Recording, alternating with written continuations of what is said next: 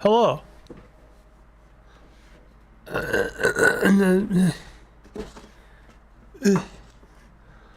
Hello, chat.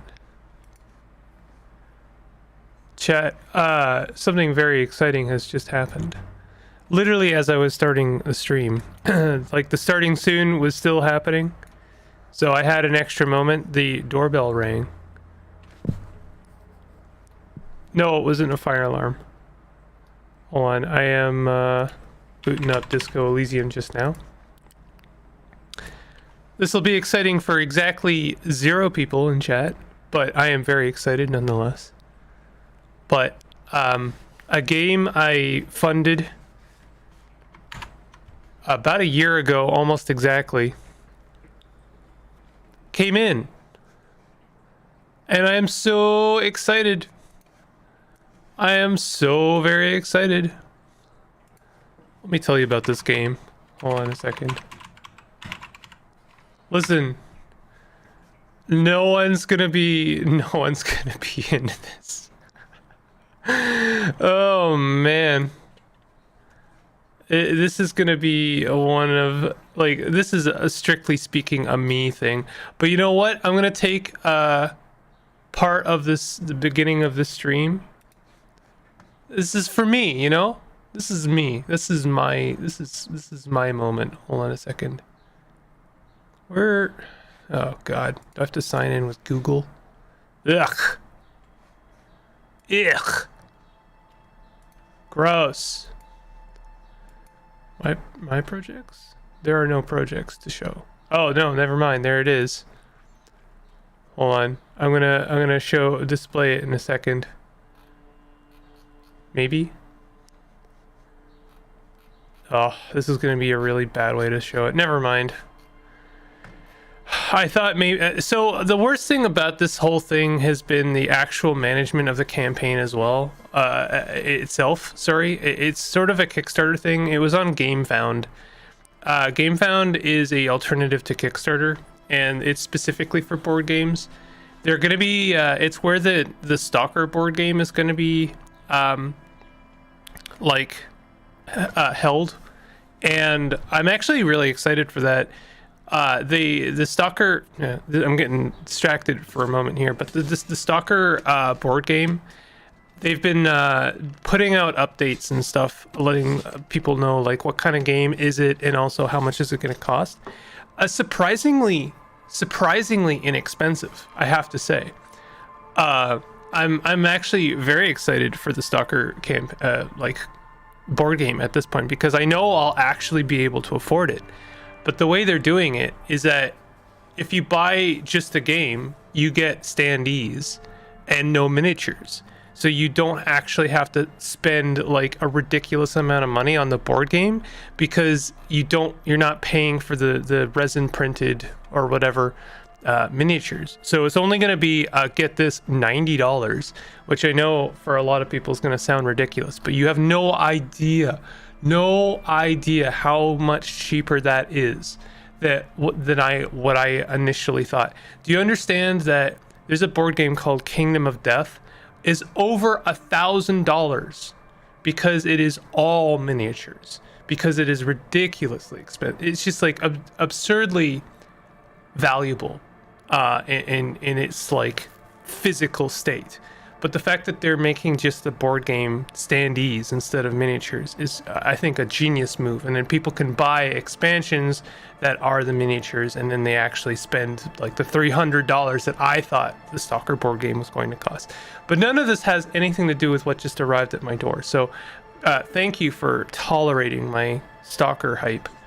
I have spoken about him in the past previously. A game designer that has made many board games that I'm a huge fan of theirs. Their name is Uwe Rosenberg. They make many games about breeding sheep, and if you don't know just exactly how exciting breeding sheep can be, I highly recommend you check out their games.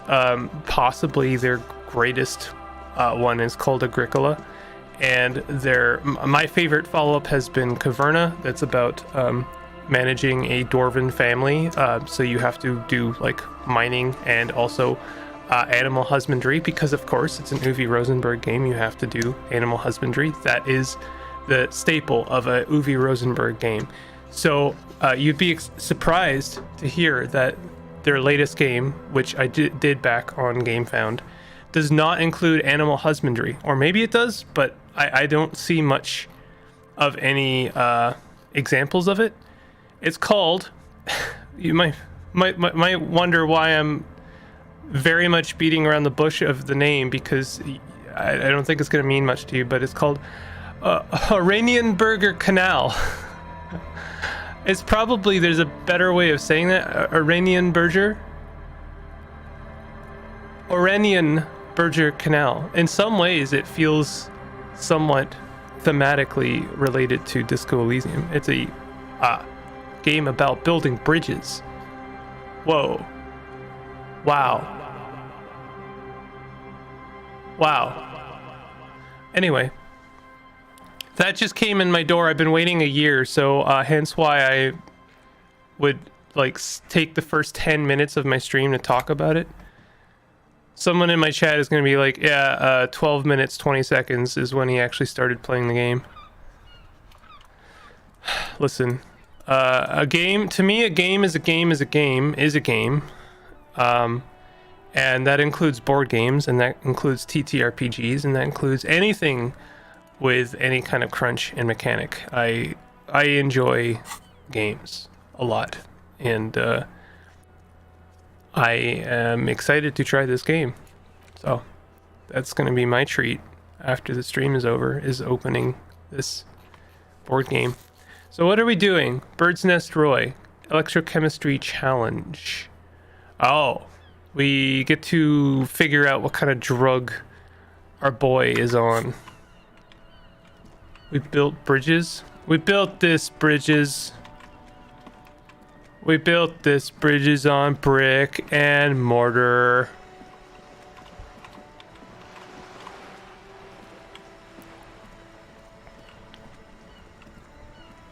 We built this bridges on brick and mortar. So anyway, this, ooh, are these, have I met these people before? Hey, they're looking at Kim Kitsuragi's car. I'm still coffee today, by the way. Brutal motor carriage. Let me know if it's too quiet, chat. Says the young man with piss something. I do appreciate how, despite the fact that this game world includes, it does have the inclusion of, like, really negative language in it, it still censors it because, for a couple of reasons, but it definitely gives you an instant impression or reflection of a character. So the fact that we have those things and we know what they are, gives us like a very quick read on certain characters. But the fact that we were censoring them is the game acknowledging that, like, even though these people are comfortable with this language, we are not, and we understand that it's just not okay. And this is something I really appreciate about the game. You're welcome. Great. Board bridge building animal husbandry game. Sounds like an investment. It was. It was. Let me put it this way. I probably spent more on this game than I will on the Stalker board game. If I were a real skull now, I'd jack it, paint it in palm tree livery, then bottom light it, neon style. His companion wears a simple yet elegant slogan, F the world. A snazzy shit-ripped skullmobile like this would make a fine trophy. We could, like, hang fucking shrunken heads from the side mirrors. Cops' heads. Scary tribal shit. Yeah, tribal shit. A cop carriage like this would have proper skull value. While I appreciate the interest you take in my brutal motor carriage, I have to stop you right there. The RCM takes threats directed at its property seriously. Kim is not the kind of person to use his power to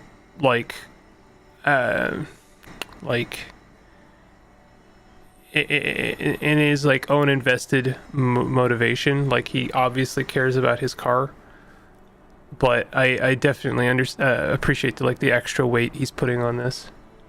Could use some volume upping. All right, it's at the max now.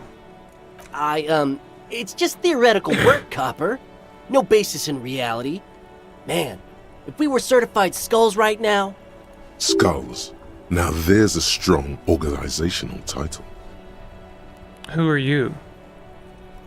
I can tell you who we're not, cop. We're not snitches or skulls. Which is not to say that the skulls are bitches and... On the contrary. The part of this presentation you want to take home with you, cop man, is we're not part of the skulls yet. Okay then, let's indulge in some intellectual exchange.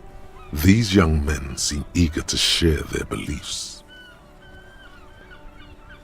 Who are the skulls? You don't know? What kind of cop are you?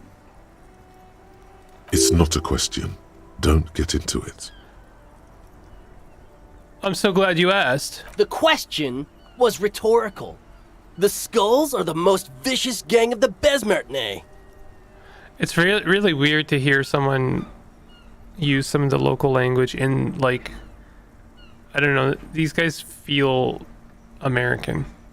Besmatine, or the Besmati, the Immortals, are West River Sholian crime syndicates. The nastiest bunch of psychos ever. I guess Jacking carriages and getting into high-speed chases. Possessing an infinite amount of fuck-all swagger, infamous for their non-verbal modus operandi. Just this guy then. Non-verbal? If a skull spots you, he will pull out his dagger and stab you without saying a word. The lieutenant's voice is as calm as usual, a testament to the violence and death he's witnessed through the sight of his firearm. They usually occupy the burnt-out quarter in Jamrock, or you can find them loitering around their brightly painted bottom-lighted vehicles. I can't wait to become a skull. Bottom lights are wretched aggressive. Do you know anything about the murder that took place here? Point to the yard. Murder? Murder. A man was hanged in the backyard of the Whirling in Rags.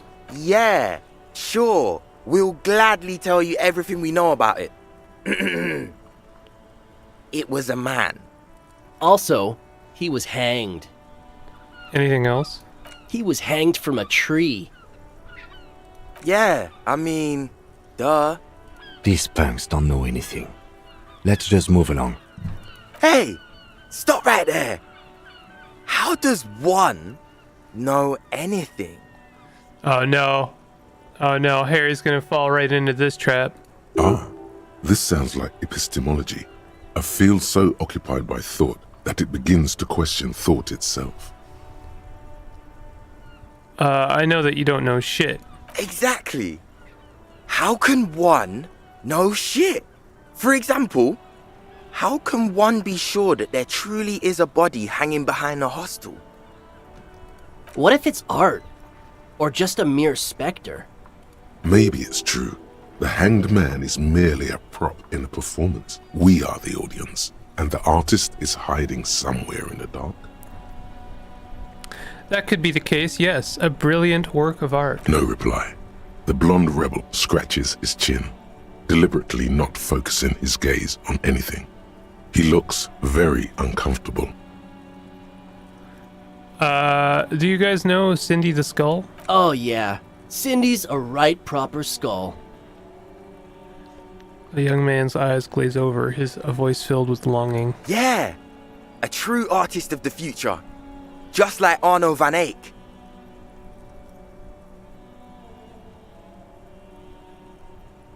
Everyone engages in deep philosophical speech. By the way, if you see Cindy, give her our regards. He adds, returning from whatever void he was just visiting. For all their nihilistic posturing, these young men are not lacking in youthful idealism. Odd. There isn't a hint of hate in them. It's like they're piss and fuck the world out of some kind of moral obligation. The lieutenant on your left is unusually lenient toward them. Your rhetoric is confusing. Are you a part of the Skulls or not? We're not franchise Skulls. Well, not yet. Once we get our name out there, we'll have a chance to join them. And what makes you think that the organization would accept you? Because we can be just as psycho and vicious. You'll see. Ah, jeez. I just realized I forgot to take my vitamins. God damn it.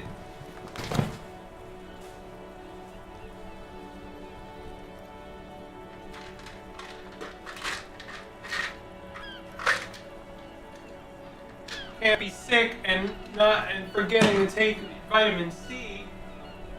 I'll die.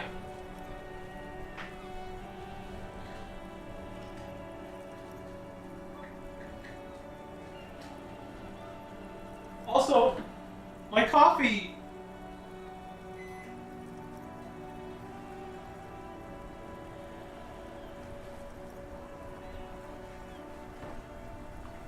Well, it's not a moment.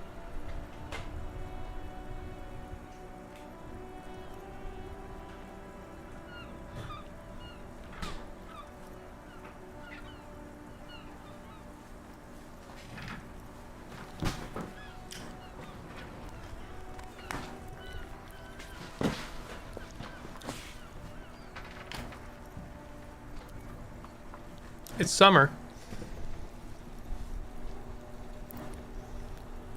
I mean, you can definitely get vitamin D from the sun. That doesn't mean that you shouldn't also have a D supplement. But also, it's a CND. Also, implying that I get outside at all enough to get my daily recommended dose of vitamin sunshine. Ah, you'll see for sure once we're in. It's the last thing you'll ever see before the void consumes you. Throw him off his game. Are you sure a skull would say that? Well, yeah, I mean, we're only saying practice things for now, so we don't mean no harm to the Skulls brand, or to you. What do you mean brand?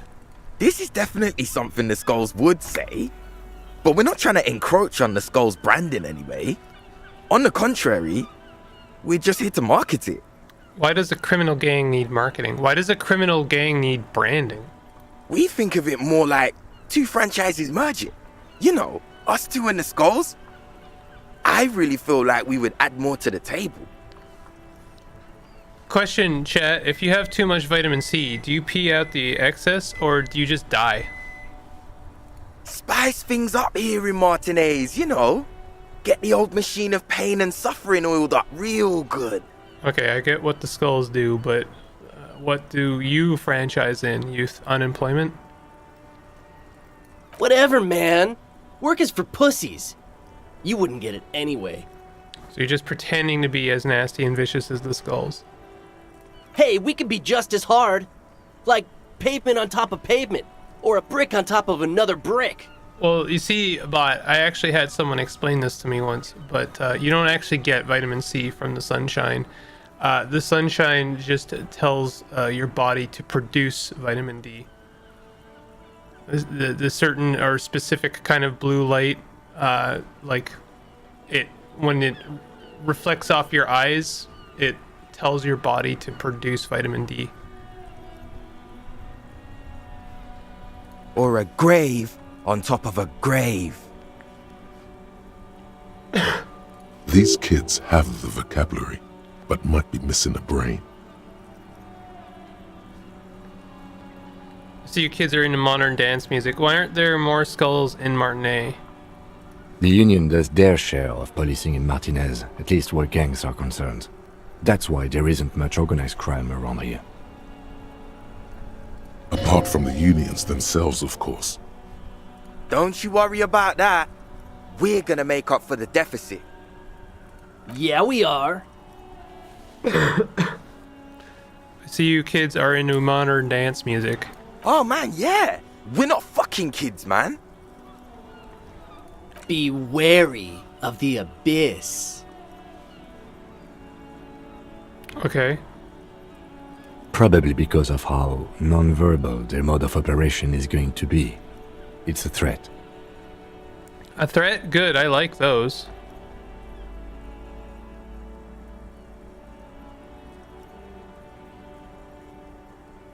I just wanted to talk about music, and now there's a conflict all of a sudden. It's too much. Nervously shake your head. That's right. You should back off and let silence rule supreme. This is ridiculous. Boys, do you know why the gang is called Skulls? Yeah. The skull symbolizes the embrace of death and nothingness, present in all of us. The vehicle of our future operations. Death and nothingness. They're called Skulls because when you are shot dead in the middle of the street, the skull is the only part the stray dogs want to eat. Just trust me and follow my lead. So boys want to feed the dogs? No reply. The blonde rebel scratches his chin, deliberately not focusing his gaze on anything. He looks very uncomfortable. Why are we talking to emos on the street? They're not emo. They're punks. They're wannabe punks. They're not even punks. They're just, honestly, they're just like rave in some weird way. I don't know. We're talking to them because they were looking at Kim's car. That's it. The other one shuffles uncomfortably, nevertheless continuing to steal glances at the lieutenant's motor carriage. Enough about this scullery then. Mm-hmm. What's with the jackets? What about them? Why do you have the have F the world written on your jacket? Like I said before, many men keep searching for the one, for so-called true love, which is actually just obsession masquerading as kinship. The thrill of the chase, the hollowness that fills your chest cavity after catching it. To catch a fish, you'll need to hurl the lure many times, and even then it isn't certain that you'll get anything. If you blow up the lake, though, Blow it up. you get more fish in a shorter time.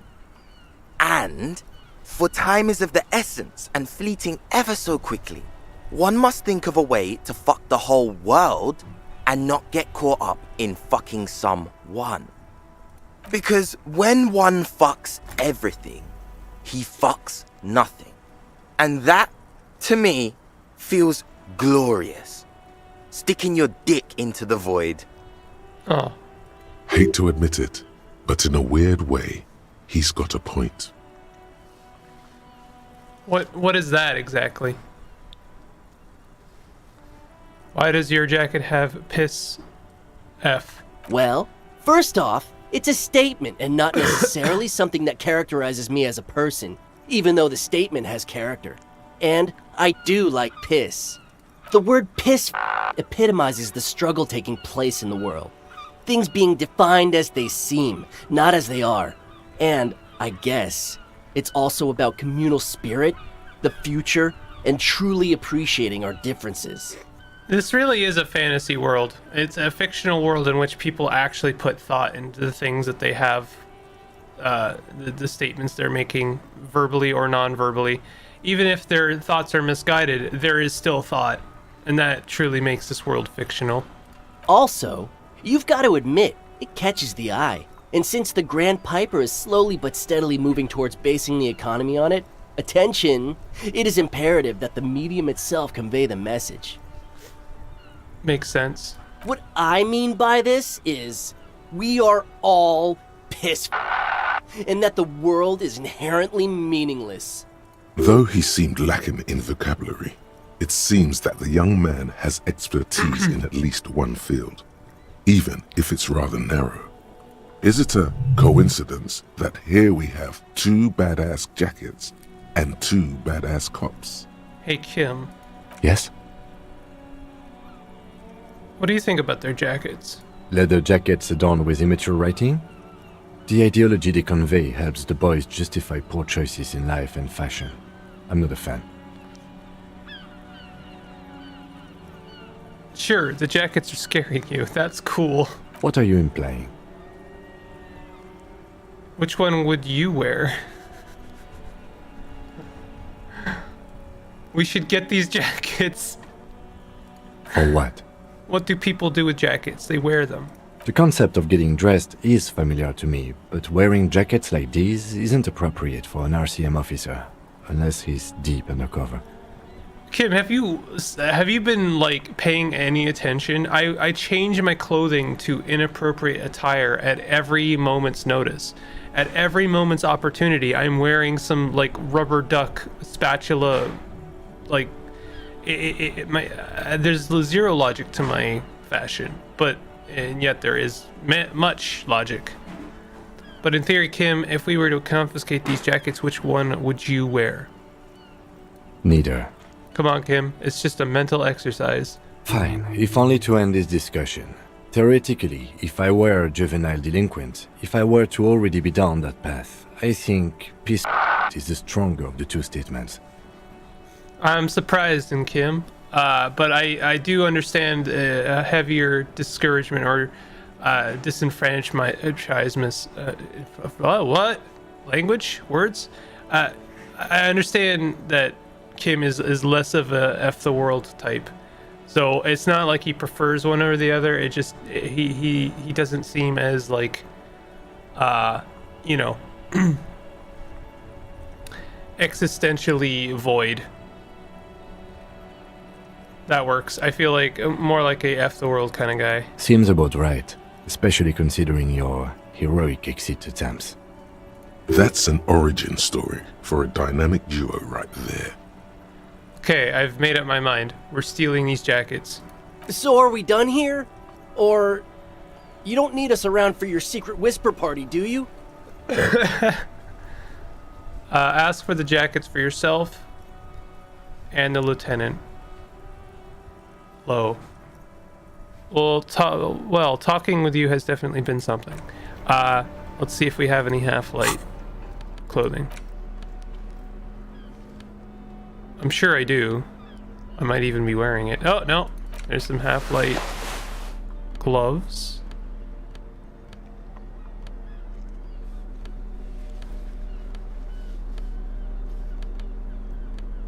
I wish if I had a choice in things in like the kind of game that I play, like TTRPGs, I feel like you should get once per day one roll where you don't have to roll, you just get it. You just get the win.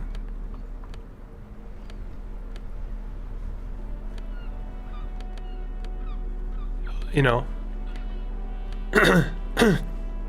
Because it doesn't feel good to roleplay a character, and then when they're doing the thing that you think matters the most, when you're doing the overcoming a challenge that you think that your character should be very well adapted for, it doesn't feel good to. That ride is fucking fail. lightning. I'm not saying obviously there are limits to this. Hey, piss. Look who it is.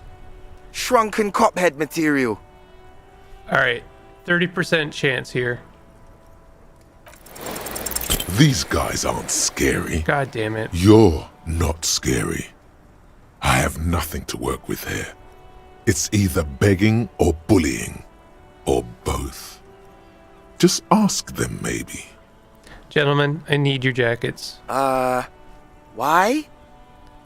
Look at this shit I'm wearing. Yeah, like he said, total shit. What about it?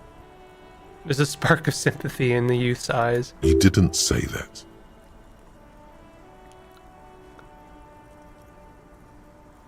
I'm wearing horrible clothes to catch horrible people. It's depressing.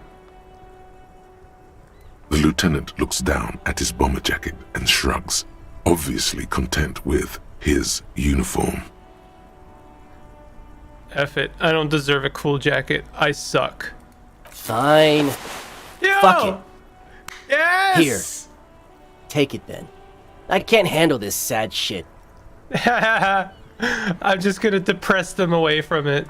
It's true. He simply can't. It's called empathy. But I only got one jacket. Wow. I did not see that coming. You better wear that jacket with pride. Fuck that! You're not getting mine. My dad's a lawyer in La Delta. He'll have your badge. No, he won't. The lieutenant No, he is won't. lightly amused by the situation.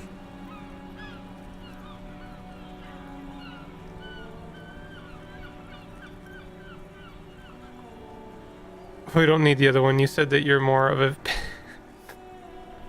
Turn to Kim. I know you said you're more of a piss F kind of guy, but we only have one jacket. All right, I'm gonna give the jacket to Kim. I'm not wearing that jacket. Why not? You could really raise hell. Go undercover hard. I don't think this case requires us to go undercover or raise hell. In fact, I don't think the jacket will be useful at all. Still, it's good to know that we have it, should the need arise. The need will not arise. No, Kim, please just wear the jacket. Look at this cute shit. How can we become skulls if you go around fraternizing with cops? Let's get the fuck out of here before anyone sees us. Fuck. I'm sorry, man. I just don't like confrontations, that's all. LOL. Trying to join a gang. I don't like confrontations. Yo, here we go. I would have preferred the other jacket, but this feels like a real achievement, so.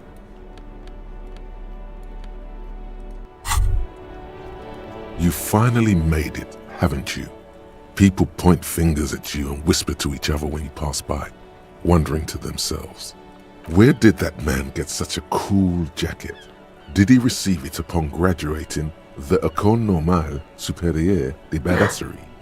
Is he dangerous? Damn right I'm dangerous. You are very dangerous, my friend. Dangerous and cool. In fact, no one dares to say a single thing about the jacket. But believe me, they are all very impressed. Heck yeah, I'm his hand. I got the jacket. I self-pitied it away from them. Let's go full drama. Do I have other drama clothing?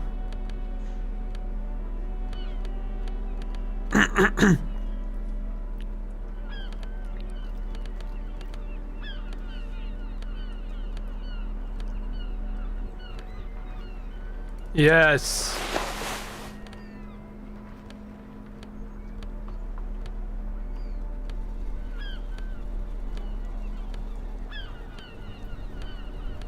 Oh, heck yeah, bud.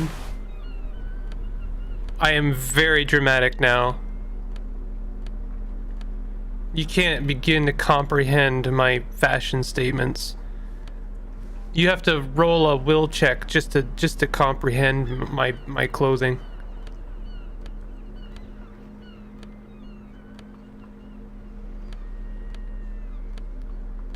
I know this is drama, but it is also the torso slot, so no point in putting it on. I tried to watch D&D movie just about now, but got bored and dropped it after an hour in. There is... I'm sorry, I'm still recovering from a sickness. There is in fact an official D&D movie, yes. And officially speaking, it is actually a Forgotten Realms movie. Although they did about as much as they could to erase Ed Greenwood's name from any kind of credit. So Wizards of the Coast and Hasbro are still the worst, and my dislike for them grows daily. Hey, friend. Everything's still cool here, officer. Everything's cool here, officer. The shine on these sunglasses lasts a lifetime, officer. 100% guaranteed. Whoa, he has another amphibian sports visor? Heck yeah. And practical, officer. Good choice. I lost my amphibian visor, I think, in the last session, so I'm really happy to get that back. These are all Those UV stickers are almost certainly just there for the show. These are all fun. Oh, I'm so happy about that, actually. You keep coming back. That's good, officer. Keep browsing those clothes. Keep saving that economy. These itchy pants probably would have helped me get that jacket. Whatever. You won't regret it, officer. I'm gonna spend all my money on clothing.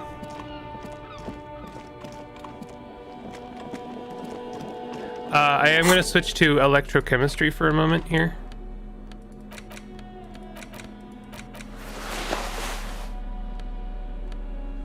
Had a pretty good opening, but then it dissolved into stupid Marvel action scenes and jokes. Very mid from what I understand. Wanted to open Family Guy funny moments instead of watching it. You got the coolest jacket of the two? I disagree.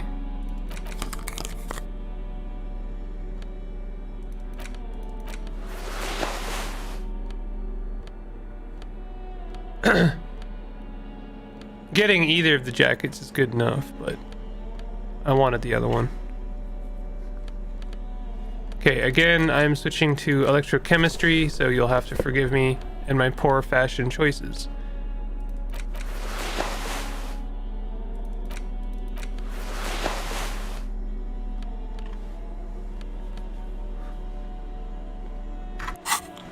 Getting two of them just to make Kim wear one of the two. I tried to give Kim this one, but he wouldn't take it. Even despite the fact that he said he preferred this one. Alright, time to solve this Top of the mystery. morning to you. How may I be of service? Very high. Look at that. Feeling warm and enthralled by the movement of light, while the mind continues to race forward. Lucky bastard. He's probably on Perolidon. It's tough to come by on the street. Perholodon? What is that? A drug developed by the military to treat and prevent radiation sickness. It has psychedelic side effects, and it makes your eyes turn yellow. Get straight to the point. So where does a man get a Perholodon these days? How would I know? There's a note of indignation in his voice. Interesting. Those triangle patches on his vest, you have a feeling they mean something, like they're similar to the halogen rectangle on your jacket. No judgment, just curious. I probably did loads of Perholodon before I lost my memory. I've had to take it. You know, since the People's Pile cleanup. I was with the Emergency Relief Brigade. It must have been tough. Radioactive cleanup. There's a reason why everyone's tried to forget any of it ever happened, and why no one has tried to repair or replace the pile. So much disappointment, and early deaths. Cancer mostly. And we knew all that was coming even as we were cleaning up as best we could. What was this established beforehand? What is this radiation mess that he's talking about? Whose fault was it that the generator failed? No one's. Everyone's. So much bitterness. A bunch of poor people built themselves a primitive nuclear reactor, hoping for the best. What do you think is going to happen? People's Pile, what is that? A bad idea. Some poor leftist built a particle decay generator in hopes of bringing affordable electricity to underserved communities. It malfunctioned. Radioactive waste everywhere. Probably some of it in you too. The People's Pile was a Type U particle decay generator that failed immediately after entering service, releasing radioactive waste into River Esperance. What is a particle decay generator? A primitive nuclear reactor, also called a pile. Why is it called the People's Pile? Construction began during the Commune of Revachol. The people continued work on it after the Commune fell. They wanted a cheap source of energy for Revachol West. Needless to say, things didn't work out. Why did it fail? An emergency valve defect resulted in steam pressure blowing the turbine, taking the fuel containment vessel up in the explosion. Both the faulty design and lack of finances contributed to the catastrophe. Tell me more about this emergency relief brigade you were part of. We were an all-volunteer force, self-organized, tried to help the fire brigades contain the spill. On the patch, gamma radiation lines crossed with a red drop of blood. Wow. Very hard to build, however, an individual can do it. I hope you do, bot. I lived by the river since I was a small boy. The Esperance. Didn't have the art to let it all go to shit without trying to do something to help out. There wasn't much the volunteer force could do, however. We wasted years in the river mud. Years getting sick. How did you end up running a pawn shop? The clean-up happened 15 years ago. I was young then. Later, my second aunt died. Left me this shack and all the assorted junk in it. So I came to Martinez. People told me don't go there. It's a shithole. I said, people, we just had a nuclear pile meltdown. I'm gonna get as far away from Forburg as I can. Still in the same city, but Damn. I like the theory more than the story. Outward movement, not vortices.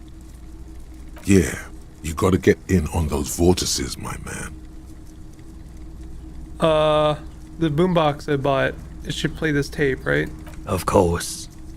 It's in working order still, isn't it? Just pick your tape and set it spinning. It all starts with the tape. Can you share your Pyrholodon with me? You said you'd done it before, yeah? It's almost like he's worried for you. The lieutenant steps away, pretending to admire some of the knickknacks on display. Looks like he doesn't want to get involved. Guys, did you hear about there's a woman on a news broadcast who had a framed picture of Kim Kitsuragi in the background? Go ahead then, he thinks. As long as you can walk straight, I don't care. He won't be your nog, but he won't be thrilled about this either. I think I've tried it once and liked it. Here you go, man. He presents a large cap-shaped object on the palm of his hand. Very odd looking.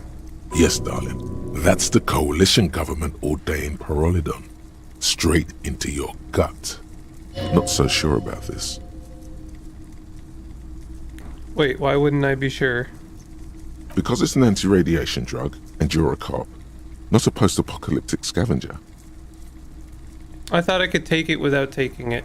I will not take it. I respect your decision, officer. What else can I help you with? Do you have any recordings of the Col de Mama de Croix? Col de Mama de Croix. The Col de Mamadakwa? Sorry, I would never have guessed that you were that interested in ultrasonic sounds. Or birds, for that matter.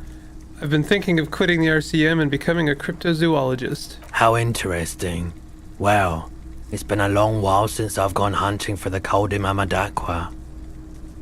Once knew a group of young musicians who decided they didn't want to play music anymore and started looking for all kinds of interesting sounds instead. This was before, you know, lost touch with them after all of that. It sounds so cool. Cool or not, one of them was obsessed with recording the Col de Mamadakwa, and he was one of those passionate people who know a lot about all kinds of strange things, so he got the rest of us to join in his search. And did you ever find it? We thought we did. We got together all these recordings of unusual sound patterns, compared them, cut them up and combined them into the Symphonia Col de Mamadakwa. Bye. That's not very scientific. That really wasn't the point. After the Symphonia, we moved on to the sounds of office supplies or something like that.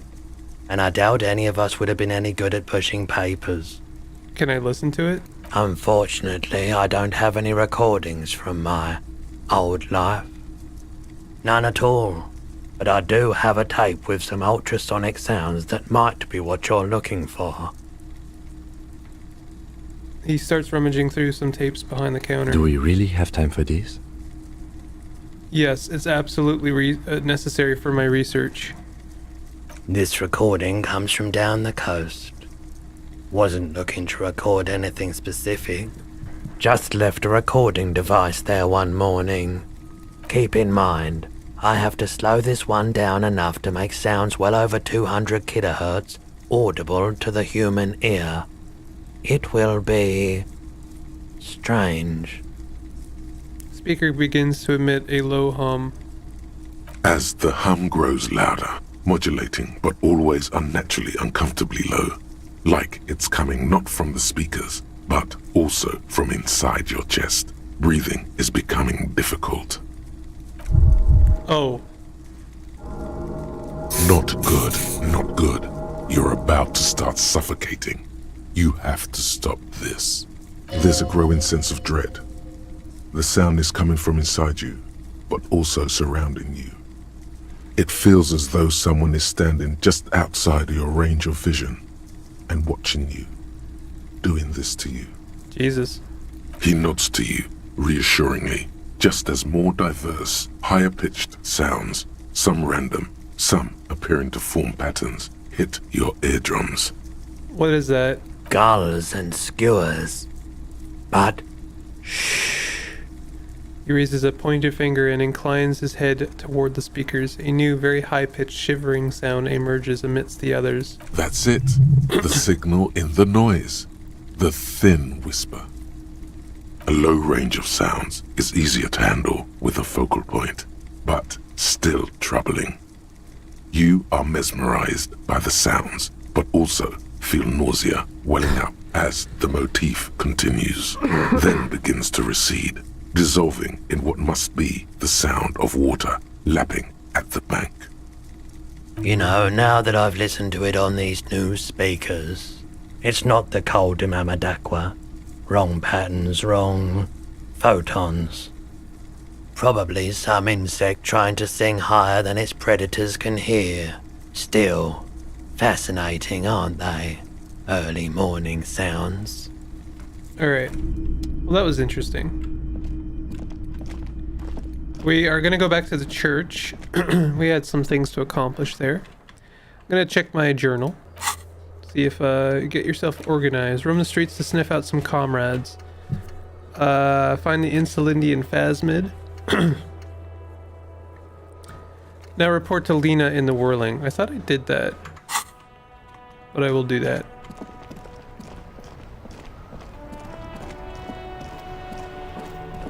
You'll have to forgive my general throatiness.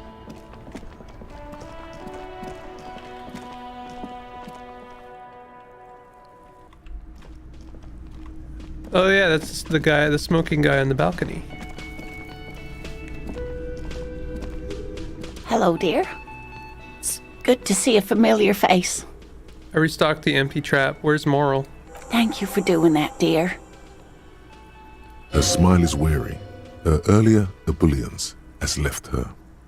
Morel still isn't feeling well. I convinced him to stay at Gary's to get some rest. I'm afraid the cold has really gotten to him. It's probably for the best. It's awfully cold out there in those reeds.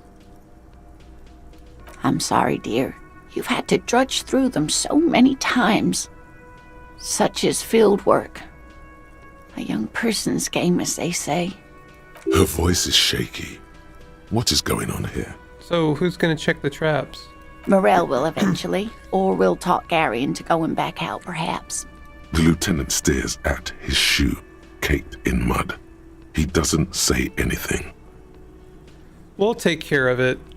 That really is too much, sweetie. Thank you for your dedication, but I can see you're coming down with a cough yourself. Very strange. Why is she not letting you do this? It's like she's given up.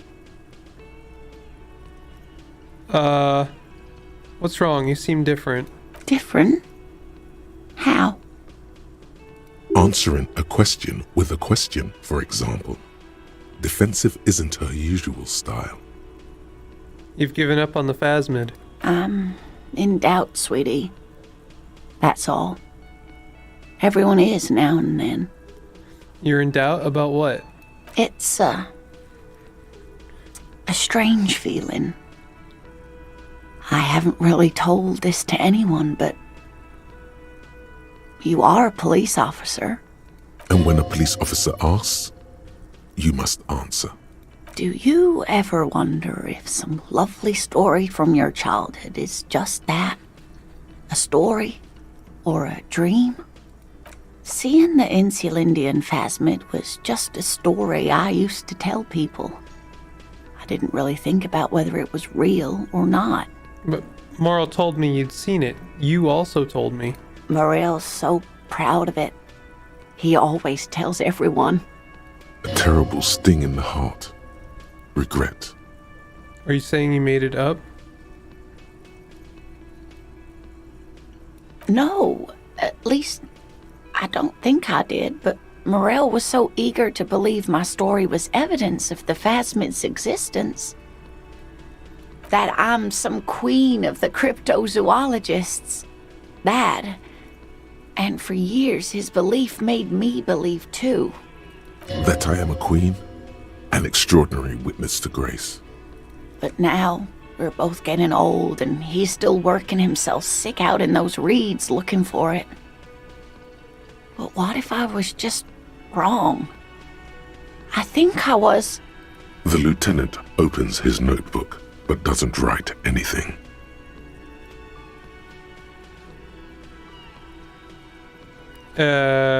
Suggestion, sure. But it has, hasn't it? Check failure. A seed can only bear what's inside. The seed of love is black and oily. It has a taste you're quite familiar with. Oof. Lying has gotten you this far. Why stop now? You might be right, Detective. I was a paraplegic before we met. He didn't know before I came in on our first date. If I weren't the queen of the cryptozoologists, if I didn't tell him that story. She has to swallow to relax her throat. It's keeping her from talking. He'd still be into you. That's not how these things work. Maybe. But then why do I not dare tell him? I've wasted enough of your time with this drama. What are you talking about? I really must stop talking about it lest I start crying and waste more of your time. Look how dramatic I am. This is perfect. What you have to know is the Insulindian phasmid probably does not exist. Let us fools chase our ghosts. There are a million better things to do with your life. Are there? Some of the other things are pretty bad.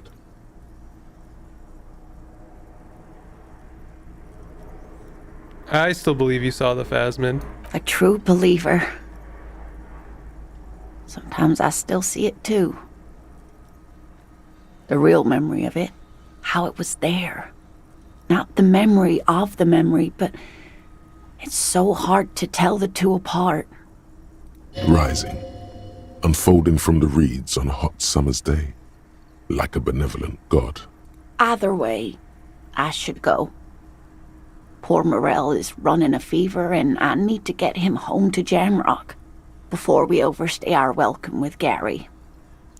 Are you sure you don't need help getting to Gary's? Oh no, thank you, but I can get there on my own. This old thing is gas-powered. And then a taxi home. It's not so bad. You do that. I'll check the traps one more time. Really? Oh, sweetie. Please don't get stuck on a dream. Take it from me and Morell. Can I have your address just in case there's news? Okay, it's 1113 Tabernacle Road. Jamrock, but... A sigh. She doesn't think you'll need it.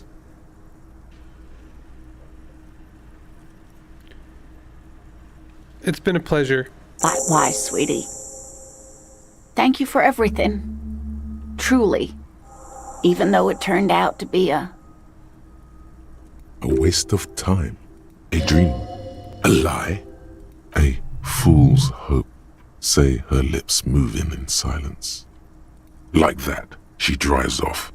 The gas engine putters quietly as she gets to the doors, then pushes them open. Outside, the cold coastal wind blows. Gone. We should go too.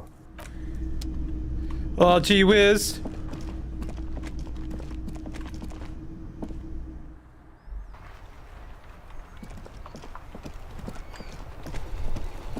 I think she saw it.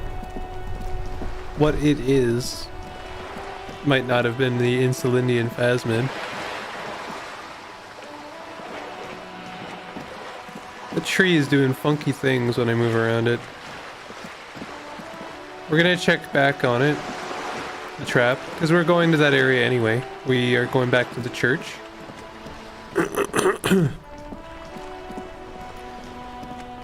These guys have been playing that same bocce game for 3 days now.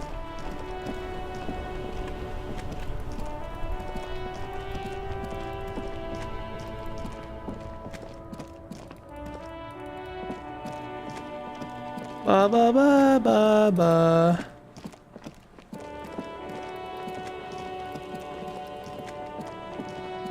The music in this game is so sad. It's Bool, it's not bocce.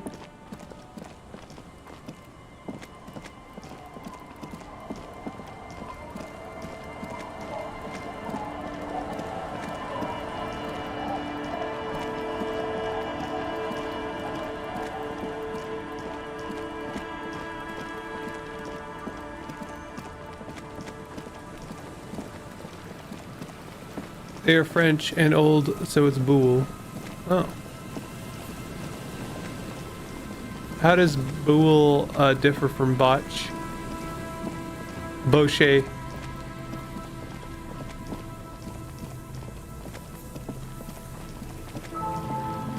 If I say bochet like it's French, then it could be French too.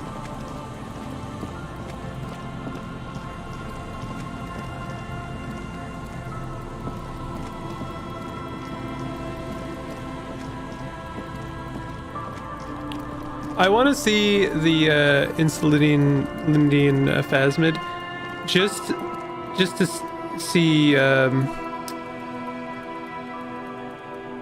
expression on Kim's face. The trap is filled with dead and dying locusts. Most of them aren't moving anymore. You still can't see a phasmid anywhere. Poor things.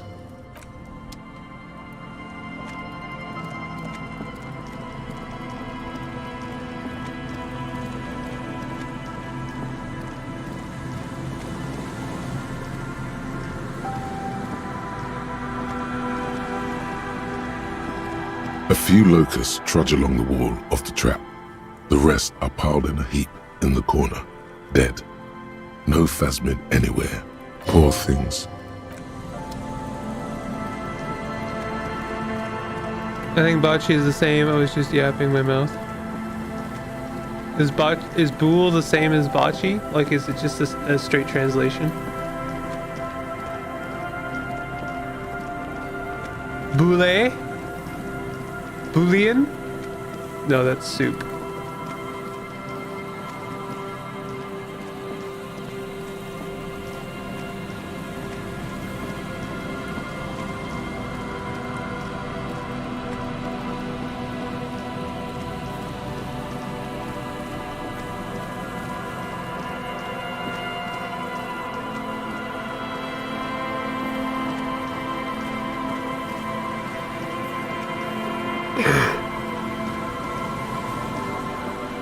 Oui. All right. Let's check this out. What is it? I didn't break anything, did I? No, you just printed out my personal log and wasted some paper. Are you the lead programmer of Viral Untethered by any chance? Yes. Or no, not anymore. That project is dead. Wow. Yes. Or She doesn't seem surprised to be recognized. Rather sad. Something passes over her face before she straightens her back. Sorry, but who are you? What are you doing here? I am Soona Luukkanen-Kilde, the former lead programmer of Fortress Accident and RSA radios. I have over 16 years of programming experience, and I'm proficient in both Vox and Orbis languages. If you're not here to hire me, I don't really know how I can help you. Have you seen the Crabman? No? But you know he's around. Yes. He's seen you. And? And the Crabman has seen you. I don't care. I don't care about crabmen. Why are there so many machines in this place? I brought them here. These are my machines. Please don't touch anything. What are you doing with your radio computer? I'm working. Breakthrough imminent. White morning? All motorics learning caps raised by 1. Plus 20%. Oh, I already learned about that. What did I learn? What did I get just now? Actual art degree. The Jamrock Shuffle. You like to look inside containers. You like to open doors and see what's inside them, maybe. Maybe some more juicy containers, trash cans. Let's get this one. Wumpty Dumpty Center.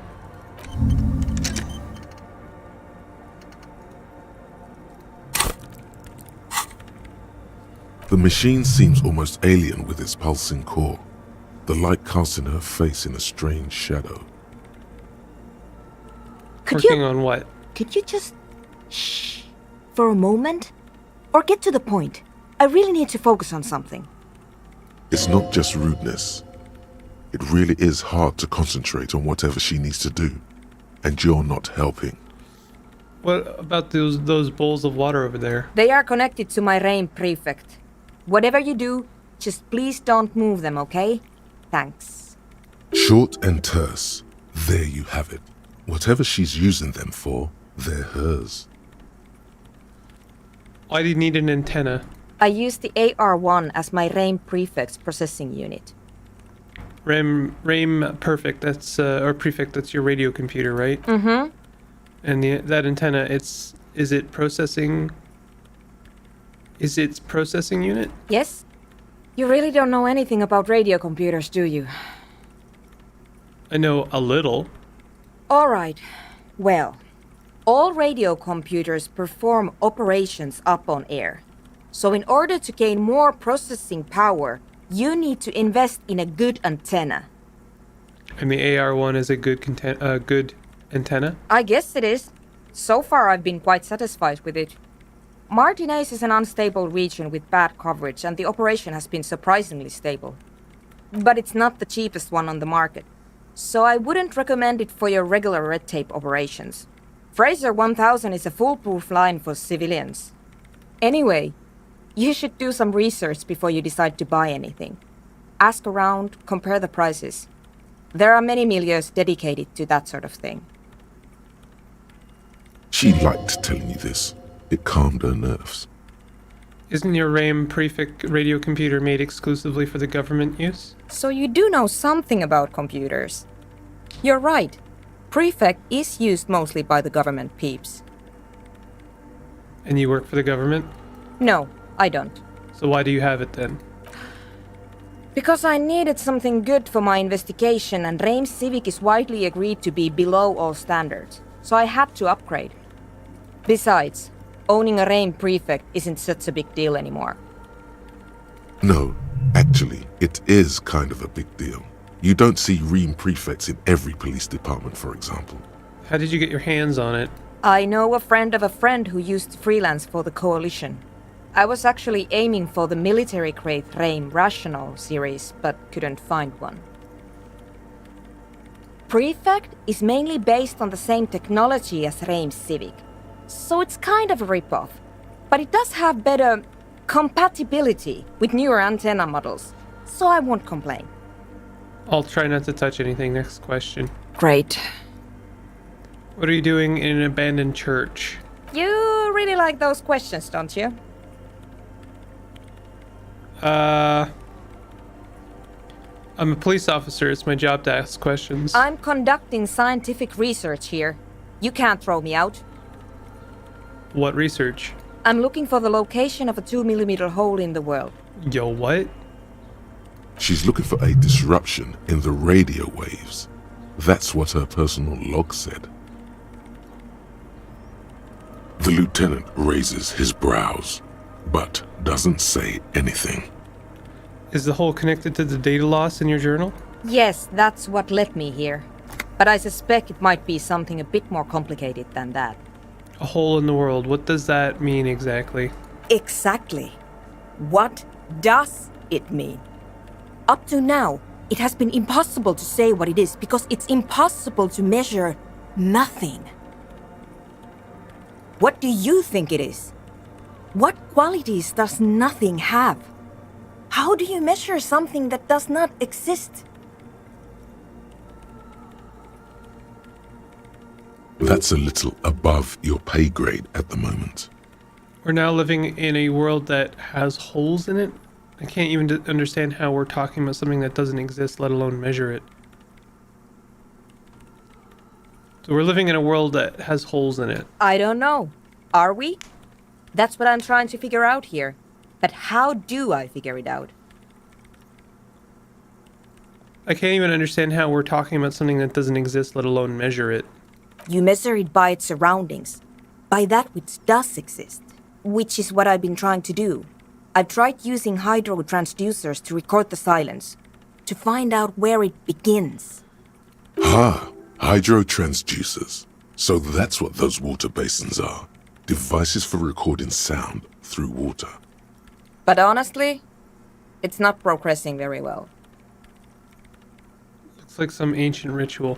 Do you have any idea where this hole might be located? Somewhere underneath those roof beams, I assume. She looks up, eyes trying to pierce the pitch black heights above, but without much success. Only a faint crisscross of rafters can be made out from the dark. Most of the tower disappearing into the shade. Strange things may flourish in the dark. Why there? There's this place at the back of the church, a place where all audible vibrations seem to cease.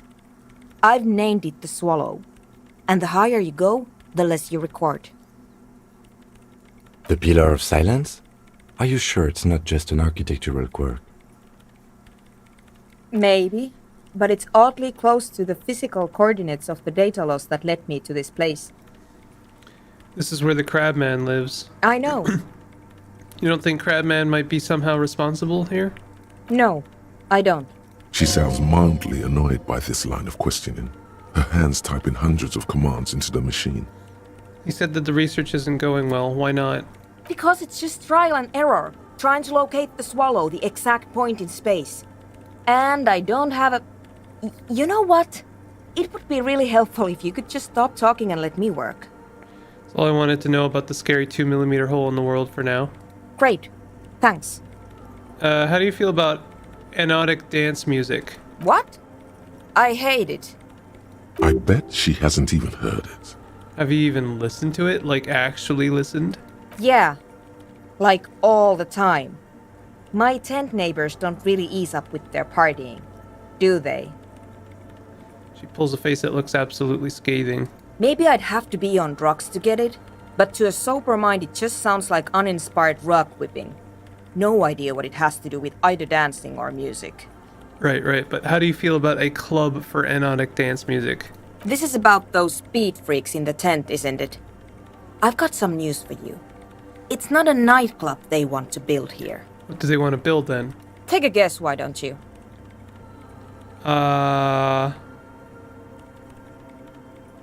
I'm still convinced they want to establish a nightclub for anodic dance music. They said it's their dream. I can't believe they got you so easily. Go have another talk with those up-and-coming entrepreneurs, will you? Thanks. Good luck. I'm not coming in there. Right, I'll let you work in peace now. Call the Mama Dakwa. Oh. It's not only your eardrums that register sound anymore. Your very skin has become an organ of hearing. Looking for a whisper light and low. A god who's very, very silent. Nothing escapes you. A cockroach in the other room. A candy wrapper falling on dry grass. A drunk falling from a chair in a bar 20 meters away. In fact, you haven't heard the Call du Mama Dakwa, but you have discovered that you have amazing hearing. It must be the only part of you the alcohol hasn't drowned out. Keep listening. Nice. What does this give me? +3 perception. Ooh, nice. That's actually fantastic.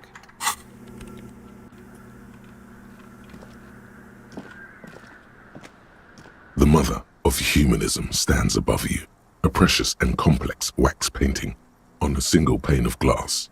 A crack runs across the length of her body, her face oval and... I don't know if I have anything that gives me visual calculus. I think it's the one thing I cannot improve with clothing.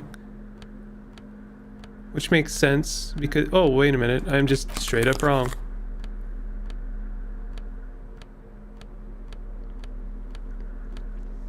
Wow, I am very wrong.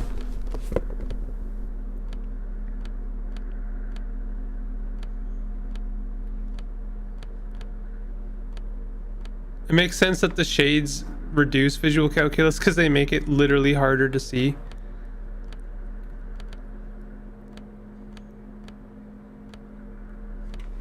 I like the dig I've got going The on right mother now. of humanism stands above you.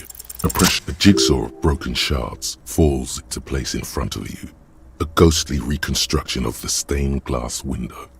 Before it was shattered, there was an older woman beneath the younger one. And a text. A light motif below them both.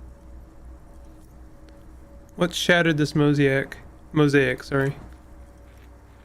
Unknown. Really? A motor carriage? A gunshot? Someone falling into it? Or maybe just hooligans looking for something to break? Who is this older woman? The escutcheon on her throne says, Irene the Navigator. She is depicted as an older woman wearing thick-rimmed eyeglasses, holding a golden rights apfel in one hand and a scepter in the other. This is the queen her innocence day advised. Above, she herself is whole.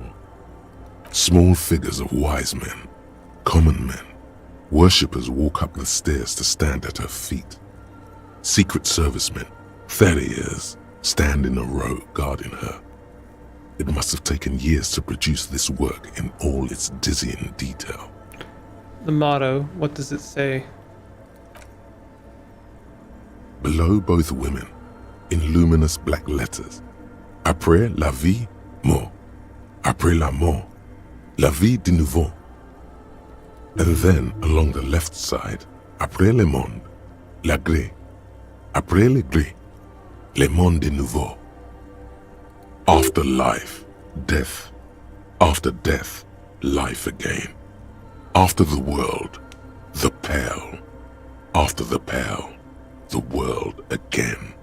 This is the great leitmotif of humanism, a summary of the effect of the discovery of this Isola, the Insulindian, on human thinking. A tremendous sea change akin to finding life after death. You used to say afterlife, death after. Death, life again. After the world, the pale. After the pale, the world again. This exaltation is common in Dolorian sacralism. In the early years, it was even incorporated as the RCM slogan. No more, however. Why? It was deemed subservient to use a strongly moral intern-related motto. We already suspected of bootlicking. The sentence was also seen as too feminine. It was a macho thing. What is the RCM motto now? Justice, union, prudence, and force.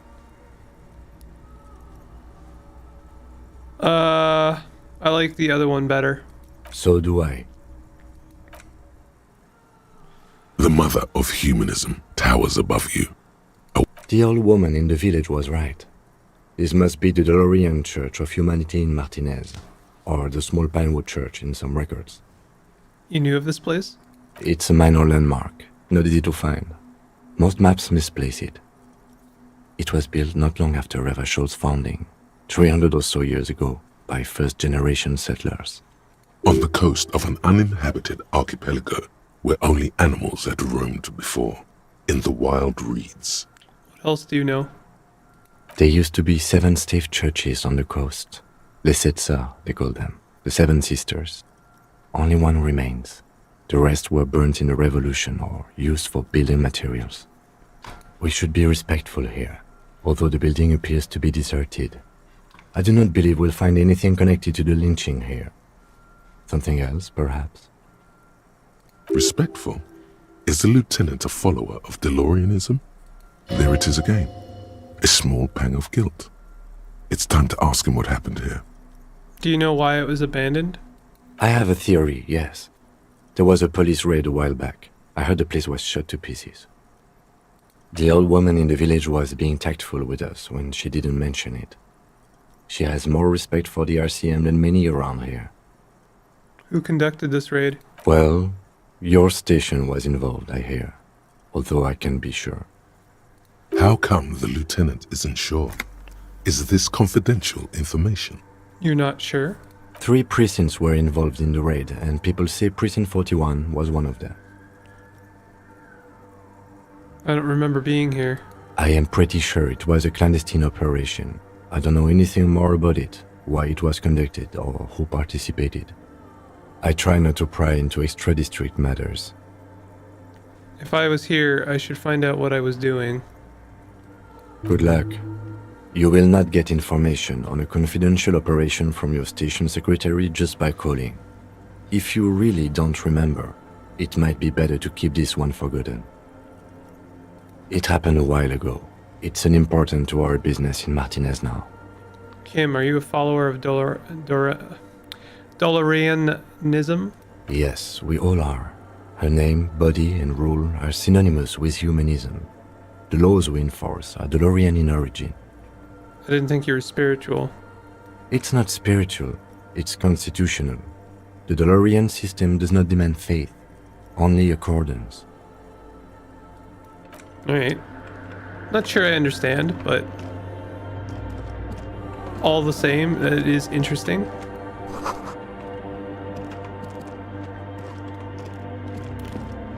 Don't really know what, if anything, I can accomplish here. What do you mean, street lamp time? I'm not sure what you want me to do with a street lamp.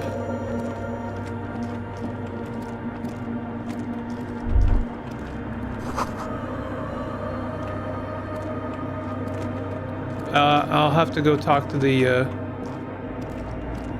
dance club dudes again. It's like a giant antenna, no? You think that the street lamp could serve as an antenna? Quite a leap.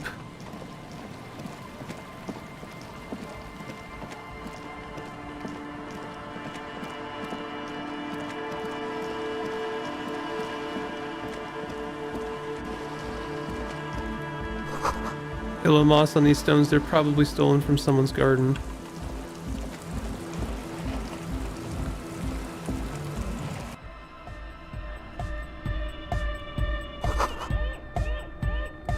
Hi again. So, how are things going? Let's put on our Goodbye, logic officer. goggles. I do like this song a lot.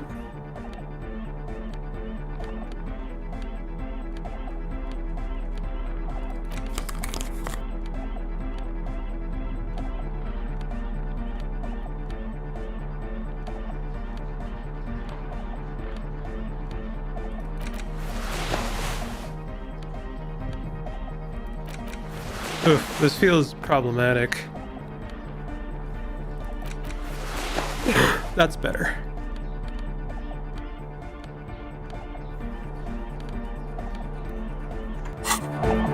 Hi again. So, how things going? Wait, check. Suna said something's amiss. Okay. God damn it. So the Speed Freaks want to start a club for dance music. That much checks out. Youths like music. You feel as though you might have liked music more when you were young, too. But you digress. What's the gist of it? The gist of it is, they want to turn the church into a club. But a suspicious element has overtaken the building.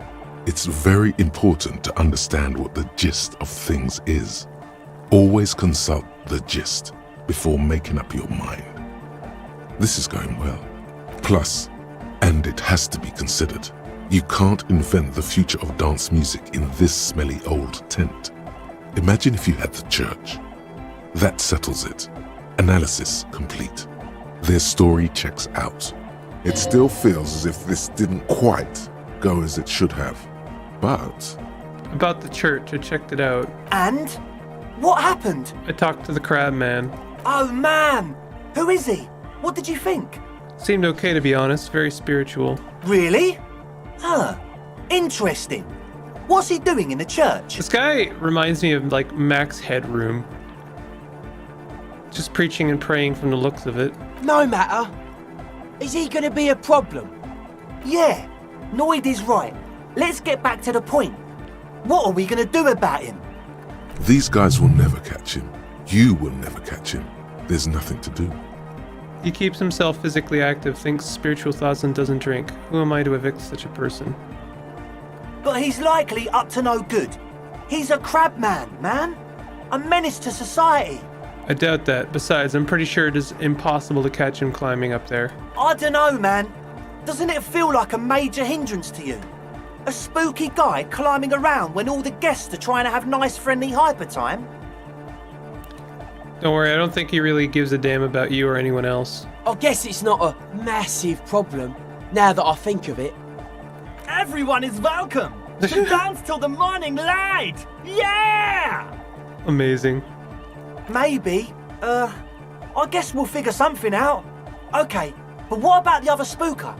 The one in Grandma's clothes? Did you see her?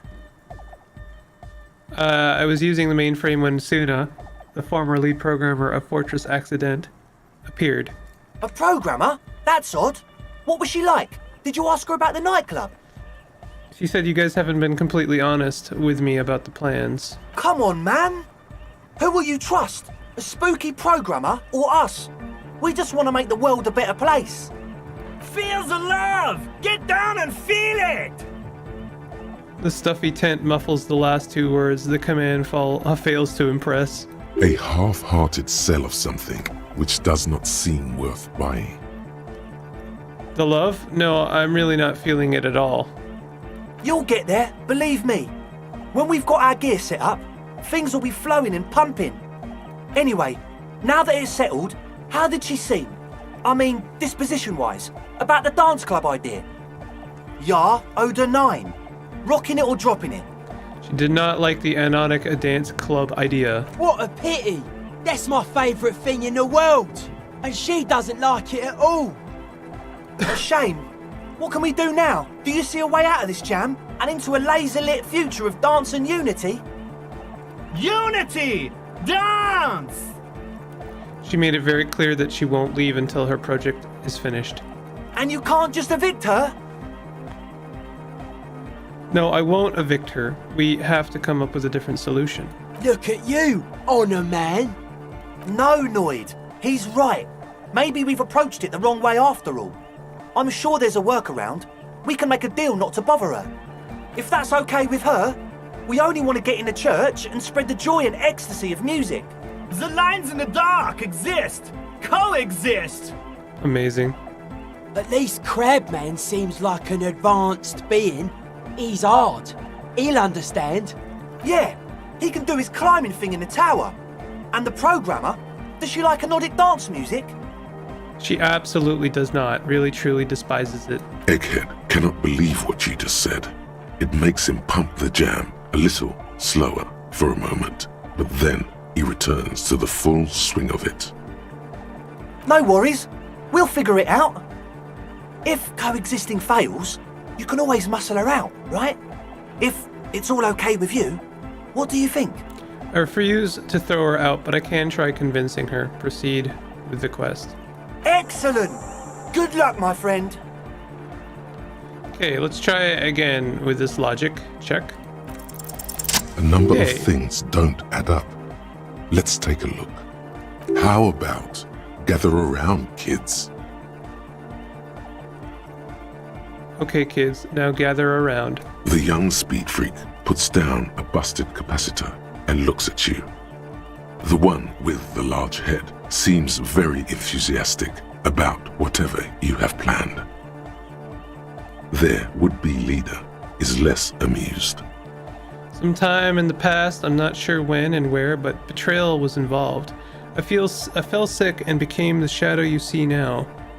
Before that, I have reason to believe I was a police detective. But you still are! Thank you for your kind words, but everyone in here sees I'm a disgrace to the uniform. I was good enough in this job to be awarded the rank of Lieutenant Yefritter. I could have been captain, imagine that. What happened? Disco happened. I've been trying to say we need the next step in dance music to happen fast! Shut it! What? I have! I've said that! What? Now, obviously, that might as well have been 1,000 years ago, but there's still some detective left in me. The young speed freak is silent. He senses something is wrong. Soon as said you've been lying about your plans, your answer was very unconvincing.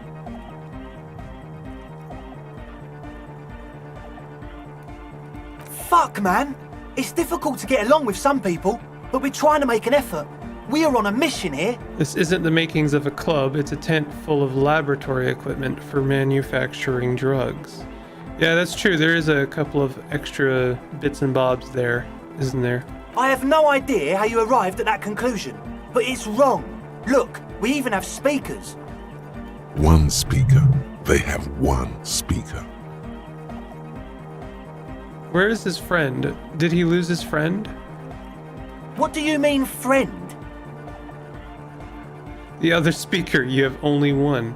It's a one-speaker system. It's monodynamic. You wouldn't know the first thing about sound reproduction in anodic music.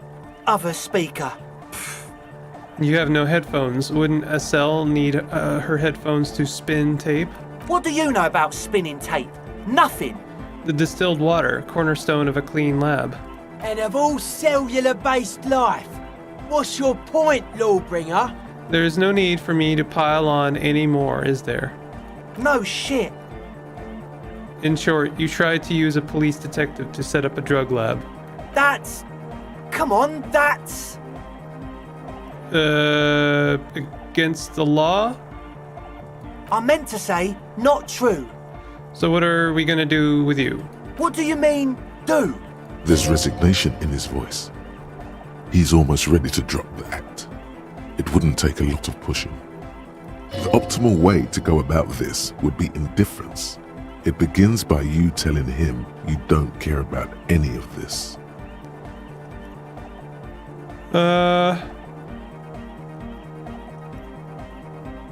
You tell me what's really going on and we'll work from there. I can be lenient.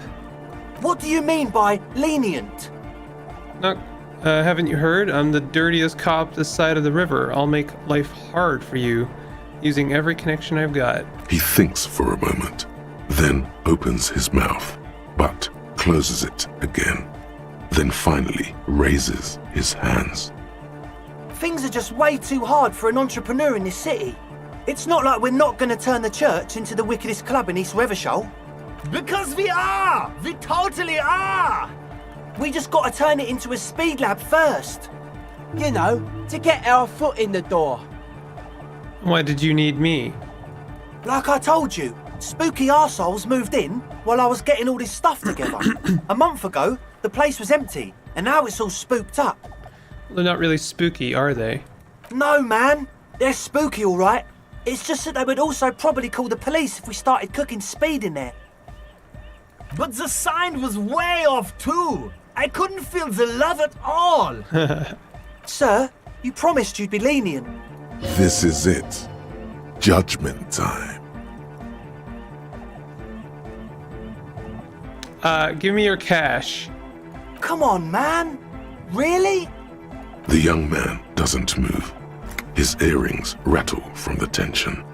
With his jaw clenched, he says, No fucking way. Yes, fucking way. Without a word, the other speed freak pulls a red wallet out of the toolbox and hands it to you. Nice. The disdain is palpable. His eyes pierce you like lightning as he lets go of the wallet.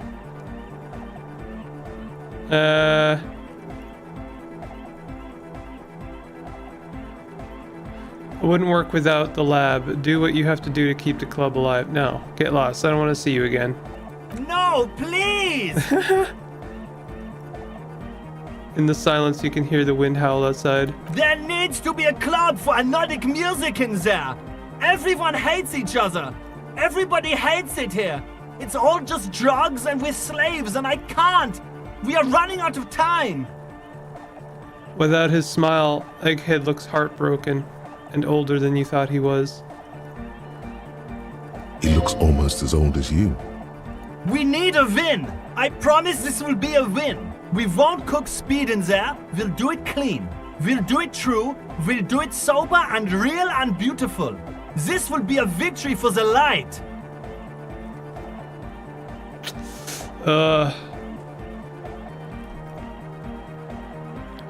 Man, that speech was beautiful. I think I've changed my mind. Thank you. The young man gulps like he's trying not to cry. Let's do this clean. No speed lab, just a club for anodic music. Yeah! I knew it. It's impossible now. No, Andre, it's harder now. This hard cop has come to show us how much the fish is, and the fish is always so much more.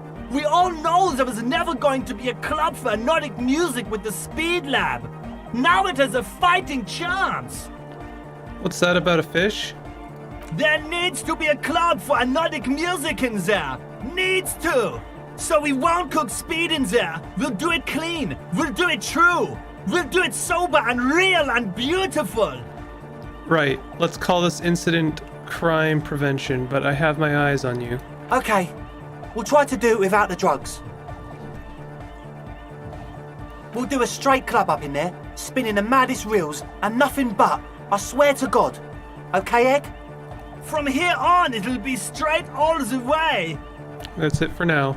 Goodbye, officer. The Jamrock Shuffle. In a way, yes, you are treasure hunting. Most officers from Precinct 41 do what is called the Jamrock Shuffle, cracking open containers.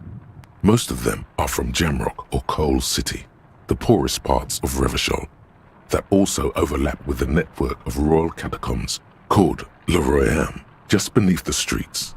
As children, you would all go underground, hoping to find treasure, and come back with a rat's tail or a used needle. That playful curiosity must still be in you. Who knows, maybe one day the Orbe de Montagne, the Holy Scepter, and the Cocaine Skull will all be yours. Nice. What does this give me? Oh. Wait, what?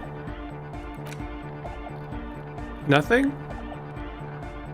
Oh, bonuses from the thought. Find better loot in locked containers. Nice.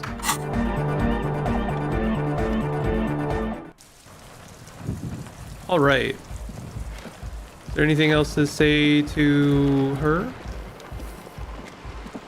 The shaggy-haired girl kneels on the sea ice. So you talked to my associates, right? Are you going to help us? With the church, I mean. I'll help you, alright? Great. Let us know if there's any progress, will ya? We've been waiting for weeks here. The tape recorder lies on the ice like a discarded toy. Pick it up. The device is cold to the touch. An angular Omicron logo adorns the yellow plastic cover. Underneath you see a reel of tape rolling. You put the device back on the ice. Your associates tried to use me to set up a drug lab. I'm guessing you knew of this plan. I did, and I'm sorry. For what it's worth, which isn't much. This is why I didn't go into the tent. Typical delinquency. You don't get to choose your posse, they choose you. Mine are idiots, but they're mine. I tried to talk Andre out of it. I don't care. I'm loco. I just wanted you to know that I know about the plan. I should have tried harder. Misleading a cop is no joke. I know. I should have been able to control them. And I will in the future. I promise. May I ask? What did you tell them? Do what you will with your dance club plans. Just no drug labs, please. Thank you. I'll get them under wraps. I promise. I'd like to know more about your associate. Nah, we're good. And now I have to convince, what's her name? The programmer. Oh, there's some money on that bench. I'm gonna get some coffee pretty soon. Because it's been about 2 hours, actually 3 hours since my last dose of caffeine.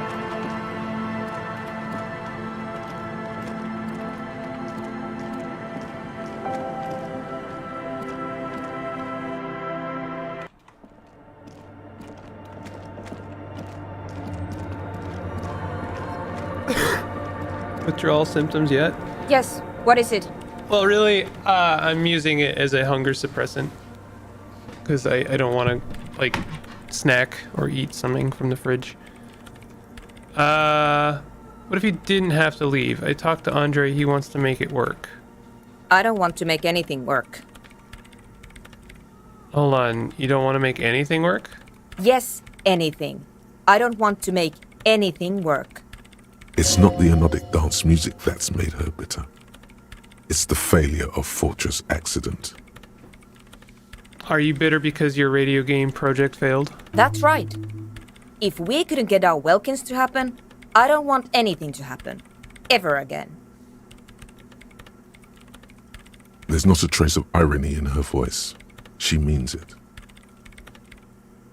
Oh. Convince her to cooperate with the Ravers. Very high. Just tell her about Egged's defense speech. Listen, about that nightclub. I already told you. I'm not interested.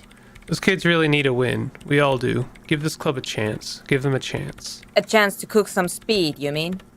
They promised they'll do it clean. Huh. Did they? Alright. This is all very good and sad, but I have my research to finish. Trust me.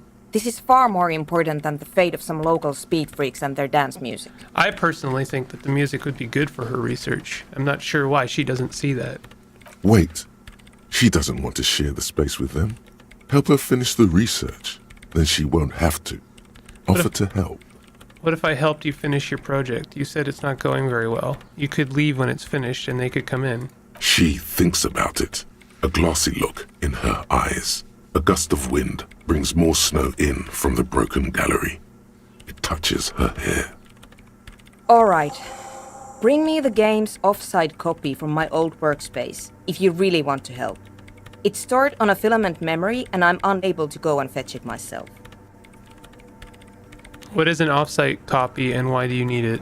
It's a backup of my former employer's project, the radio game we were working on. It's stored on a filament memory, just like the one inside this radio computer. She's making it extra simple for you. It's a bochi. Pay for it, Morty. The backup itself is destroyed now, but I'm hoping to use what's left of it to pinpoint the exact location of the anomaly. You just have to go to my old workspace and get the filament. Hold on. If it's called an off-site copy, then why is it still on site? If it's called an off-site copy, then why is it still on-site? Oh god, not this again. It is not on-site. It is in the basement. Perfectly safe and not connected to the front at all. Basement? Sounds like it's technically still Oh on my site. god. And no, taking it outside the building wouldn't have protected it from the data loss. There's nothing wrong with keeping the backup in the basement. What happened was a freak accident that has nothing to do with how the backup was stored. We clear? This is clearly a painful topic for her. She must have had to explain herself numerous times. By your old workspace, do you mean the Studio Fortress accident in the doomed commercial area? Yeah, that's the one. You can get in through the bookshop. You just have to do some explaining to the bookstore lady. Actually, I've already been inside the doomed commercial area. Good. Then you might know the giant ice bear fridge in the building's cellar. The filament is inside the fridge. Just go and get it. Really? Is it? Where exactly is the offsite copy? In the giant ice bear fridge. I just told you. It has red glowing eyes. It's impossible to miss. You just need to get the offsite copy from the ice bear. Did I already take it? But you've been to the fridge and it wasn't there. There was a note saying, I found a note from the Ice Bear fridge. It said the offsite copy had been moved to a safer place. Wait. A note from whom? Did it specify where they took the filament memory? It said the offsite copy had been taken to a nearby ice cream maker. The note was signed by someone named Sulisla. Jawiza. Of Sulisla. course. Our project lead, Suliswov Jawiza. God, he was always so hell-bent on keeping the copy somewhere safe. And feature creep, and the Valley of the Heads. Like it would have made a difference. The offsite copy was perfectly safe when the data loss happened. That data loss was anomalous. And the heads... I won't even get into the heads. Millions of them. Go find that copy from that ice cream maker, will you? Thanks. Valley of 1,000 Heads. You like the sound of that. I found the ice cream maker but couldn't get it open. It's completely frozen. This is getting ridiculous. Can't you just defrost it? Or, I don't know. I don't know about the ice cream maker. Just... There's a solution, but she doesn't want to hand it over to you yet. It's a thing. Something she holds dear. By the way, we put a dead body in that fridge. Wait, what? Whose dead body? You know, we don't actually have to tell the entire world about the fridge. Whose body is it? Don't worry, I put it there temporarily. It's all part of an official police investigation. You put it there? You put a dead body inside the ice bear fridge. Yeah, just wanted to let you know. Okay. Very cool. Thanks for... We would appreciate it if you kept this... Who would I tell? My mother? I don't have anyone to tell. And if I did, I wouldn't. I don't care. Why can't you go and get the filament yourself? The bookstore lady hates me. Says I'm part of the curse. Whatever that means. Wait, are you part of the curse? Of course not. Anyway, I don't have my keys anymore and she won't let me in. Why does she think you're part of the curse? Because she's from Martinez, and people from Martinez have never ever seen a radio computer. She thinks it emits elemental evil.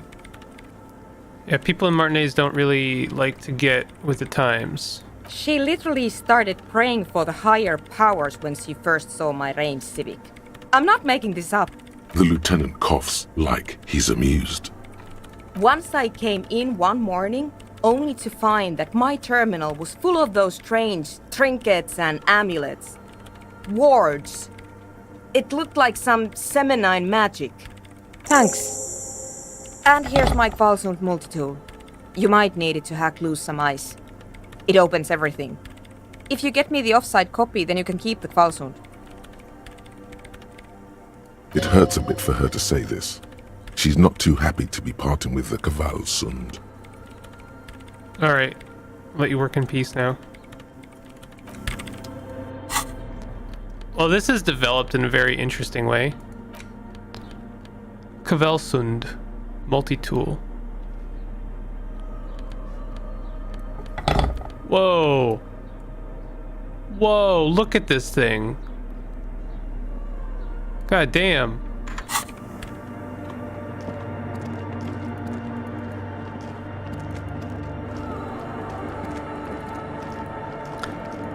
All right, so we're making good progress here. I'd like to actually see how this goes. Can I not run while I hold this thing?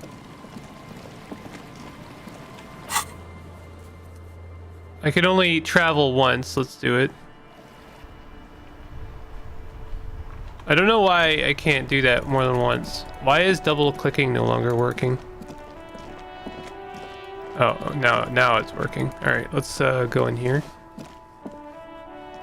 Ba ba ba ba ba.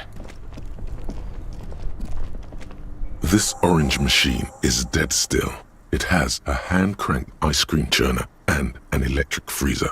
The ice around it slowly melting. Turn the ice cream crank? Turning the crank feels oddly satisfying. Like stir is all gone now. You'll never become a poet or an entrepreneur. Hey, Colin. What better to assuage the creeping sense of failure than some frozen fat and sugar? Well, let's put on our physical instruments. Like this tank top. And this. I just like succeeding at important checks, okay?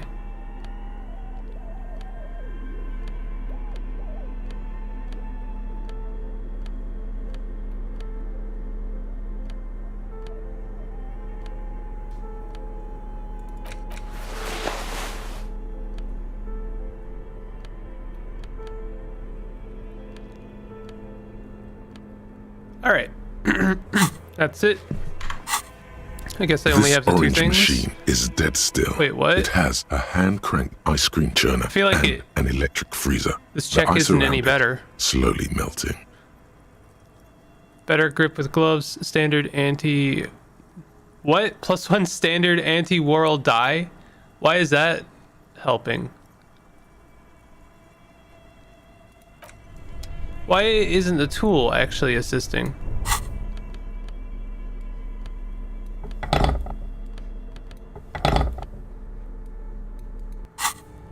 This orange machine is dead still. It has a hand-cranked ice cream churner and an electric freezer. Why do people talk The about ice being around it sensitive to slowly caffeine? melting. I did not know hunger is a caffeine is a hunger suppressant. It's a very good one, in fact. In fact, if you look up like actual hunger suppressants, they just put in like coffee as a supplement, basically. Speaking of which, I'm gonna heat up my coffee. I'll be right back.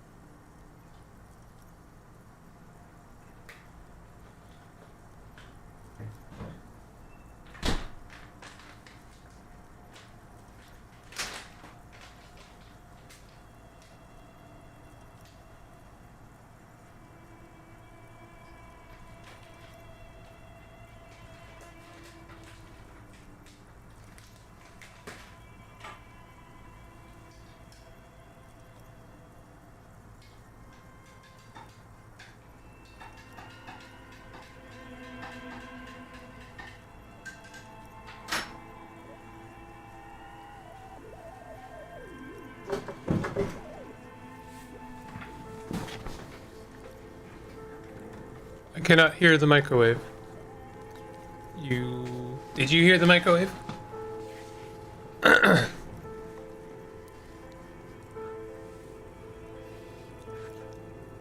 don't understand why it's not showing. I guess I can't even make this check if I don't have the instrument. Ice squeaks damn it. beneath your Kvalzund multi-tool, but your fingers slip away from the tool. The lid shutters tightly as before, and it's already unplugged. There's not much else to do other than wait for it to defrost or bulk up and get strong. Well, this is important to me. This orange machine is dead still. Ice groans and howls under the strain of your giant Kvalzund multi-tool until the lid cracks open.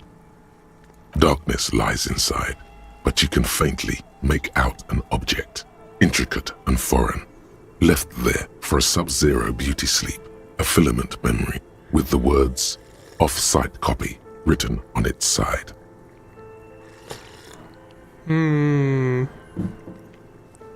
Beautiful coffee.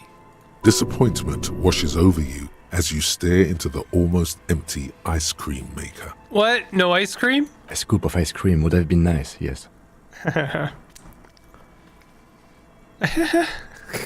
Kim. Wait, what do you think Kim's favorite flavor is? I'm gonna be rude for a moment and suggest that it's vanilla. But I say that being a fan of vanilla myself, and vanilla really deserves more love. I think Kim's the kind of person that would love vanilla and also give you reasons why it's like logical reasons as why vanilla is actually the best flavor. Vanilla is the vanilla choice for a reason. Yeah, I remember a friend of mine made the same reasoning as to why regular chips is the best flavor. It's regular for a reason because it's this, it's the standard flavor of potato chip. But there's something to be said about flavor. However, I don't think that vanilla is the same. Vanilla is a hard-fought flavor. It is complex and it is subtle at the same time. And the nice thing about vanilla is you can mix it with just about anything and it makes it amazing. I've mixed vanilla with peanut butter and it makes an amazing complex flavor. Strawberry jam basically just makes strawberry flavored ice cream, but it's nicer when you make it yourself because you have more control. But either way, I love vanilla and I think vanilla is great. The end. You gently lift the cube from its frosty bedding, careful not to damage it. We should take it back to Miss Lukanen Kilda as soon as possible. I'm not sure how well unused filaments tolerate room temperatures. Yes, but aren't you curious to know what's on the precious filament? There's a radio computer upstairs. No, we're not going to look at what's on this filament. I'm going to give it straight up. Because I have a horrible feeling that if I was to look at the, oh, I had my caps lock on, that's why I was running. Oh. I didn't know that was an option. I have a horrible feeling that if I look at the filament first, I will have disturbed the important information on it.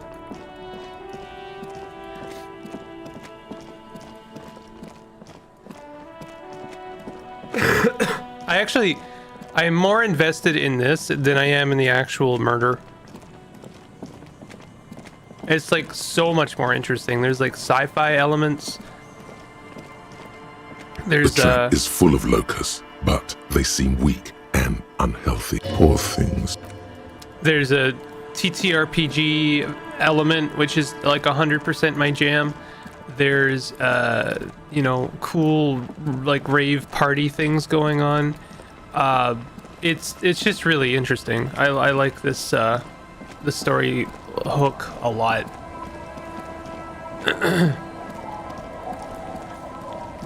No, stop it.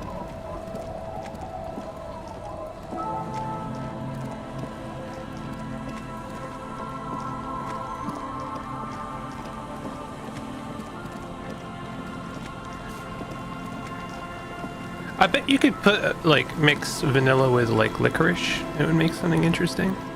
One interesting thing about Iceland is that they really like their licorice. They like their licorice like nothing else. They put that shit in anything. I wonder if licorice ice cream could be interesting, especially a salted licorice. Yes, what is it? About the off-site cop you asked me to Yes? bring. I brought you the filament. Thanks. Looks like it's the one. What's gonna happen now? Now I'm going to print it out to see what's left of it. She's already inserted the filament into the radio computer's core, ready to close the door. Wait. No. That's dangerous. She shouldn't do it. Wait, don't put it in yet. It might be dangerous. No, it's not dangerous. Just depressing. How do you know? Salted ice cream must be very cold. That's an interesting theory. I understand why. The thing is that you salt the ice cream after it's frozen. So unless you salted it during the freezing period, I don't know if that would make a difference. How do you know? I have a theory. Lindell was able to divine the anomaly's location from this broken copy. I want to repeat their calculation, only this time with better equipment. Watch. What an intricate display of failure. The paper starts filling out with ink, soaking it in a gleaming blackness. Not a single line of data stands out. Something's very wrong with that filament memory. Sona doesn't reply, her hands running over the printout. She's looking for something. For her morning star. Eyes scouring the millimeters. If you salt it afterward, it's just gonna melt. Oh, that's also an interesting idea. I don't think that's how it works either.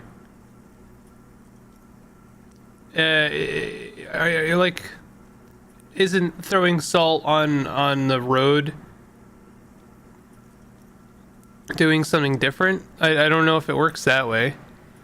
I really don't know anymore. Oh, someone's thrown a simp suggest. Demo is up. Give it a shot. Dual Corp. Action RPG. Sure. La la la la la. Here.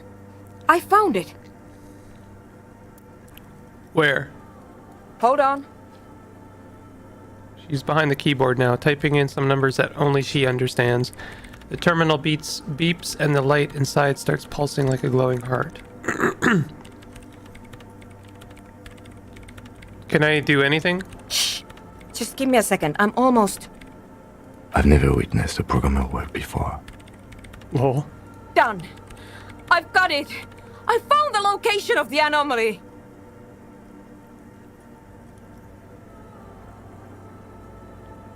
You did it? You found the coordinates? I found the coordinates. So it lowers the freezing point, so instead of melting at 0 degrees, water instead will melt at like negative 20 degrees. After which throwing salt on the roads will no longer help. Oh. Oh. I was wondering what I was hearing, and I'm hearing a trailer for Deal Corp. She's beaming. You can feel it in your heart. Great job. Oh my god, congratulations. Thank you. So where is it? Where is your 2mm hole in the world? There. In the swallow. She points at the other end of the church where a group of water bowls forms a ritualistic arch. Think you can help me again? Sure. I need you to go move those water bowls for me. I need to double check my calculations. What an interesting proposition. Truly a task for the intellectuals, solving the puzzle of water bowls. Right, I'll go figure it out. I'm good at intellectual puzzles. Figure it out? No. I don't need you to figure anything out. I've got a computer for that. Just walk over to the circle and follow my instructions. Move the third bowl 2 centimeters to the left, and the fourth bowl 5 centimeters to the right. This should do the trick. What? She only wants you to follow instructions. Nothing intellectually stimulating. In this task, a child could do it.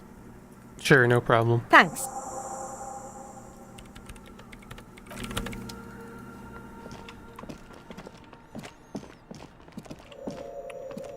What do you mean the third bowl? It's awfully silent again, as if someone turned off the entire world outside those walls. Water inside the bowls stands still.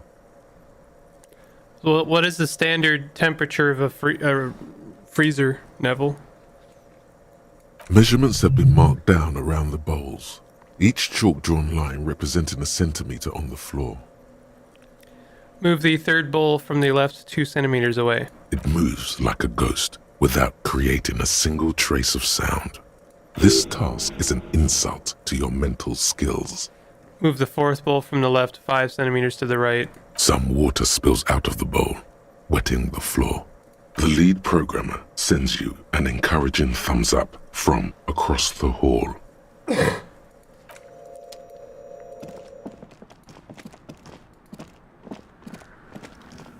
Yes, what is it? I've moved the bowls. It was mind-numbingly easy. What's next? Great. Everything should be aligned now. Negative 18 degrees, so just barely higher than the dropping point of salted liquids. Miss Know-It-All is hesitating. What's wrong? Yeah. Nothing. Now the only thing left to do is to unmute the headphones. If we got the location right, we should then be able to hear whatever sound this anomaly makes. Wait, did you have your headphones on mute in the first place? Honestly, I'm a little scared. Isn't it going to be just silence and nothing else? I don't know. That's what I'm scared of. I don't know. It could be anything. I mean, what sound does the nothing make? How can you even listen to something that doesn't exist? What if silence is only what surrounds it, but the swallow itself is... What? I don't know. I'm just scared. Maybe it's going to be something terrifying. Maybe it's going to tear the world apart. Meh. Like that evil ink that filled the printout, erasing coherence and meaning. You're overthinking this. Maybe. Maybe I'm just tired. Let's think about this logically. Why would nothing be terrifying if it's, well, nothing? Why assume that something that has no presence, existence, or qualities has to be terrifying? Because it reminds us of death. And we humans tend to think that death is pretty scary. It's probably the pale. It's scary, but we just have to face it. Yeah, you're right. Let's do it. The lieutenant takes a step back, and then nothing. Nothing happens as Sona Lokanen-Kilda presses unmute on her keyboard. Nothing but silence. You can hear some small animal cross the floor in the chancel. It's that quiet in the sanctuary. Can you hear anything? She doesn't answer, her eyes closed and brows knitted together in a state of deep focus, one hand cupping the headphone. Well? Damn it! Come on, did you hear anything? No, of course not. Nothing happened. Let's move on. Despite her fear, she was hoping for something extraordinary to take place. What do you mean nothing happened? Did you find the swallow? No. No. My hypothesis was wrong. According to this, I should have heard something, if I got the coordinates right. Like I said, silence is only what surrounds it. But this is just another failure. Silence sounds like silence. That's all it is. You can try on the headphones. See if you can hear anything. But don't get your hopes up. Silence is silence? You're sure there's more to it? This can't be it. You should have a listen. Well, since this is an equally important... Listen, I know I'm doing this a lot now. I don't care. I have the hat for this job. I also have very good hearing, so I should be able to accomplish this. Maybe it's the Momo de Qua or whatever it's called.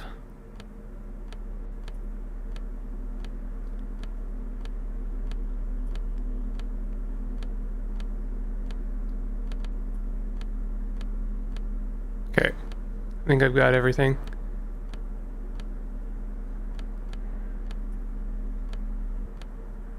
Yeah. Yes, what is it? There we go. Everything disappears. You are draped in silence like a drowning man staring into his puny little headspace. And then the pressure changes. What does it mean?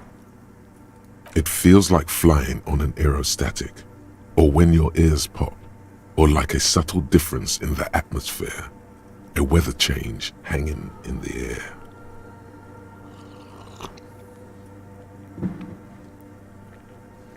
What if the sound you're looking for is too low for you to hear it? Suna, what if we just need a better sound system? A better sound system? Alright, but where would we get one? Suddenly, a rhythmic beat permeates the walls, causing a small patch of decorative stucco to crumble onto the wooden floor. They should really allocate some renovation funds to this place. No. What they really should do is shut down the disco men for disturbing neighborhood peace. Yes, but they could help with the speakers. You mean the speed freaks? Of course, the speed freaks. They have a fantastic sound system. And you think they would help me? They would if you wouldn't mind them moving in with you. I guess I could live through a week or two of peaceful coexistence. Brilliant negotiating there, detective. As always. I knew that they would be helpful. I'll go talk to them. Sure. Let me know how it goes. Thanks, officer. I feel like we might actually see a wrap-up on this story. And I'm very invested at this point.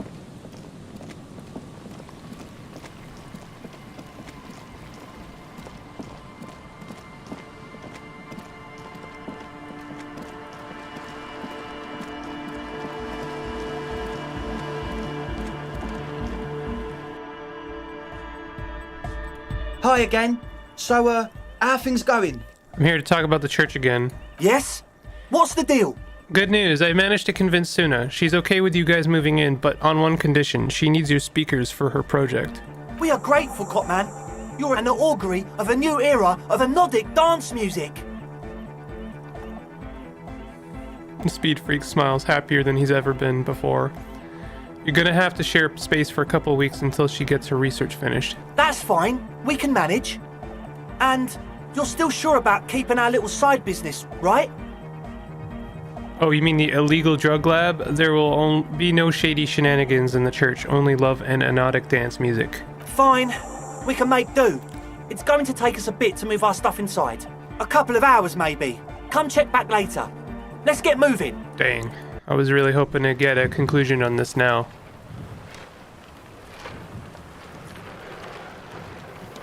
Still, progress.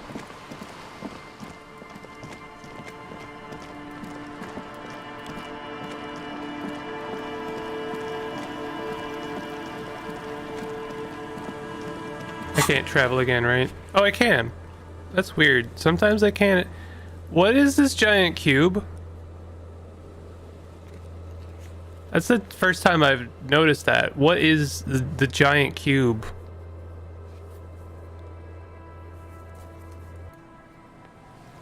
Wonder if I can find out more about that. Yes? Okay, what could we do in the meantime? Help Suna with her project. Check up on Suna's project after Ravers have moved in. Dead body on the boardwalk. Go to Bill Mijian's apartment to deliver the bad news. It's the apartment building in North Martinet, apartment 20.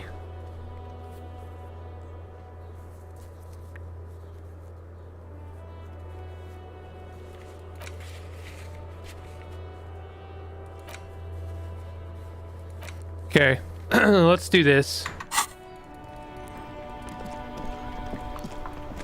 Not exactly important, but I definitely like want to do as many of the like side missions as I can.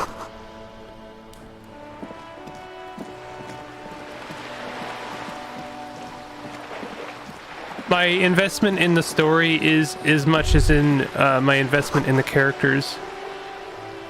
In that I want to see certain things happen to them. I don't necessarily care about the hanged man. But, you know.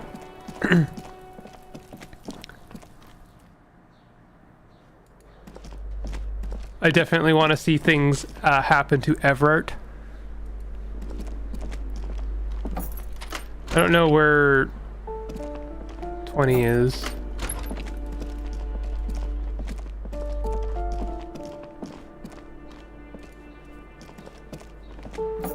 Is this it?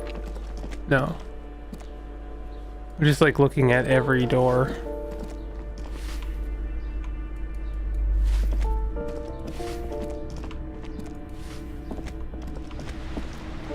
Oh, maybe they do live here. I should talk to... What's her face? There. Do you smell that? Smell what? Can you not detect that inimitable whiff of dissatisfaction and restlessness, that sense that the world is in need of dramatic, even violent reordering? Close your eyes and take a deep breath. What do you smell? The first thing that strikes you is the overwhelming brine. You imagine yourself underwater, a 100-legged arthropod scuttling along the murky silt at the bottom of the sea. But then the unmistakable reek of seagull shit hits you, buoyed along on the air currents, an acrid melody atop mouldering cords of wood rot and heavy fuel oil. Everything in order, detective? It's kind of a personal errand. I'm smelling for communists, Kim. You're smelling for... You know what? I'll just leave you to it. Carry on, detective.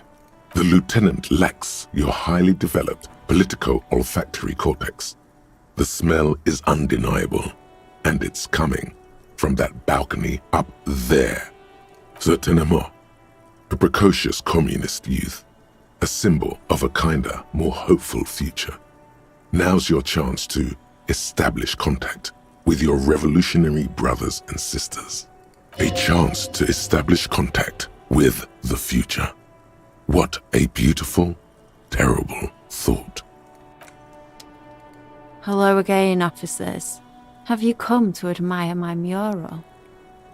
Piss F and F the world send their best. I don't believe it. I've never known those boys to have manners. Please arrest the evil communists for me. The bemusement in her voice doesn't fully mask genuine tenderness. They seem to hold you in high esteem. They'll never be skulls, but their hearts are in the right place. Skulls are cool. Can I be a skull? Fat chance. But you can still do your part to revitalize the neighborhood. Okay, then how's that? She throws you a conspiratorial glance, then presses her finger to her lips and squints up at the sky, as though straining to hear something in the distance. Have you noticed the quiet? Every so often, you might hear a gunshot pierce the air somewhere in Jamrock. But in Martinez, no gunshots, no sirens. The people are languishing in boredom and complacency. This place is a sepulchre. We'll paint it red. We bring the raucous. You bring the sirens. She's making a valiant effort to come off as a nihilist, but she's really just an angry little commie. No wonder she was talking about the streets flowing red. That's what happened during the revolution. So tell me, what's it like being a skull and a communist? You got me, pig shit. I don't make for a very good skull. I like animals too much. Simians and pigs. But I'm still gonna write some damn good graffiti-o on this wall. Attempt to establish contact. Hey, sister, let's talk politics for a minute. And what do you know about politics? I'm looking for comrades to help me fire up the great Mazovian sausage grinder. Will you help me? The girl erupts in a cackle that seems like it should belong to a much older woman. Oh, that's very nice. The little piggy wants to make sausages. Out of what? His little piggy friends? That's what we need to talk about. I don't know who I'm supposed to be making sausages out of. Turn to Kim. Don't worry, Kim. I would never make you into a sausage. It was not a concern of mine. Sure. I know bye. someone who'd love to talk that ideological stuff. You're looking for Steban. Who's Steban? A right communist who runs a mega cool and very secret meeting. Do you know where to find him? I might. Will you tell me? No. Oh. The lieutenant let slip a sigh that seems to suggest this turn was utterly predictable. Come on, Cindy. From one communist to another. Help me out. Oh, fine. I'll help. But first, I want something from you. Hey. What's up? What's that? A wicked grin extends across her face. Rain. What? A laughing skull. Death hilarious. This is gonna be bad. Rain. Oink for me, piggy. Just once. With gusto. Oink, oink. Wow, that was easier than I expected. It's almost like you've been wanting to do it this whole time. A cool, damp feeling ripples through you.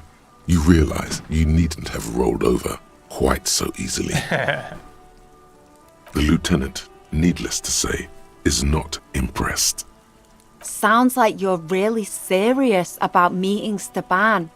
It's touching, sort of. Steban's group meets only at night, in an old room in these apartments here. It just so happens you're in luck. Their weekly meeting is tonight. Poke your snout around sometime after 10 p.m. and you might just find them. What else can you tell me about this Steban? Just that he's a real communist. Not like the play acting you've been doing. The rest, you'll have to see for yourself. That's very helpful. Thank you, Cindy. Hold on. You didn't think it would be that easy, did you? See, Steban's a bit on the paranoid side. He's got all these mega secret passphrases to keep out infiltrators and the like. You can't join the meeting without one. Do you know the passphrase? Sure, I do. Steban trusts me. But you're not going to tell me, are you? Why would I? That would be so boring. Now, let's see if you're half as dedicated a communist as you say you are. That's enough. Off with you then. All right. Goodbye. Well, that's not really what I wanted to accomplish here.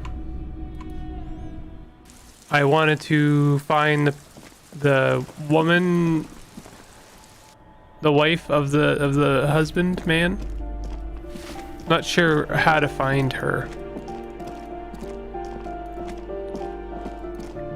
There's so many doors, you know?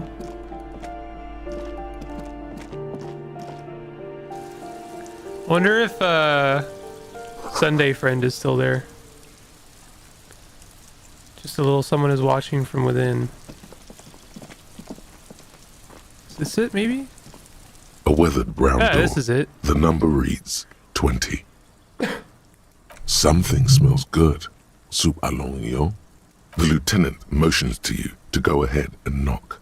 This is the door. You already know it's the right door. This is going to be so hard. Hold on, Kim. We should discuss this before we move on. What should we expect? You're right. Let's talk this through. If you ever want to be uncomfortable, play The Shadow over Route 80. Neat short horror game with multiple endings. It's very cheap. I'll check it out. You hear light footsteps passing by the door and some folk music playing on the radio. We have our first preliminary identification. In all likelihood, the deceased is the husband of Billy Méjean. We need to confirm this, as well as deliver the death notification to Billy herself. Now, delivering a death notification is never an easy task. There's a reason why it's often called the most stressful part of our job. This is why it's usually done in pairs. You got this. I'll be monitoring reactions, ready to act if necessary. Do you have any advice on how to tell her he's... Dead? Just don't say that you know how they feel. You don't. Good advice. Alright, I think I'm ready. The lieutenant motions towards the door. Hello? Who is it? And someone turns down the radio. Is this Billy Méjean's house? Home? This is the police. Please open up. The police? A moment, please give us a moment. Tidying up. Nervously.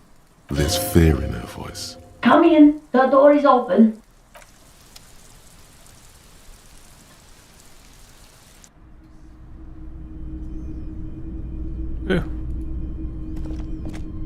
It's you from the bookstand.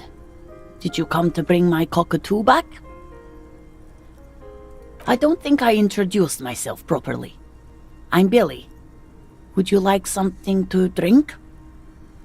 Tea? Lemonade? We're out of coffee. The lieutenant has taken off his foggy glasses and is busy cleaning them in his handkerchief for now.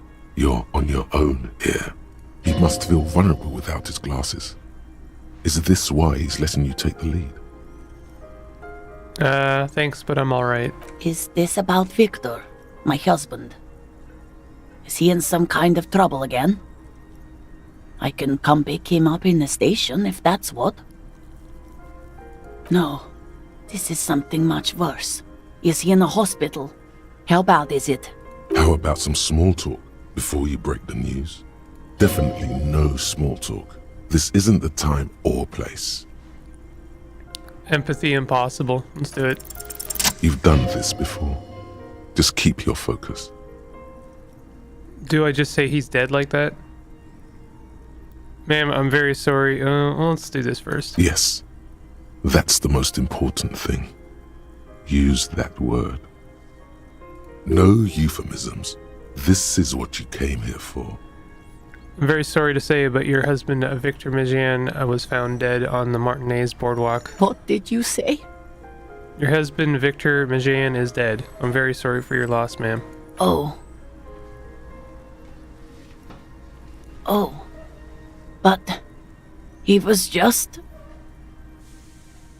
But he was just here. Alive. We understand this comes as a huge shock. I want you to know that me and my partner are here for you if you have any questions. Take your time, ma'am. What happened to him? It was an accident. He fell through a hole in the boardwalk and hit his head. Was he drunk? Yes. I see. And you just found him there, lying in the cold. How long had he been there? If you say 2 days maybe, it will be etched in her mind forever. It couldn't have been long. It's hard to say at this point. She blinks, eyes welling up with tears, as her hand starts searching for something from the pockets of her dress. Here. Lieutenant takes out his handkerchief and offers it to the woman. She nods and slowly wipes her tears away.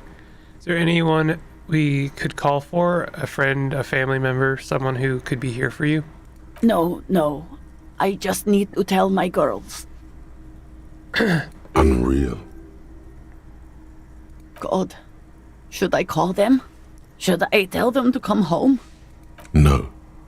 A day. No, take a day to recover. You'll be better prepared when they come home tomorrow. Good. That's probably the right thing. Thank you. Just tell me, what do I need to do next? Where is he? Can I see him? We've taken him to the city morgue. The local coroner will be contacting you shortly to arrange the funeral. Here's his number in case you want to contact him earlier. A very good call. Is there anything else that the RCM could do for you? No, I'll call you if something comes up. I'm still...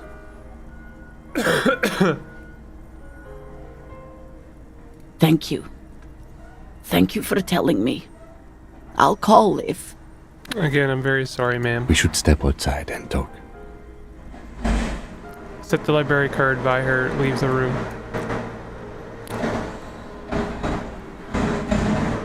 You're gonna hear garbage sounds, which is not a great way to break that tension. You did well. I could have done more. You did enough.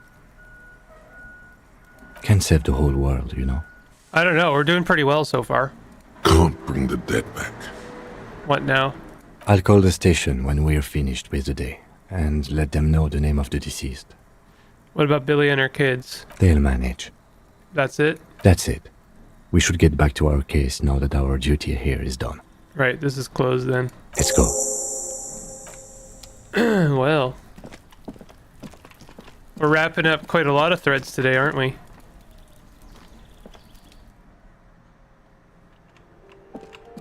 Sort of not quite wrapping up the Insulindian Phasmid. Although I think I missed one of the traps. Kind of want to check up on that.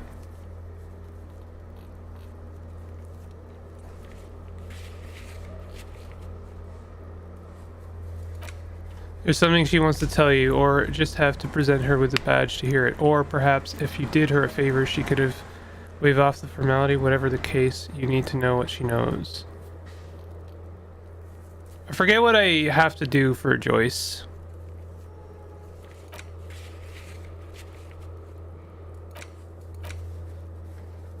Locate a working firearm that shoots 446 ammo. The what? The Insulindian Phasmid. It's a cryptozoologist thing. It's a cryptid. It looks like a reed.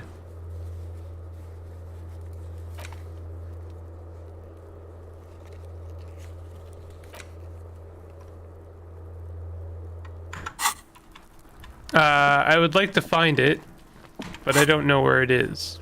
See, what the heck? Now I can't travel to the church. Maybe I can do it only once or twice?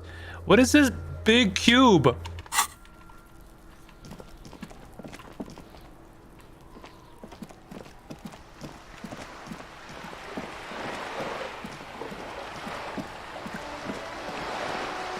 Ba ba ba. Ba ba ba ba ba. Ba ba ba ba ba.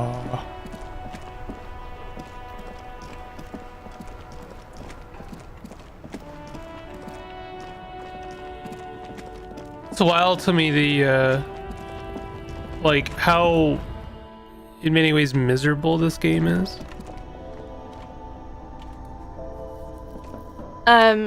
Is this about the questions again? Because I don't really know anything. Does Fred have a warehouse in the back of the Whirling Rag? A warehouse? I don't know. Maybe. I don't really care what Frit does. This is important. She scrunches up her face into an expression of consummate adolescent skepticism. Fine. Frit doesn't have a warehouse. Just a little back room here. Okay?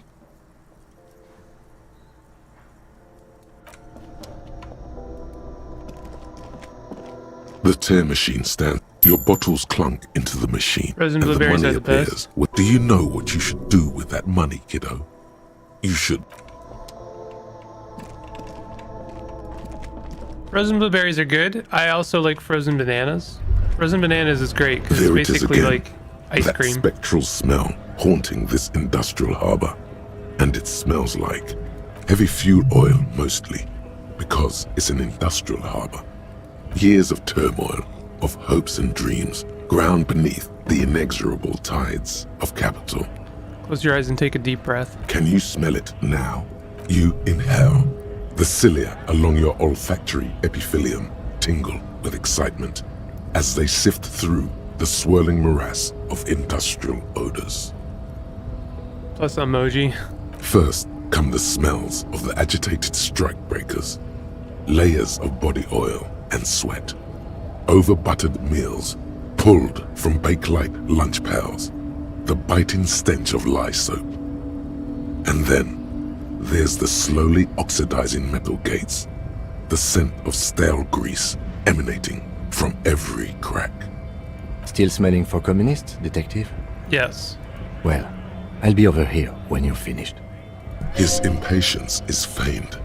He's curious to see how this personal errand shakes out. That's what makes Kim so likable, is despite the fact that he is slightly annoyed by my antics, he can't help but feel curious as to how they will pan What out. the lieutenant thinks is irrelevant. Your politico-olfactory cortex is lighting up like a holiday display. Look, it's pointing you right to that railing over there. You mean Manana? Yes, now's your chance to establish contact. But be easy about it. Communists have been known to charge when startled. Okay, let's talk to Manana. I wonder if the advanced race theory guy is how can I help you? A communist. Listen, brother, there's something important I need to talk to you about. What's that, Boya? Now's your chance. Remember, communists are notoriously skittish, so it's best to insinuate your way in. Investigating a peculiar smell. What? I'm looking for a secret cabal of mole people. You might have to look elsewhere for help with that. It involves our mutual friend, Kras. Put your hands next to your head and curl your fingers like deer antlers. Don't think I've ever met a Kras personally. Then again, I've never been to Grad. He narrows one eye at you. Okay, maybe it's time to abandon the subtle approach. I'm investigating a peculiar smell, one with revolutionary implications. Could be coming from one of the jam lorries. Cargo's been sitting out for a while. Okay, maybe it's time to abandon the subtle approach. I'm looking for some people who know how to really grind a sausage, if you know what I mean. Have you tried a butcher shop?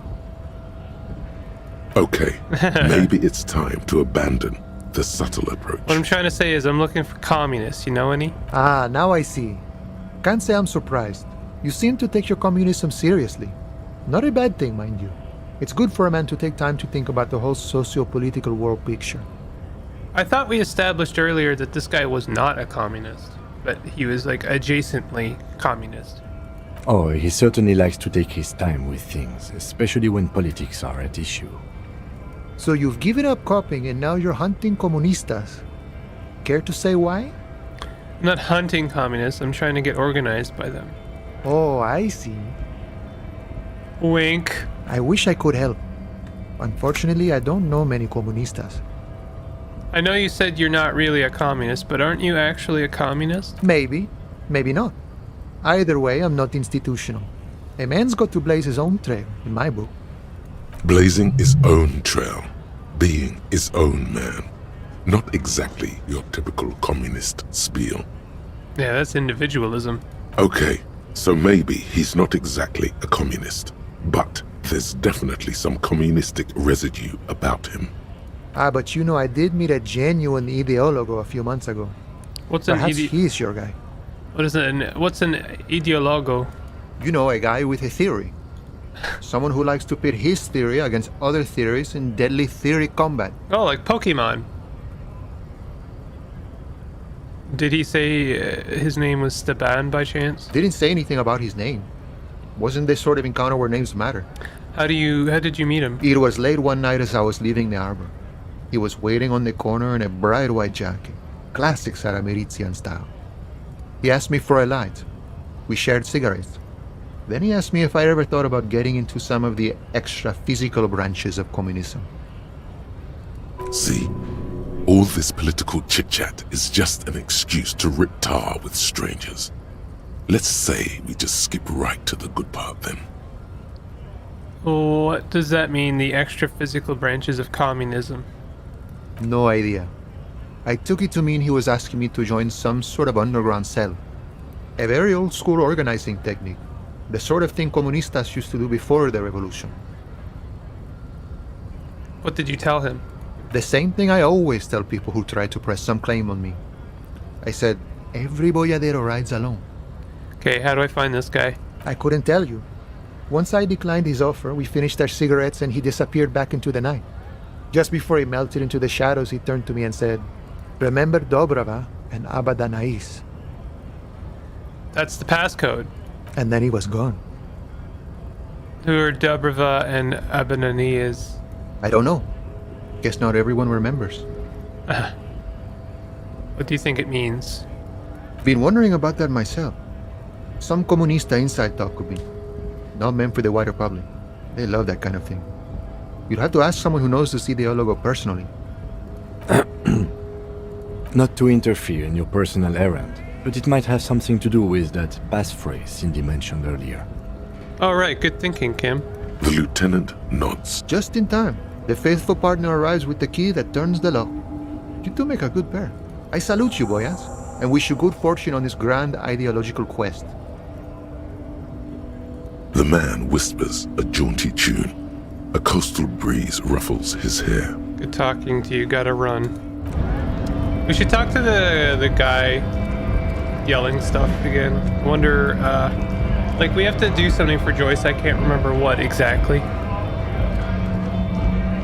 Right to work! Right to work! Shame on you! What is a strike? Alright. He might have new things to say, but I don't feel like fishing them out. Kind of want to talk to Measurehead again. Just because he's hilarious.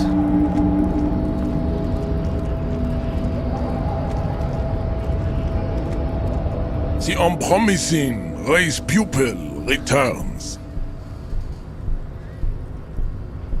Why are you not with the Hardy Boys? I am not the first line of defense. I am the last. In addition, these so-called Hardy Boys are an effeminate clique of bodybuilders. You pick up on something artificial in his tone, like he's putting on an act. This is unlike him. He is usually more himself. There's more to it, whatever you got. Fine. They have recently fallen under the influence of a possibly sexually perverted female vagrant and a narcotics peddler. It's shameful. Who do you mean? Find out for yourself. Endomorphic blub. Oh my god, there's a doorbell. I'll be right back, guys. Interesting.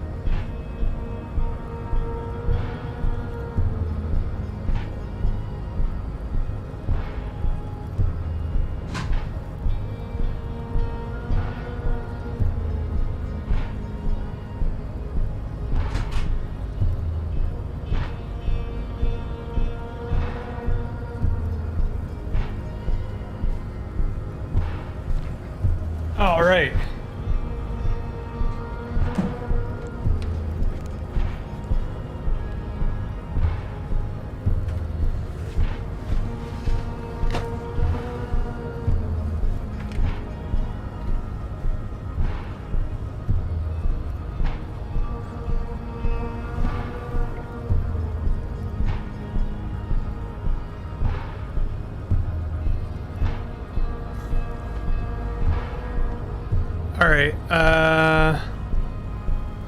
Let's leave this.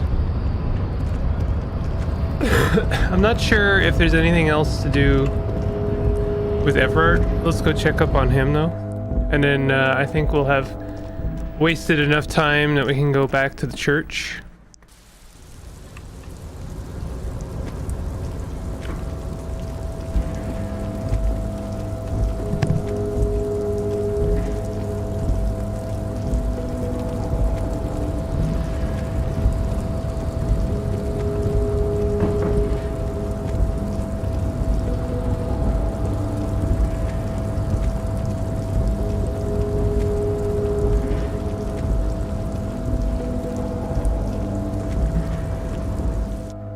I should talk to that one guy outside as well.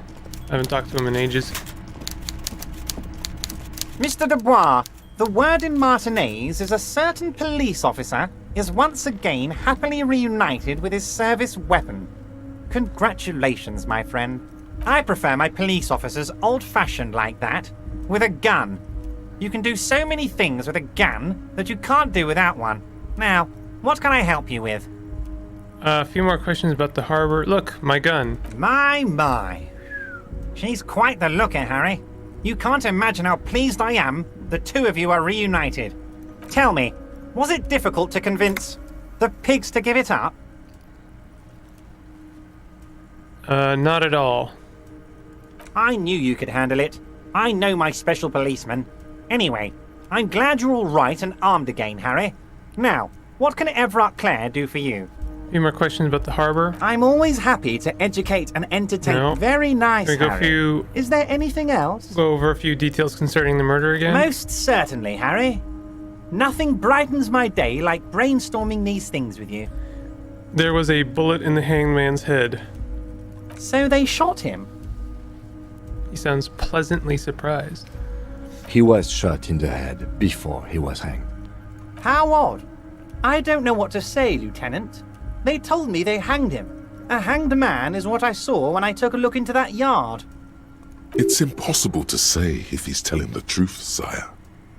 What I do know is, the case is in safe hands. If anyone can get to the bottom of this shot and hanged man, it's my two little policemen. Godspeed, policeman. By all means. Okay, that's that done. I really don't know what I should be doing right now.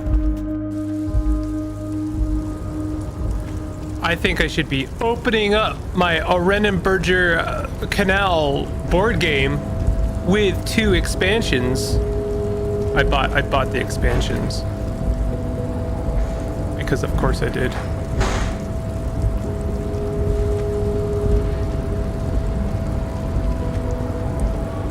Listen, when the godfather of all animal breeding board games tells you they want to make a game about building bridges, you don't stand idly by and just watch him do it. You gotta get in there. Gotta breed some sheep, okay? Gotta put some animals in some pens and watch them multiply. Get some points. Let's watch those points build up. Get more points than the other people.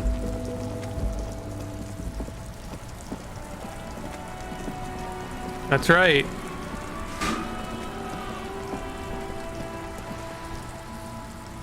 I remember when I was 14 and used to program, I managed to make a kind of art generator, though I ASCII based.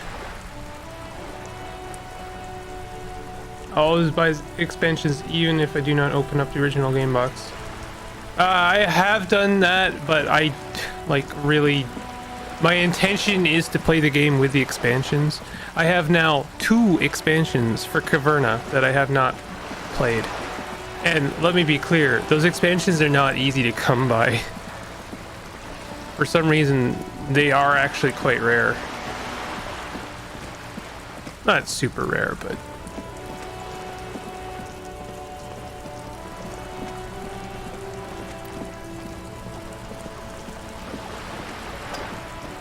You're back. Good.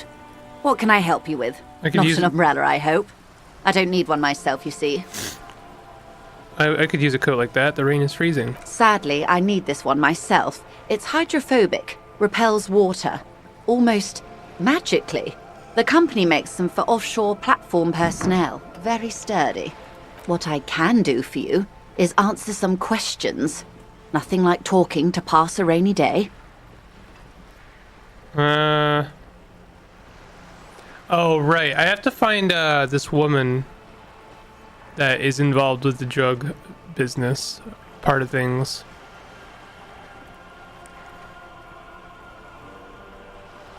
Until you come up with something at that intersection, I'm afraid I have little else to tell you. But I'll try. Ask.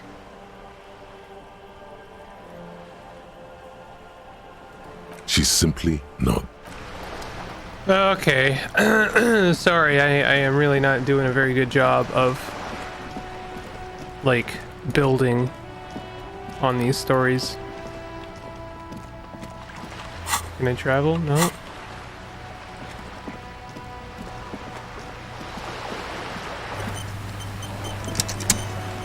Floppy disk got destroyed. He was about to program.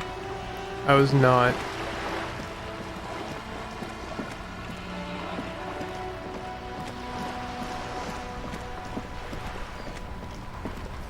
I've never heard of Pascal. Or maybe I have. I haven't. It did not. My brain did not retain that information.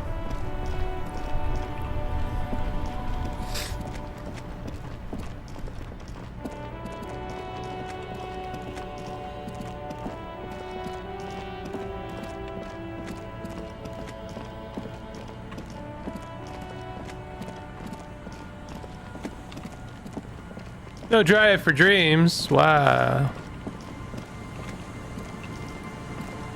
Have I been over here? I don't think that there's anything over here. I think this is something I will possibly unlock later.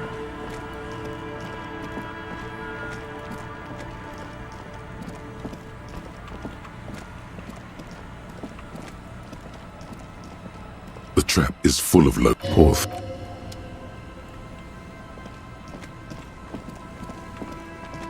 I think there was one more trap, and I don't know where it is. I do want to check it.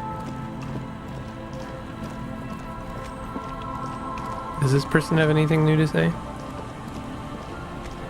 The waves are beginning to die down. Look at those little... Why does she care about the waves so much? What is it with you and those waves? What is it with waves and fishermen? We need to be out there with them. Fishing, making a living. So I asked them to accommodate me. But until that happens, I can try to assist you the best I can. So, what will it be, officer? You seeing you. Nothing new.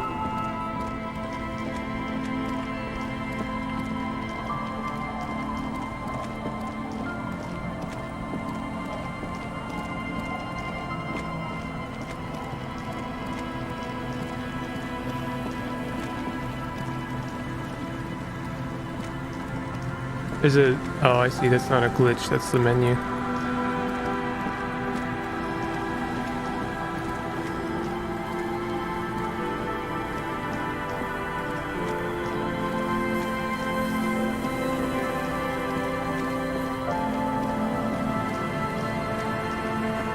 An old door, worn by...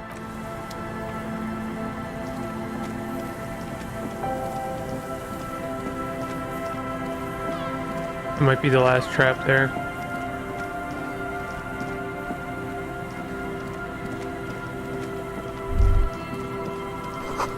Relay tower coordinates. Boat traffic in the bay, barely. That looks like a good antenna.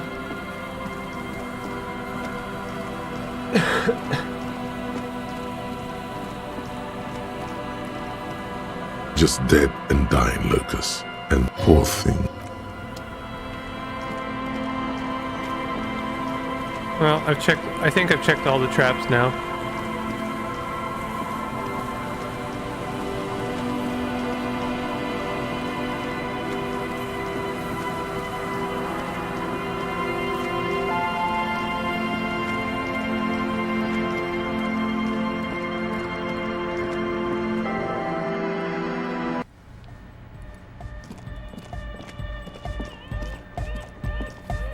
Yeah, it's all set up, man. Can you already imagine 1,000 people in here? 10,000! Ecstatic vibrations, totally transcendent. And I've finished setting up the new compressor too. Now the only thing left to do is the name of the club. Will you do the honors, detective? What do you propose as the name, Andre? Estelle, what would you suggest as the name? Kim, how would you name the club? I wouldn't. I wouldn't build a club, and I wouldn't name it either. An underground place with no name? Sounds like something the Crabman would say. We're not going with anything the Crabman would say. Why not? The Crabman has ideas, Estelle. Ideas from another level of consciousness. I don't care. I don't like the Crabman, and I don't like his ideas. His ideas are spooky. Next, please. Hey kid, you must have a lot of ideas. Yakukata! Yakukata! The place to be! There we go. Yeko Qatar, the zone of ecological catastrophe. That's too morbid, Egg. Got anything else? Hardcore! Hardcore to the mega! Nice. No, it has to be bigger than hardcore. Yes, it has to be even bigger than hardcore to the mega. It has to be bigger than the scene. Estelle, what would you suggest as the name? How about something simple? Like the club? Too modern and too ironic. We don't want ironic. We want real. Real and true and beautiful. Like a morning after the rave. Suna, do you have an opinion on this? I don't. Good. We have too many opinions anyway. How about the Welkins hole? Give me your 2 cents on the issue. The amnesia. Like the... I can't remember the name of the club, Amnesia. Amnesia! It's not amnesia, guys. What do you propose as the name? The name. Everything I managed to come up with sounds just wrong. Andre's overthinking it. Yes, you should do it, detective. It would be good for the signs. Noid's right. You've helped us so much. It's the right thing to do. I think I've come up with a name. You have? Well, what's the name? God, really call it Disco Elysium? Name drop. No truce with the Furies. What was this from? This is a reference to something else. I don't think they'll like Disco Elysium.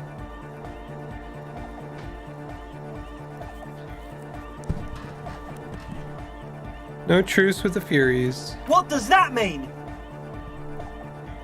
It's too long. No one's gonna remember it on a Friday night. No truce!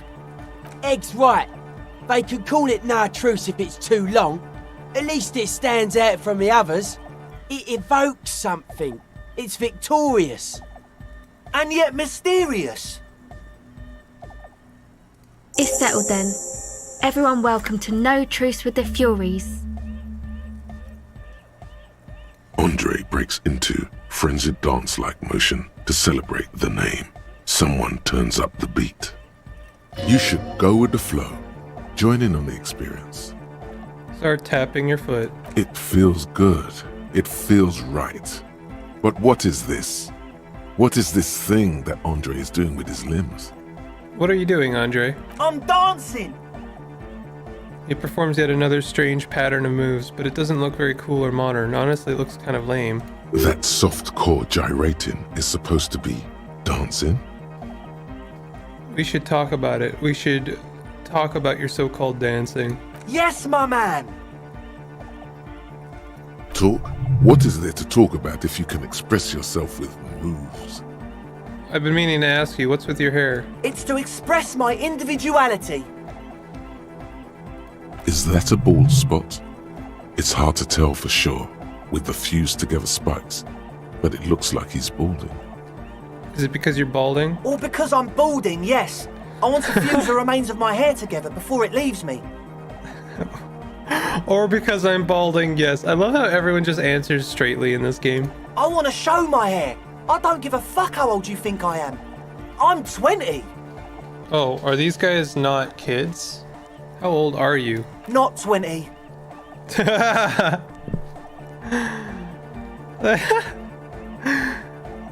Is it important for you to be an individual? Of course it is. Otherwise, I'd just be another poor guy with no education and no money. General issue, man. Now I'm all that, and I have radical spikes. Fair enough. Maybe it was a bad idea. Anyway. Goodbye, officer. Let's improve our savior fare.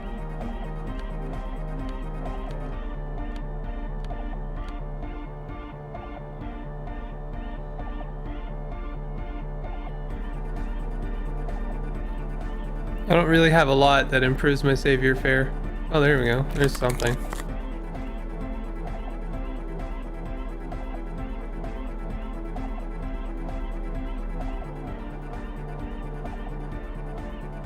I have more things that reduce my savior fare than anything. Sorry, I keep coughing.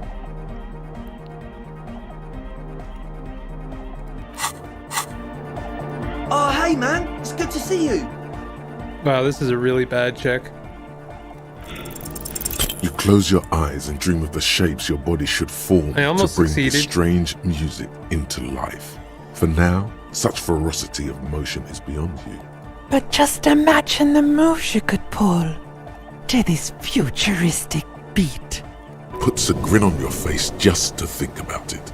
Even a failed attempt gets the juices flowing and repairs some of the damage done by battles lost. If you up the dose and truly dance, who knows what will happen? Salvation. Goodbye, officer.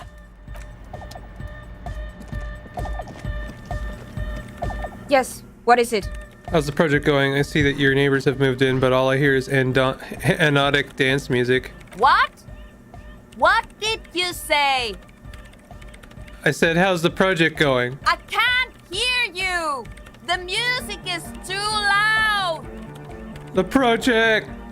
How is it going? Oh, the project! It's not going well! Why? There's that guy!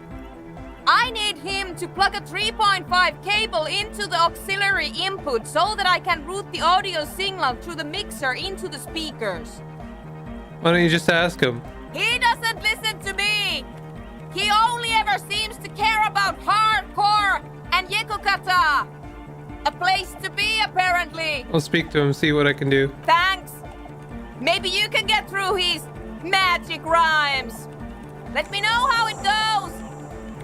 Wow, this quest doesn't seem to end. A young man with peroxide blonde hair stands behind a mixer deck, nodding along to the music. He looks at you with a knowing smile and says, as though you're supposed to be sharing some tremendous evangelical secret. Hardcore! Is it? It's hardcore! You're just gonna keep saying it's hardcore, aren't you? Skibadee, skibadanger. I am the rearranger. Yo. Could there have been a right way out of this garden of forking paths, you think? The young man. This is hardcore. Hardcore! But is it? I mean, really? Yeah! This young man adds a capital G before the H in his yegs and args. This produces a guttural Gotwaldian accent and makes him sound more animal, more in it. Or maybe it's not Gotwaldian. Maybe it's Oranese.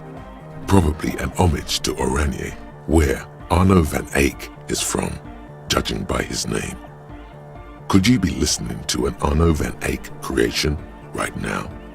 Is this the famous Van Eyck I'm hearing? You know about him? He moves his mouth, but sound doesn't come out. His eyes are the size of saucers. Looks like you've rendered him speechless. You know Van Eyck? Yeah, I'm a major Eyck-head. Wow! The skinny wraith looks at you with some disbelief. So am I! So am I! Oh! Is that why they call you Egghead? Because AK to the Mega. The K became the G. The boy became the man. The Advent? Back to the heavyweight jam. Hardcore! Hardcore! Hardcore to the Mega. Internally coherent. I was wondering if you knew who killed the mercenary hanging behind the whirling in rags hostel. Good morning, yeah! 1, 2, 3, Yeko Kata, the place to be! You said that before. Why is it Yeko Kata the place to be? What does that mean? Yeko Kata is a hardcore place! An intricate system of irrigation networks pockmarking the earth, intermittent seas of phosphorus mud, ripped tarpaulin fluttering in the wind. A pair of molten rubber boots also comes to mind. All in all, a truly hardcore place. We're close. We will do this. True, hard, full, core, hardcore! Hardcore to the Mega! Alright. Here comes the night! Nope, that's not it. We're close. True, hard, full, core! Is it? It's hardcore! I don't know what to say to that. Skibbity, skibbity. We're close. True, hardcore! Hardcore to the Mega! Internally coherent. All core! All right! Yeah! Please tell me, what exactly are you doing? Gotta get the people going! I see. Why? I'm the party boy. It's my job. I think I'm also a party boy. 2 on a track. Watch your back. Watch out for the heart attack. Oh. We're close. True. Hardcore to internally coherent. All core! He furrows his brow as his very large head traces the sublime invisible movement of the music in the very real air of the church.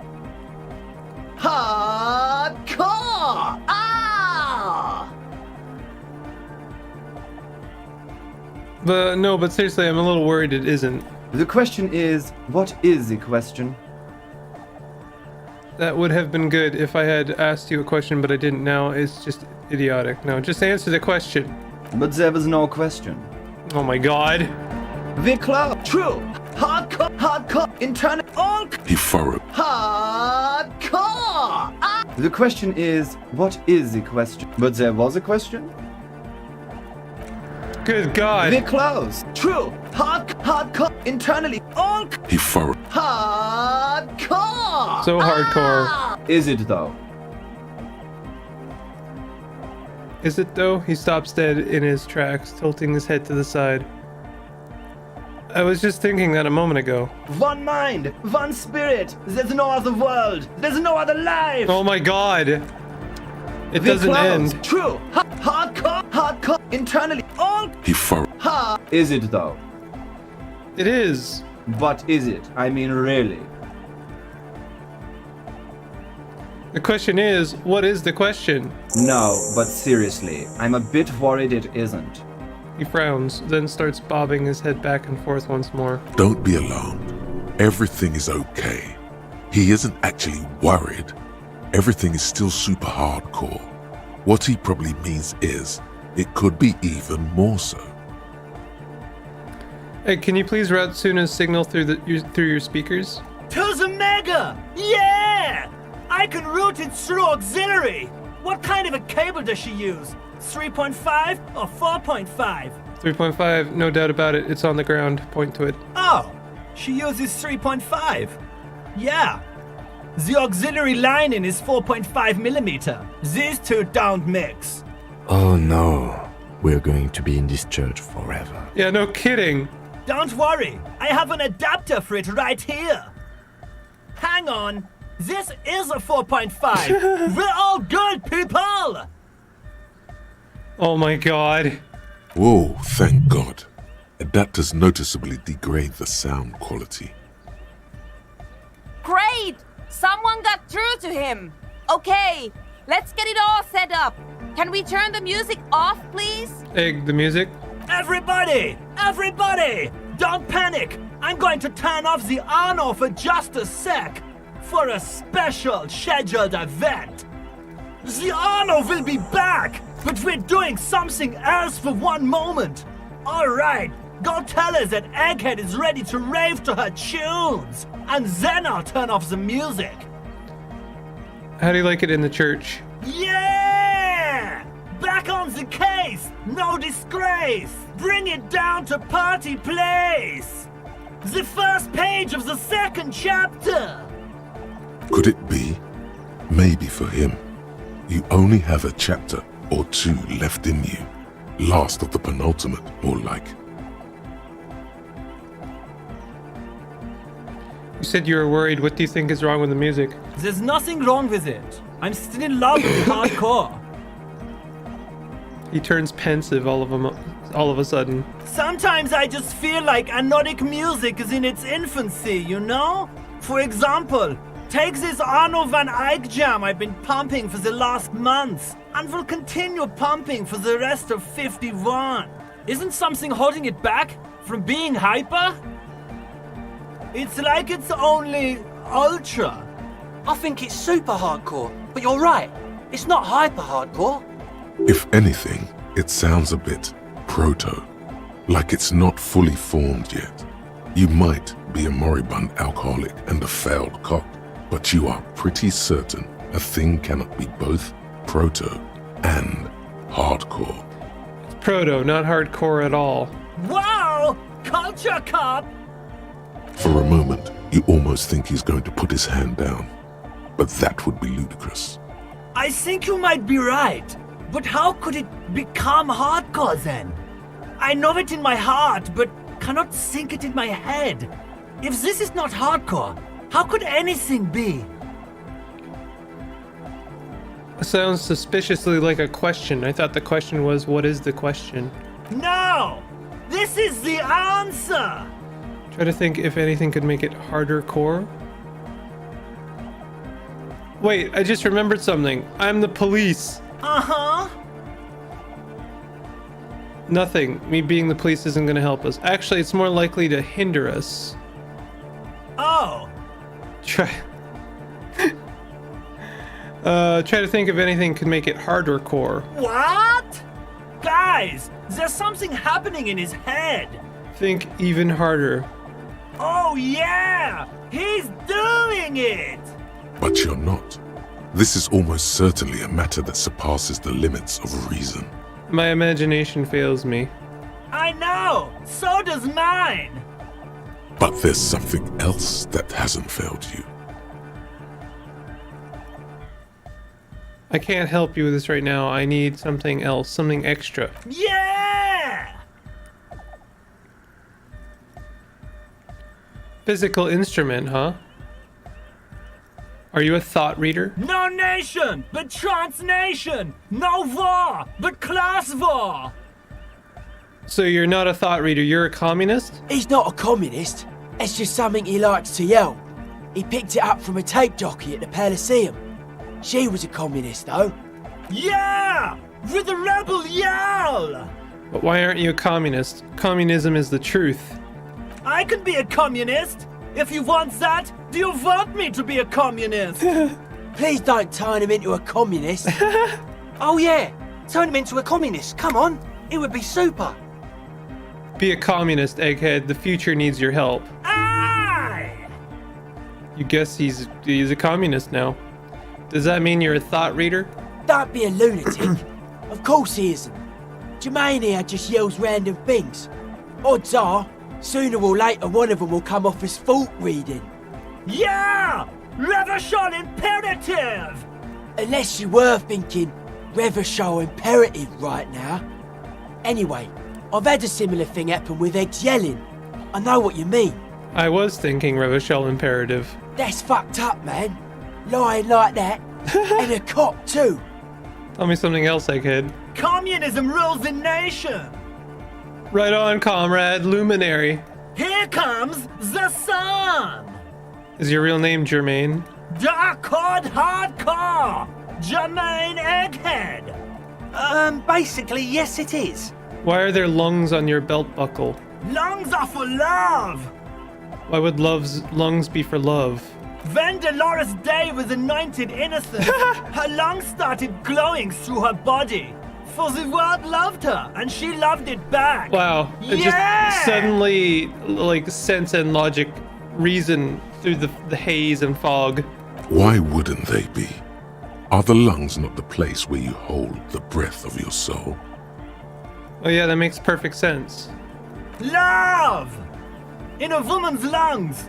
Lonely as I am, I'm not afraid. This strange, damaged feeling grows on and on, 'cause I've never loved someone like you before. A dopamine surge accompanies the words. It feels like electricity flowing down your scalp, dissipating into your neck. Feels good. Like a spark of life in that moribund sponge you call your body. All right! Okay, let's put on some physical instrument for a moment. I am now invested in making their music harder core.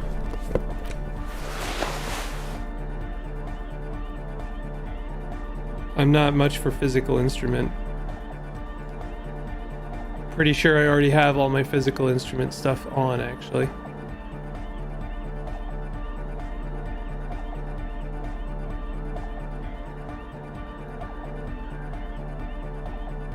Yeah, it kind of looks like that.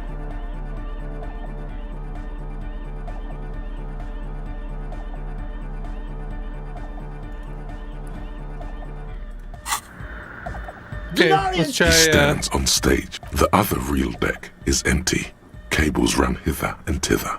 On one side, you see an auxiliary line in with the number 4.5 written next to it. All right, let's try this. It's a white check, so I can try it again later.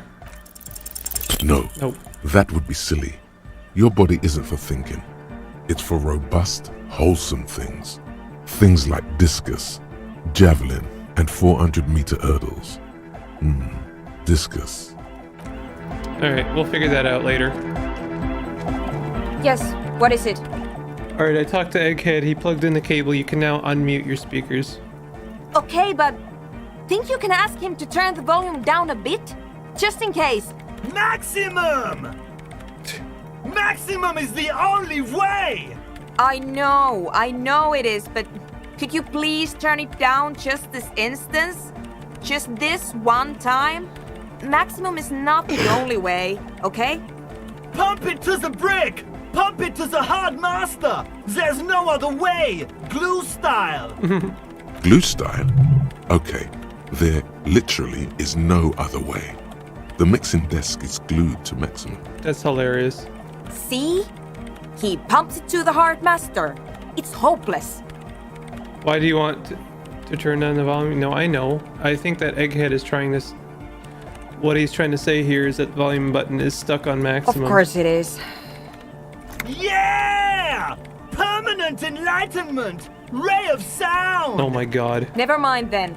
Let's get on with our project. I'm going to unmute the speakers on a count of 5. Everyone ready? Egghead pumps his hand up in the air, waiting for the beat to drop. Born ready. Ready. I'm ready if you two are detectives.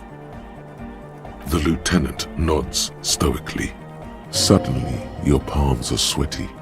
The church seems cold and large, somehow. We still looking for nothing? Yes. Hold on for a moment. What? Never mind. Let's do this. I'm ready. 5, 4, 3, 2, 1. Mute disengaged. She lifts her hand from the keyboard. Complete silence fills the room. No wind outside, no waves, no floorboards creaking. Total, continuous silence. This is unnatural. The woman looks around. In the silence, you see dust move on the floorboards. The driver of the speaker vibrates in the air and then stops. Plasterwork begins to crumble down the walls. In the silence, a low hum starts creeping up your spine. It's a song inside you, not in the speakers, not in the room. A great bass sigh in the basement of your mind. Slowly, it builds until the air around you starts to vibrate. The floorboards the glass, the streets and the people. Nothing will remain. Guys, what's going on? It's getting louder. In the basins, the water looks like it's boiling. Hosiana! Mother of Mega! His voice is growing faint. In his mind, a tidal wave approaching from afar, swallowing entire coastlines on its way. Salvation. He's peaking. The worst high he's ever been on. What's that weird rattling sound? The beauty and the beat! The future of dance! Planetary! No, Egg! It's the window! Glass shards around Dolores Day's vacant heart appears to be vibrating from the sound. It almost looks like... It looks as if she's alive. In the corner of your eye, the lieutenant steps aside, cautiously, his eyes searching for a possible evacuation route. The window is going to come down! No, the roof! Screech fills the air, a stream of wood and nails. The pillars of the church twist and creak above and around you. Cracks appear on the stained glass window. Cracks run up the wooden pillars in the dark. Come down to us! Love! It's shaking the building's foundation. The floor twists. That's it. I'm muting it.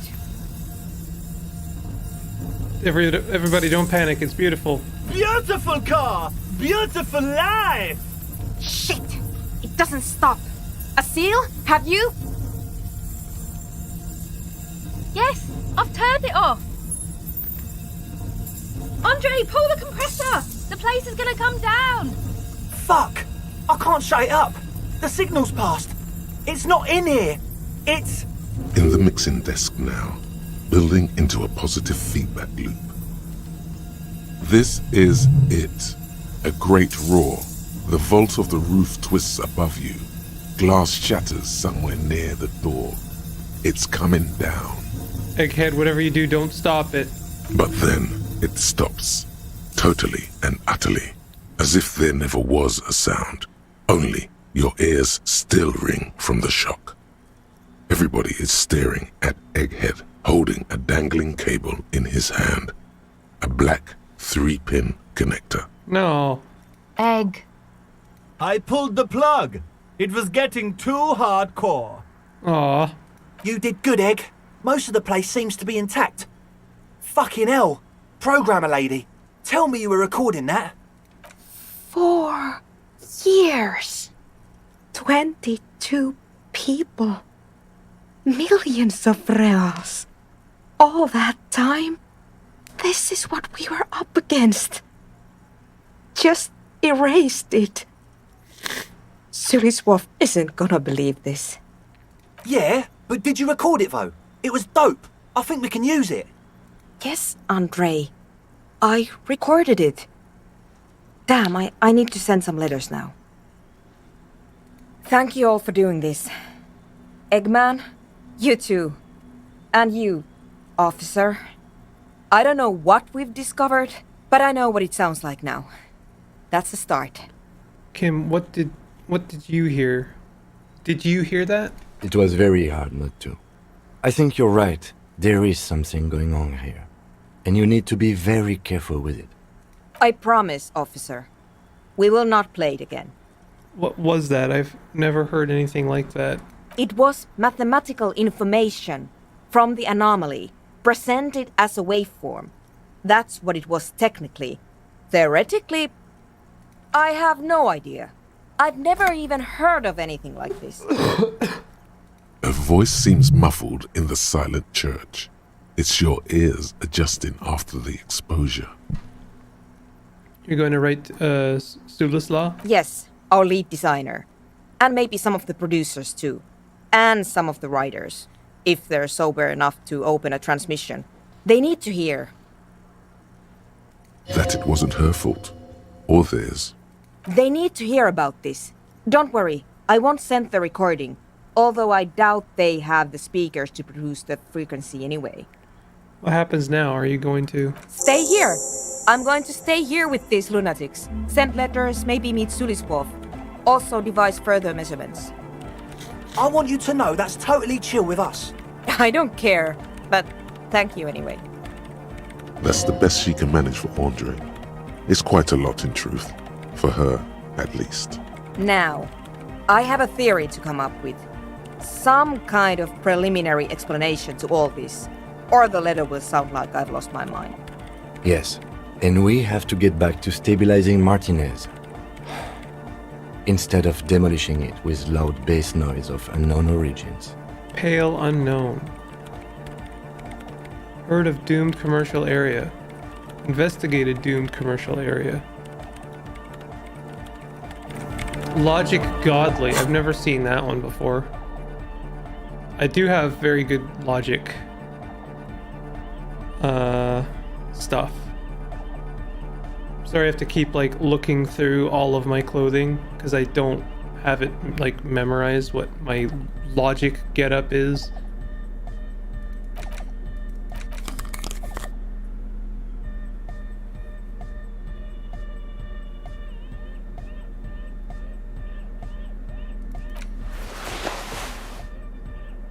Wait, yeah, this is more logic. Okay. Yes, what is it? Wow, still only 3%? I feel like if I didn't have this negative 10 on Pale Unknown. All you hear is silence in your head. Okay. Well, this has been enlightening, to say the least.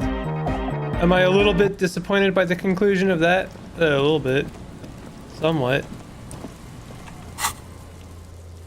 I am somewhat disappointed by the conclusion to that. I kind of wish there was a bit more to it. Stuck in the rain in a traffic jam, man. What's on your mind?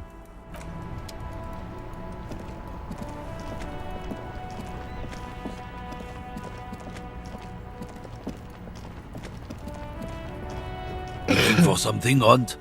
Come to tell me to fuck off again? Put skill points into half light to open this white check. I do have I could put a point in half light. Where is half light? This is genuinely the next thing I have to do in the actual storyline.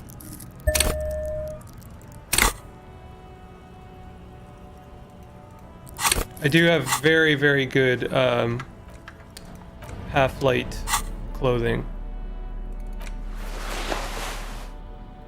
So let's put all of that on.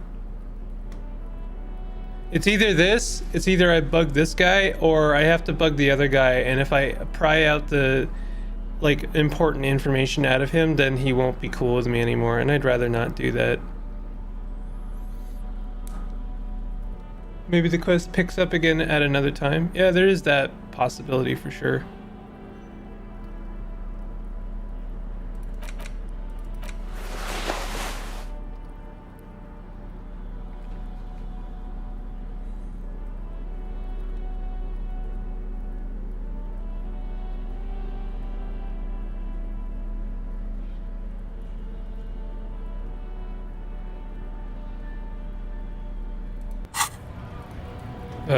My half-life isn't as good as I thought. Come to tell me to fuck off again? 60%.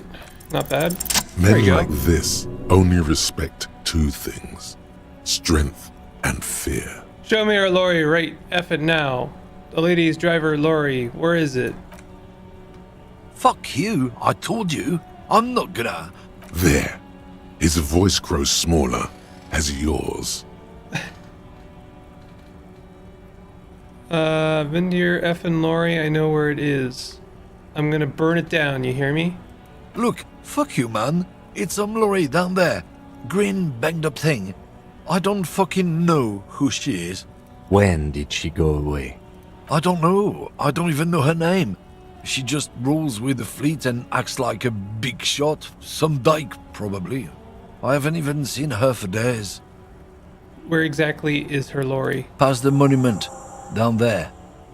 The Green Temple. Now, leave me the fuck alone, okay? A small temple by the monument. Green. Looks like he got his adrenaline up, too. I really, really don't mind ruining that guy's day versus ruining this guy's day.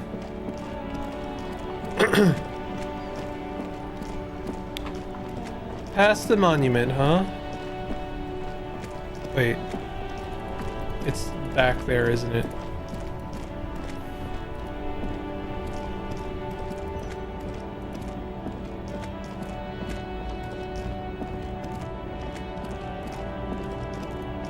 Looks like this one. This screen found, A to Z, contemporain, is parked in the shadow of the ruins looming overhead. It's seen better days. This must be the one he told us about. Unless he was lying. Try to peek in the window. The glass on the side windows is tinted and covered with dust. You can barely make out the shape of a seat and 2 steering levers. Posters cover the small windows in the back. You can't make out what's on them. Try the door handle. The door is locked. The handle looks shiny, like it's recently replaced. There's no pick in this lock. The owner has put special care into it.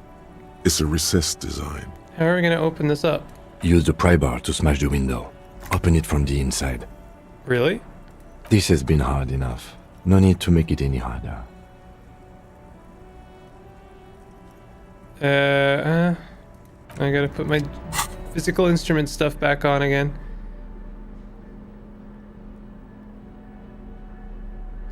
I do kind of wish you could like have sets of clothing and just like swap between them.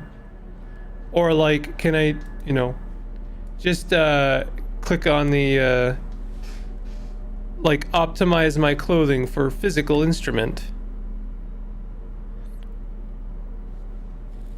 I know that maybe takes some of the fun out of the game, but also is it fun to do this? Do I have any physical instrument? Or am I wearing it all? Oh, there we go. There's our own. Yeah, but this also has physical instruments. So like, yeah, I'm wearing all of my physical instrument stuff.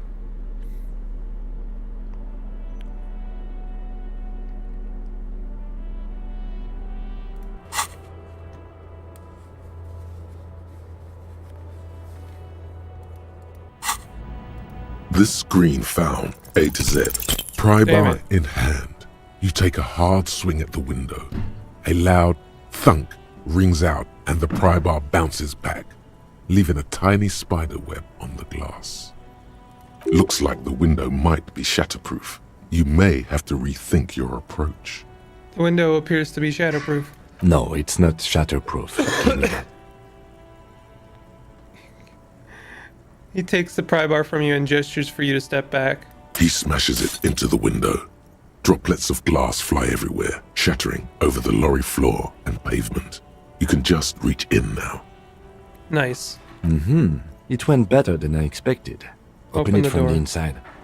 The smell of cigarettes and perfume welcomes you. The cabin inside is plastered with old movie posters. Actresses smile from the walls. There's a radio transmitter in the front and a toolbox tucked under the driver's seat. Some tools lie scattered near the pedals. There's something odd about the passenger seat. The seating fabric has been pulled tight over the lower side of the seat where the toolbox should be. Admire the posters. These are movie posters featuring starlets from long-forgotten films from the 20s, the teens, even the 90s of the last century. One of them particularly catches your eye, a centerfold of an ingenue attached right above the back seat. There's definitely perfume in the air. It's spicy, with a hint of amberette, wafting through the bitter air of the cabin. What's that smell? The remnants of a sweet juniper-scented perfume, probably Grenade No. 5. Study the centerfold. The actress is draped in a sheathed dress, one of her shoulders bared. The faded remains of an autograph run across the poster. She's looking past the camera. Enough of the posters. The actresses and the rear actor all smile you a warm goodbye. A radio transmitter is attached to the dashboard and a toolbox sits under the driver's seat. Examine the radio. Looks like the frequency dial is absent. It requires a key to work, but the key has been removed, likely by the missing lady driver. Strange. There are so many radio stations saved here. Must be over 100 at least. What about the Speed Freaks FM? Is it one of the saved stations here? No, that's on 78.9. Lol. Raise your eyebrows. What? I happen to have committed the frequency to memory. I have no problem admitting that. Why would anyone need so many radio stations? For contacting an entire fleet of lorrymen, for example. This is all shortwave, UW and UKV. Looks like we are dealing with an impressive organizational tool. The nerve center of a huge operation. With quite a range too. A 20-kilometer radius at least. Perhaps extended by an attachable antenna that's not here right now. Is there anything we can do with the radio? Doesn't look like it. It's completely inoperable without a dial key. What else is here? The ghostly actresses and the rusty toolbox under the driver's seat and the oddly bulging seat cover. Peel off the cover on the passenger seat. Voila! A stack of neatly folded papers has been stashed behind the seating fabric. You see 3 maps depicting a large metropolitan area. It's Revachol. Some of its routes and highways have been outlined with a pen. Bonne prise.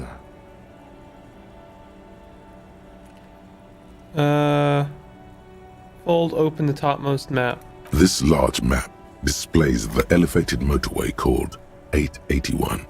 The intake leading to Martinez is marked with a blue X. There's another X on the off-ramp at a place called the Old South. Toll booths at the intakes are marked with a circle. It looks like there are scant few ways of getting onto the elevated motorway that runs over Jamrock, and this person knows them all. There, hundreds of thousands of motor carriages roar on the 881, high above the massive brown and red roofs that is Jamrock. The commuters don't even look down. The world ceases to exist outside the windshield. Where does the road lead? To Kuron, through the middle-income neighborhoods there, by the river, and then to Stella Maris and La Delta for work, while the men and women of Jamrock scuttle to their fates below the road. Fold open the second map. This municipal map from the 30s displays a complex system of storm sewers underneath a sub-district called the Pox, old military hospital, right adjacent to the 41st precinct. No storm will ever drown Revachol. The great solution to the riddle of history. Look at the third map. The final map displays a labyrinth of service tunnels left over from the construction of Motorway 881. A few routes have been marked with a pen, where the tunnels and sewers surface near the eminent domain and a traffic island in central Jamrock by the lake. These service tunnels were probably used during the construction of the foundation beneath the motorway. Looks like the smugglers have infiltrated the road network belonging to East Motor Tract. The smugglers have infiltrated the motor tract. So it would seem. The RCM patrols most of these auxiliary roads, though apparently not all of them. Where does the contraband end up? Hard to say. This distribution network looks certainly large, yet still vague enough. It doesn't reveal much about the Besmerti behind it. Besmerti? That sounds vaguely familiar. The Besmerti is a Revacholian crime syndicate. They see themselves as the inheritors of the 14 Revacholian Indo-tribes. But really they're just violent gangs vying for control on the west side of Revachol. With cool names like La Puta Madre and Aura Masta. It's a dark parody. Who do you think is behind this? It's definitely not the Union. They just do some logistics. This operation has spread everywhere in Jamrock. If it's that widespread, then Madre remains the most likely suspect. Here's bad news. There have been attempts at a serious investigation before, but they haven't ended well for those involved. Lieutenant Kitsuragi is a brave man for saying Madre's name without the winces and whispers that usually accompany it. Especially bad news for cops who may have something in their past they don't even know is there. Oof. Return the stack of papers under the seat. Best not to disturb the scene. I'll have forensics go over the lorry and pick this up later. The stack of maps looks just like before, barely noticeable. The movie stars look silently by, and the pull-out toolbox has a rubber handle, worn from years of use. Check the pedals. You wedge yourself under the steering wheel to get a better look. Seems like the few tools lying around here, a hammer, a pair of pliers, a rusty wrench, have been casually thrown there by the disorganized driver. But one odd detail does catch your eye. A piece of sandpaper has been glued to the throttle. Sandpaper adds extra grip. Looks like the driver has glued a piece of sandpaper to the throttle to offer some extra grip. Sandpaper? A novel technique? Sandpaper would also rub off the pattern from the driver's right boot sole. What?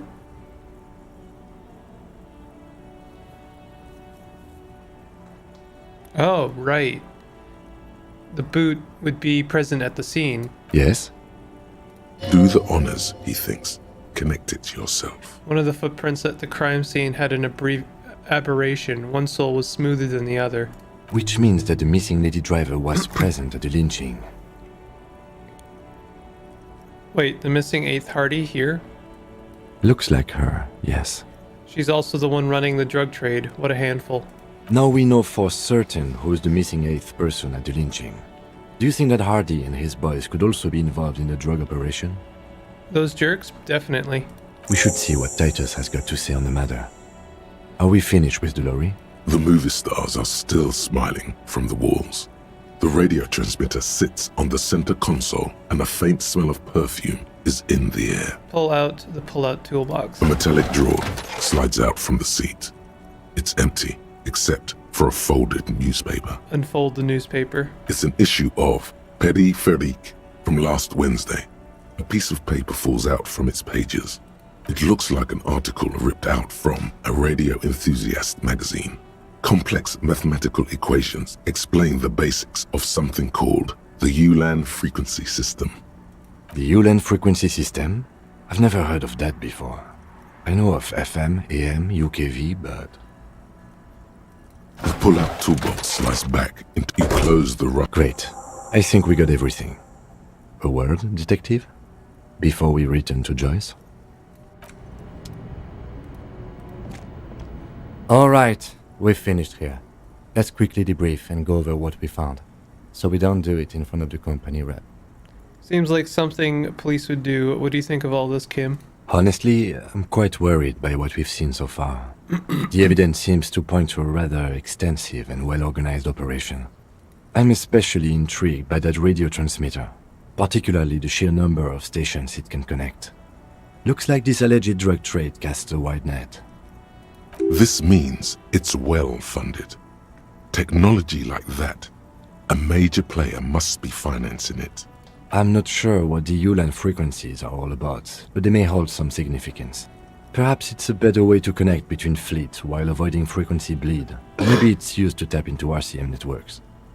Listening in on your calls between you and your station. Oh. A worrying prospect. Oh, and the maps we found. They reveal the geographical extent of the operation. Looks like they've used abandoned tunnels and access roads to stay hidden. This is useful info. And last but not least, it looks like the Hardy boys knew this driver, as we know that she was present at the lynching. This may be the Union connection we've been searching for. The probe and the case converged, he thinks.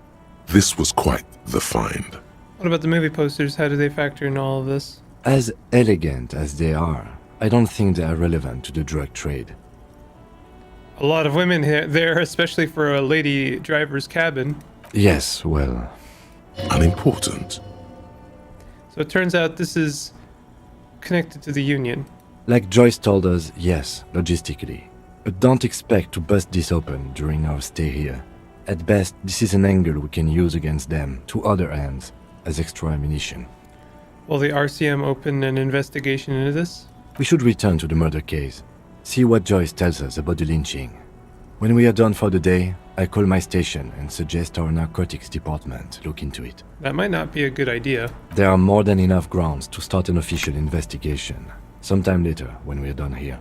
We do not want to get caught in that. What are you thinking? The fact that one hasn't started already gives me pause. An investigation, I mean. Especially if the Madrid grouping is involved, and I can't imagine they aren't. It's certainly worrisome. Corruption? All the same, I don't like the idea of internal affairs descending on the matter. That won't help anyone either. Okay, debrief over? Debrief over. After you. You know, my methods are eccentric, but I think at the end of the day, me and Kim are on the same page when it comes to our methods. Well, not methods, how seriously we take the case. I care about the case, but I also care about everything else. It's really just it.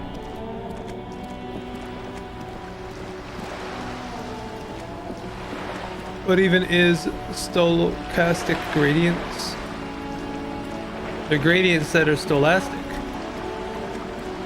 Or stochastic.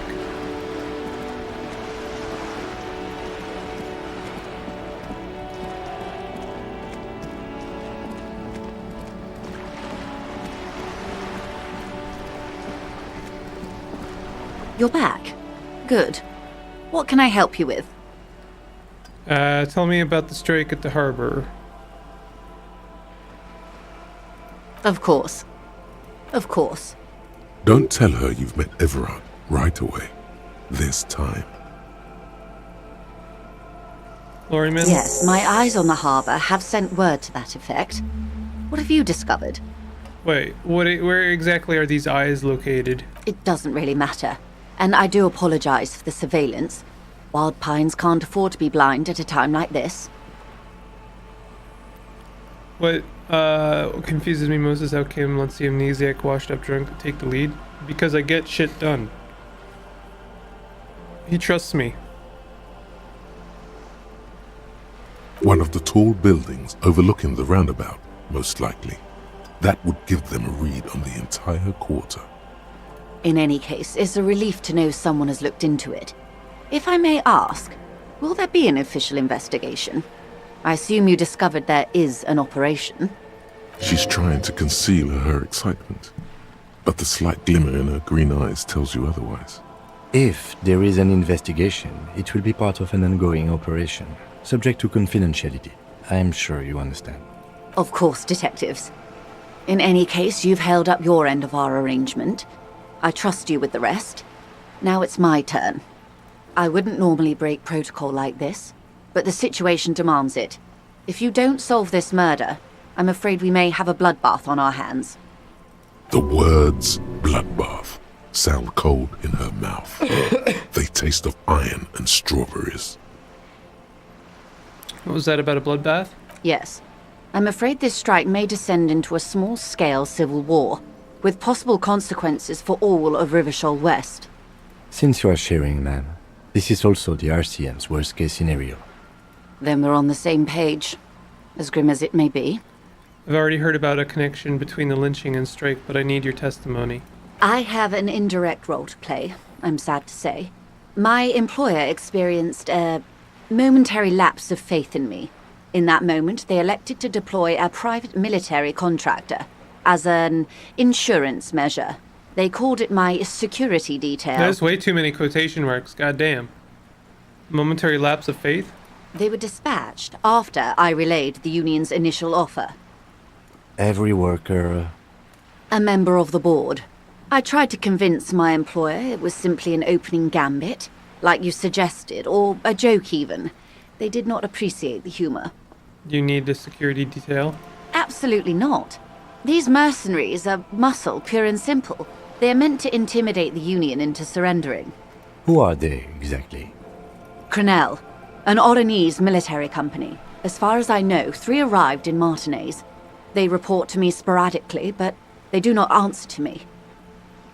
To be frank, our relationship is deteriorating.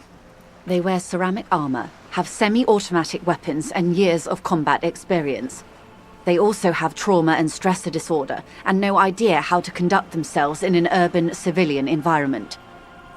So, what happened? The story is, one of them, the colonel, I don't know his real name, sexually assaulted a local woman while he was drunk and separated from his unit. This allowed some of the more militant Union members to subdue him. He was taken out behind the whirling in rags and lynched last Sunday night. What then? Nothing. Mr. Clare refuses to let me into the harbour. I have not been able to discuss this matter with anyone there. The remaining 2 Crenell contractors carry out their orders, for now. For now? It's a smokescreen.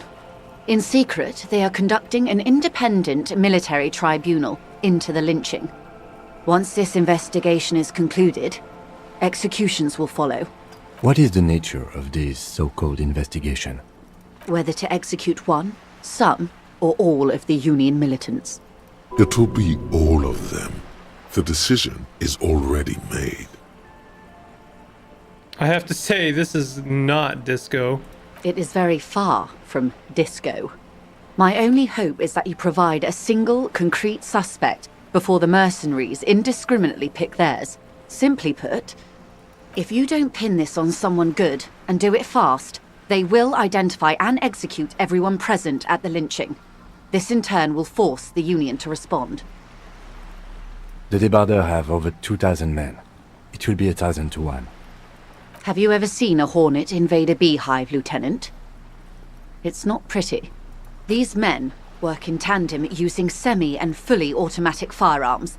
Their armor is virtually impenetrable to muzzle-loaded weapons, even yours. Most Union workers don't have guns at all. The muzzle loaders need to be reloaded after every 1, 2, or in your case, 3 shots. The automatics every 1 or 2 minutes. As I said, a bloodbath. See, Kim, this is that great bloodletting I've been telling you about. I can't see it happen. Too many things would have to go wrong first. Too many things have already gone wrong. Lieutenant W. Freighter Dubois. Oh. All we can do is keep that which is not from following suit. One single concrete suspect delivered into civil court, and I may be able to defuse this situation. What can you tell me about Crenell? Not much. Their public resume is relatively good, as far as private military contractors go. I believe they were once called Downwell. They boast a long list of clients: Saint-Baptiste, Welchman-Lorenz, Eintracht. A warning sign, however. The operations concerned all take place in third or fourth world countries. Guarding facilities, escort missions and such. Meaning they're used to operating in war zones. Yes. All the good conflict corridors, Supramundi, Yesut, the Seminese Islands, countries that don't have a good record reporting atrocious military conduct on their soil. Okay, anything else you got on them? Sadly, no. Before this happened, I had little interest in them. Now that I do, I don't have the resources. If you still have access to the ICP's database, you could run a better background check than I ever could. It may take some time, though. Do you know a lot about the inner workings of the RCM and the ICP, ma'am? In my line of work, it pays to do your research.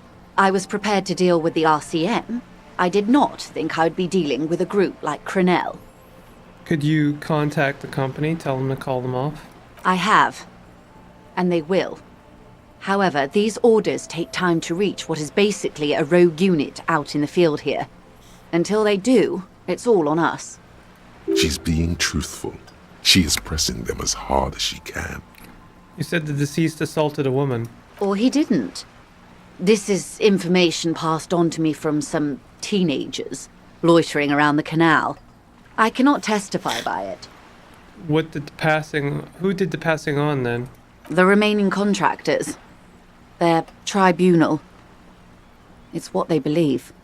What did these teenagers by the canal say? That the man was killed because he assaulted a local woman. I've asked around a bit. This seems to be the accepted story around Martinez. The lieutenant consults his notebook, his eyebrows knitted in concentration. Odd. We haven't heard any reports about an assault in connection with the lynching. Where did it take place? That's not true. They And kind of when? have. Last Sunday night, at the Whirling in Rags, the hostel by the gates. Supposedly, the colonel was drunk, maybe on narcotics too. Either way, he's alleged to have sexually assaulted a woman. Sometime later, a group of dock workers got their hands on him. And who was this woman? That's a good question, officer.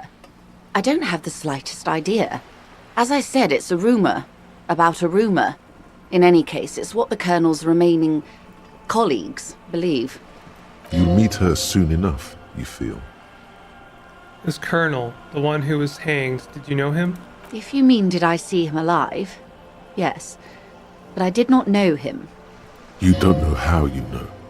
It's not written on her face, nor in her voice. But she had sympathy for this man. You liked him.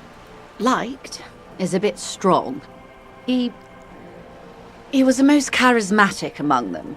He handled all the talking. His departure left a major gap in the group's communication skills. His name was... Lely. His service name, a nom de guerre, most likely. He wouldn't divulge his full name. Only one of them did. A bad sign if there ever was one. Tell me about the others first. One is a man, Corty, they call him, a nickname as well. The other a woman, Phyllis DePaul. Corty is the gunner, I believe. DePaul is a radio operator. What would you say was his eye color, the deceased's? She closes her eyes, trying to picture the man's face, then shakes her head. I can't remember. The lieutenant was testing her, asking a small detail first to see if she knew him better than she let on. She passed. That's all right, man. Anything else? Nationality? What would you say was his age? He was 40 or 50. It's hard to say which. He had a combat injury on his lower jaw. It made it difficult to estimate his age or gauge his facial expressions. Indeed, this matches the dental reconstruction we saw on the body. What else? Nationality? Accent? He was, Occidental, I think. Light brown hair, a mixed accent, Oranese, or Messinian, maybe. His injury gave him an accent all his own. In a way, it was humanizing. He had to learn to speak through it, through the injury. That's all I know, I guess. I only met him once. Where are the remaining two mercs now? They've gone to ground, as it were. I don't recommend seeking them out. For one, they're almost certainly armed to the teeth. They don't have the same respect for the Revachol citizens' militia as I do. To put it bluntly, they think you're vigilantes. Ghetto savages. It will not be a fruitful meeting. We still need to know where they are. You're likely to run into them eventually. When that happens, I'll be in a better position to mediate if I don't appear involved. Where are these mercenaries? One is obviously the scab leader at the harbor gates. The one chanting the idiotic slogans. He's barely maintaining his disguise. Scab leader at the harbor gates. The other has a vantage point in a building south of the roundabout. They were keeping tabs on you while you were canvassing the lorry drivers. One must be the goon in ill-fitting work clothes by the harbor gates, the scab leader. That may be so. Oh, I remember him. I still hope you heed my advice. There's no need to kick the hornet's nest. For all your talk of averting this catastrophe, the situation at the gate is a powder keg. Does this not bother you? Of course it bothers me, Lieutenant. But my hands are tied. How would my employer react if it appeared I were intervening on behalf of the Union? Well... Your concern may be appearances. Ours is keeping the peace. One is probably in a building overlooking the roundabout. That would afford a good vantage point. In any case, it's practically inaccessible. Where is your radio for contacting them, if I may ask? Do you have an earpiece? Heavens no. I'm not an undercover agent. There's a shortwave at the ship's wheel. I had another question for you. I hope I can answer it better. How much time do we have? Until the executions start? Truthfully, I don't know. It depends on their progress identifying the members of the lynch mob, and their impatience. They don't report their progress to you? Not on this matter. I'm afraid they consider this a personal initiative. It's a matter of days, not weeks. That's enough for now. I am sorry to have been the bearer of bad news. If there is anything else I can help you with, please ask. Now, can you tell me about these tattoos? Of course. Excuse my hesitation before. For about half a minute, in silence, she wears fingerless gloves. Her fingernails are cut short and fractured, like those of a working woman. It was taken with a trigette not long ago. This is the man's upper body. There were no more markings on his hands or legs. Stay quiet. Observe the woman's expression. Her mouth is relaxed. The accordion lines near her mouth vanish. The pearls of her eyes move slowly on the photo's surface. She has no excess of emotions for this cadaver. Has she seen dead bodies before? It's likely. What do you think? Sorry. I was trying to see if I can read the web of interdependencies between these points. The stars. I can't. But that's how you read this story. The points themselves don't have letters, numbers, anything. Their size, location on the body, and distance from each other tells you what they represent. Stars in the sky? Close. Port cities. This is an Oronese map of the waterways, a sailor's tattoo worn by wayfarers of the Dolorian century. Over 300 years ago, the sailors would mark their bodies to map their travels.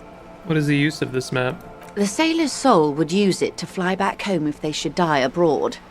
This is a sort of contraption to be reeled back in by. The silver cord, they would call it. Where is he now? This one is going nowhere but the morgue. The times have changed. What travels did the dead man make? Quite a few. Vredefort, the Oronese capital, traditionally stands on the right shoulder. He started somewhere near here, I think. What next? Then he made his way to the Pretto Grande, through what I think must be the Stutz Canal, an artificial channel through the Occident. From the Pretto, he sailed to the Insulindic Ocean, first the Semines Islands, then this.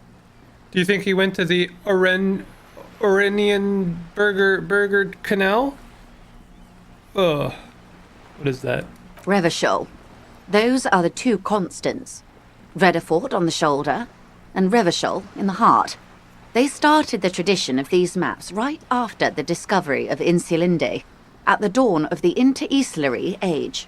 The old world passing by, and the new world already here. You said you can't read it. I can't. This man was no sailor, and these are no ports. I can understand geographic fragments, but not their meaning. Who could tell me more? His platoon members? The other contractors. Though I do not suggest you go and show them that picture. This man was their friend and comrade. It could go this or the other way.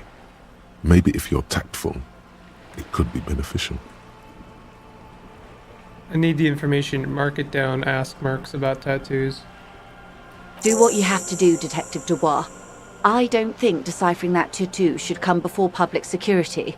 But if you should wade into the mob to find out, I couldn't stop you. We will be careful, ma'am. That's all for the tattoos. Thank you for your help. Is there anything else I can help you with? That's it. Alright. Confront Hardy Boys about drug trade. Let's do that, and then I think I'll wrap up stream.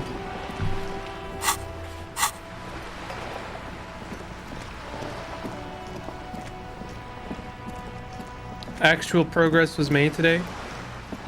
We've done quite a lot, actually.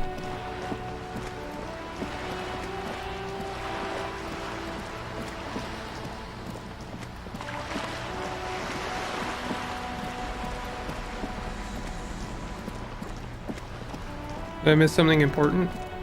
Yeah, well, we just got a lot of information about the drug trade, who was in, like, the guy who died had friends, and we know who those friends are. That's really the biggest part.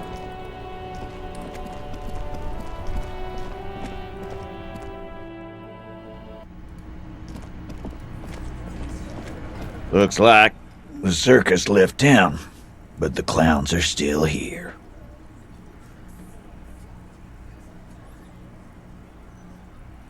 Talk to Joyce. The merc you hanged, his friends are coming for you. Yeah. By friends, you mean his squad mates from Crenell. Wouldn't want to beat up his grandma. Nervous, snickering.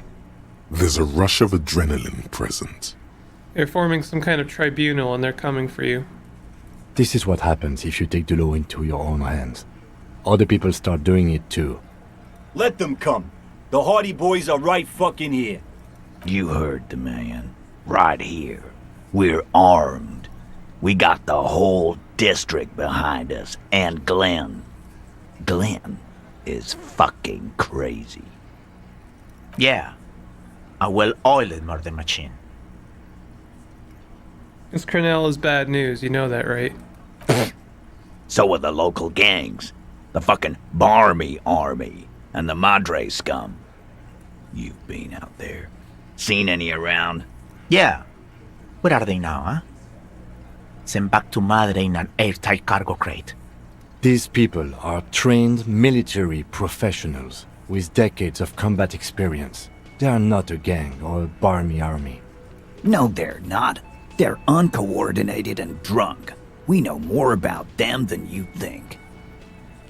The mercenaries are armed with automatic weapons. We got weapons of our own. We got Ister 50s, Zeelagers. Glenn's got a knock cannon at home. Will they pierce ceramic armor? I guess we're gonna see, aren't we? That was an unsure phrasing. See what? That they don't? Yeah, like you've been up against ceramic armor. You haven't even seen the whole suit, right? I've seen the whole fucking thing, and it didn't make him immortal. Joyce said they've gone rogue. Nobody is controlling them. Big fucking surprise. They hired psycho scum, arm them to the teeth, and let them loose in the city. What do you think is gonna happen? Okay. What do you mean, okay? Oh,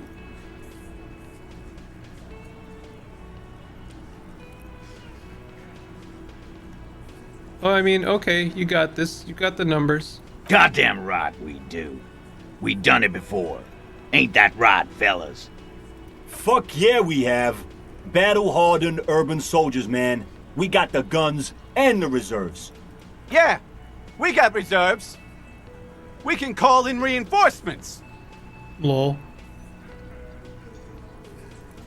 Give me a second. I don't like this animation happens every time.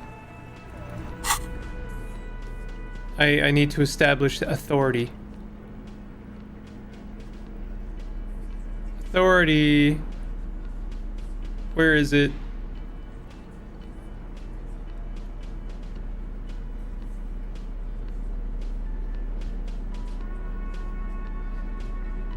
I know I have some authority. Maybe I don't. Wow, I've got nothing. Well, I'm wearing a negative authority, so let's change that.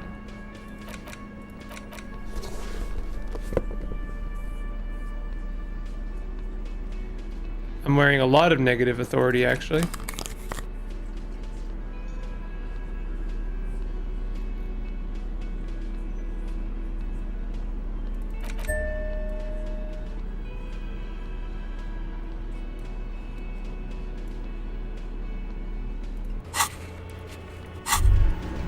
Looks like the circus left town, but the clowns are still here.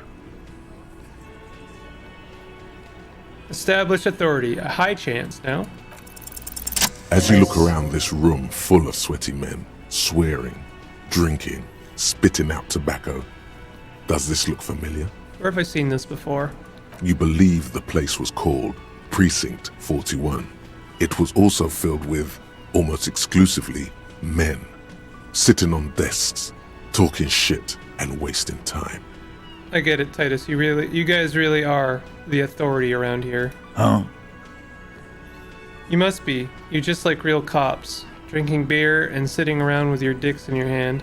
You got a problem with beer now? Lol. Not quite there yet. Push on. I got drunk, so drunk I drove my car to the sea. I don't give a shit either, just like you guys.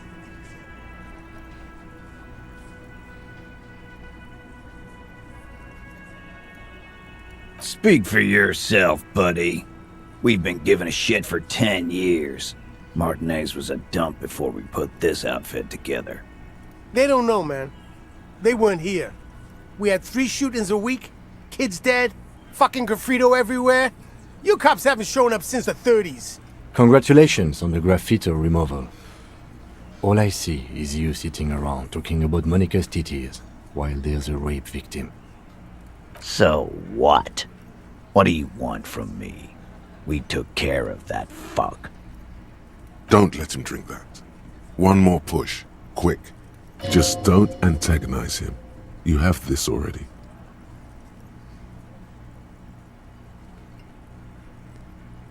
Someone's been raped. She needs counseling. We need to talk to her. Titus? She stops mid-sentence.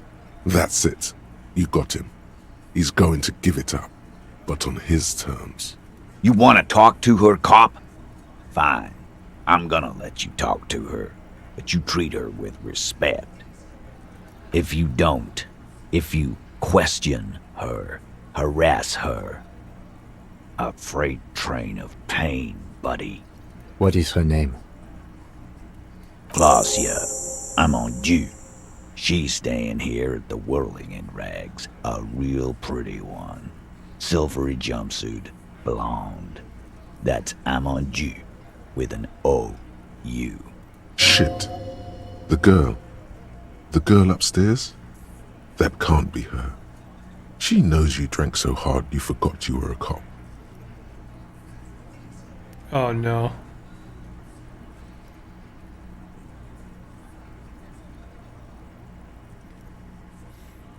Cassidy? Yeah. Blonde. Tall. 2 rooms over from yours. Miss Orange, disco dancer? Sure. Why not? You've probably seen her around. Oh. You inexplicably add cool after the victim's name, with your eyes bulging like some wild beast. Your fingers are fidgeting and sweat starts forming on your brow as Titus looks at you oddly. I almost succeeded that check. I don't understand what's so cool here. Nothing. We just have a few more questions. Then we'll be on our way. Whatever you do, do not tell him you know her. That would sound off. Calm. Normal. Try to forget this little hiccup. So what was her relationship with the mercenary? Relationship? There was no fucking relationship. He raped her. That's their relationship. Something is off here. His anger is possessive. Was like that karaoke incident all over again. Or like some of the other girls he was harassing.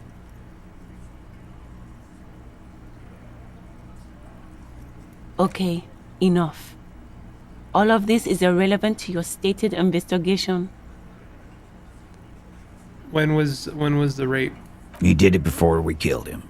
He's not gonna do it again. So what does it matter?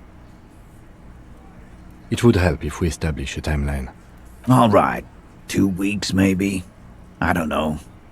I need another beer. Here you go, boss. What is your relationship with her? I know her. How well do you know her? A small twitch in the corner of Kim's mouth. He has a hunch about what knowing means. Well enough, Copper. We partied. She's been here for a few months. So she's not from around here. You mean Revachol? Nah. Our Miss Aranye disco dancer is an immigrant, or a drifter of some sort. Been staying over here over the winter. Oh, so this is not the, like, 8th member of the Hardy Boys. Don't you give her any more trouble. She's just had some bad luck, that's all. Shut up, Angie. She doesn't need your help. Titus gives them both a look. They fall silent. What's with all the silences? It's like these guys don't know how to feel about this. You should keep picking at it. You said you partied. Cool. That's cool, but what did you mean? What do you think I meant? Drugs? Yeah, we did them. What's that to you? So you're saying the two of you were close? No, we just fucked. That's all. I'm not gonna give you any details if that's what you're after. So put your dick away. He really went out of his way to seem comfortable with this topic. That's all you're gonna get for now. He's doing a good job here. A commendable performance of I don't give a shit. Thank you, we'll talk to her. Remember what I said. Freight train of pain. We'll talk about the drug trade later. He murked the merc because he slept with a girl Titus fancied? Well, according to the them... white ceramic cuirass hugs your torso, shielding your vitals without adding much bulk to your form. Your movements cause tiny little clicks, like dice rolling somewhere far away, as the plates reorient to your motions. They raped her, according to them. And according also to Grace. So, a little bit different. I'll be responsible with this. This is just to protect me from harm, not to show off. The hardened vitreous enamel, at once sleek and light, adds a glow to your cheeks and a spring to your step. Just imagine what a full suit of this stuff could do for you. Yeah, I want the full suit. It may be a while before you have all the pieces. In the meantime, you should analyze the armor, figure out its vulnerabilities. Vulnerabilities? Remember, this is a highly specialized kinetic redistributor meant to stop bullets. Wear it, observe its properties, see if there's a weakness in the design. For the day you have to fight someone covered in the same material.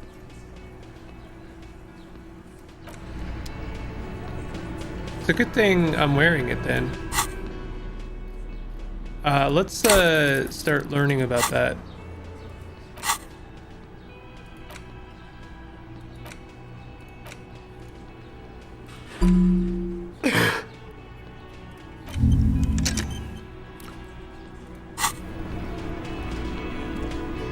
Officer, what was that? What was what? You looked strange when he mentioned the assault victim's name. Do you know that woman? Yes. Is there something I should know before we talk to her? Whatever you do, don't say the first thing. I met her in the hallway after I woke up. Understood. You were not in good shape on Monday. I tried to hit on her. Understood. It went pretty okay, I guess. It doesn't matter how it went, officer. What else? She knows I did some pretty crazy stuff before I passed out, that I partied hard and not very mentally healthily. So she overheard you? Or did you party together? So this is what it feels like to be interviewed. I got nothing to hide. What if you do, but you just don't remember that you do? You'll get through it. She overheard me listening to music and doing weird things from her room. It's the one next to yours. Anything else? She knows I didn't remember being a cop. Okay, that's manageable. I asked her where we are, what city is this, maybe even what year, something like that. That's clearly your interrogation technique. Anything else? Oh, nothing. Let's move on. We'll be alright, Lieutenant. You feel fortified by his assurance. Is it though? Nothing? You're still in for a bumpy ride here. Try not to mess it up. Alright. I definitely don't want to mess it up.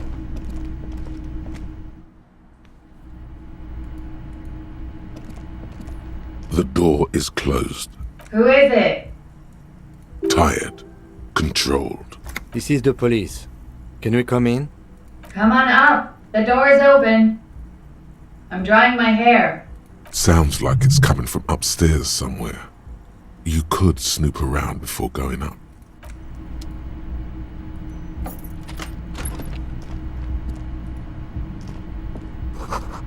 Hotel bill calculations. Looks like she's had an extended stay. Piles of dirty clothes. A woman's.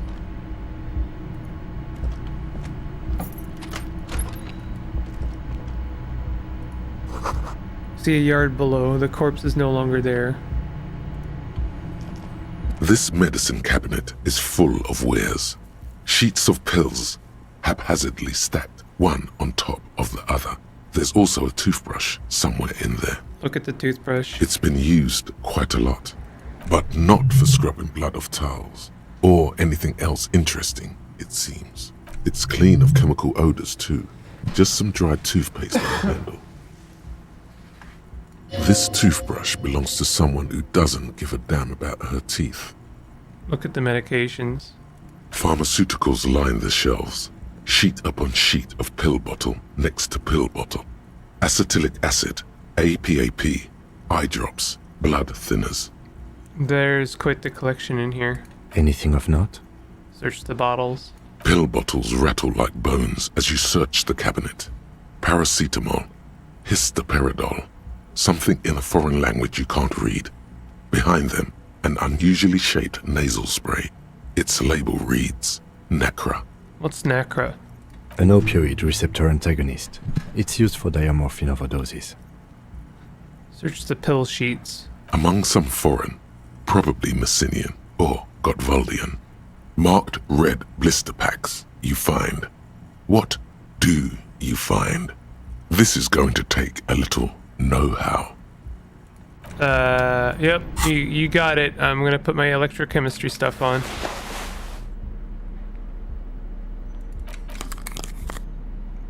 Maybe this is not in the spirit of the game. Maybe I should just take rolls as they come. But, you know,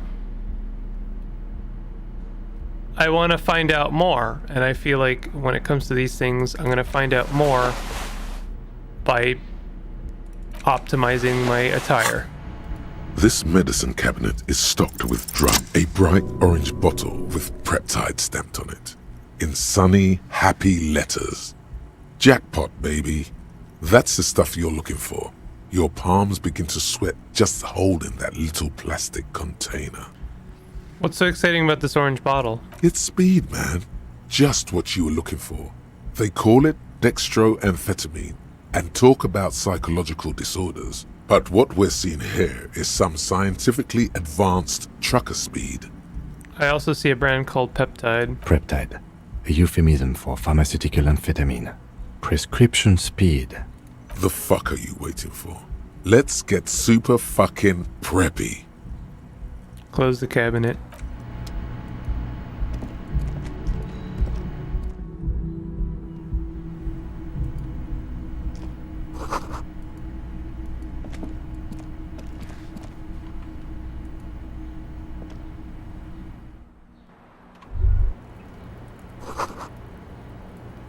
Hold on, I saw an extra thing there. This window is pristine on the inside, unlike the one next to it. Light from the desk lamp reflects off the glass in an untarnished golden halo. Run your finger across the surface of the glass. Smooth as ice. There are spots of mud and rain on the outside, even smudges. But the surface of the window is clear from the inside. No chips, no hairline fractures. Following your lead, the lieutenant leans in closer to inspect the surface. This window was recently replaced. Looks like it, yes. Important to know.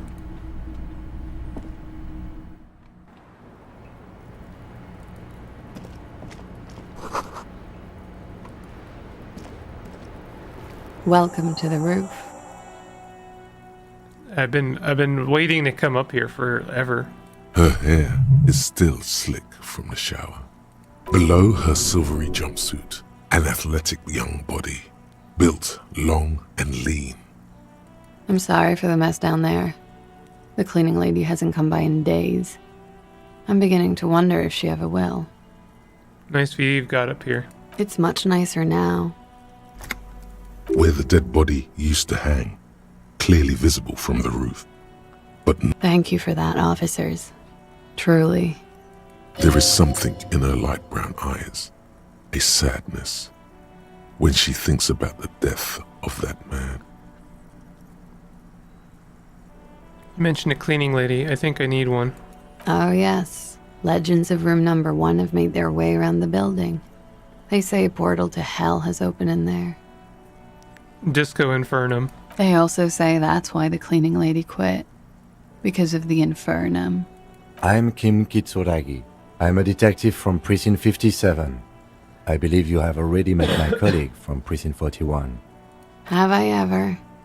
This is the biggest fan of ostentatious orchestrations I have seen in my life. And I have seen a few. Oh yeah. Life gets hard, but we go on.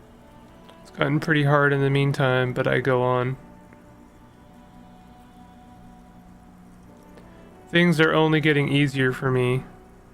I'm a policeman. To do redo.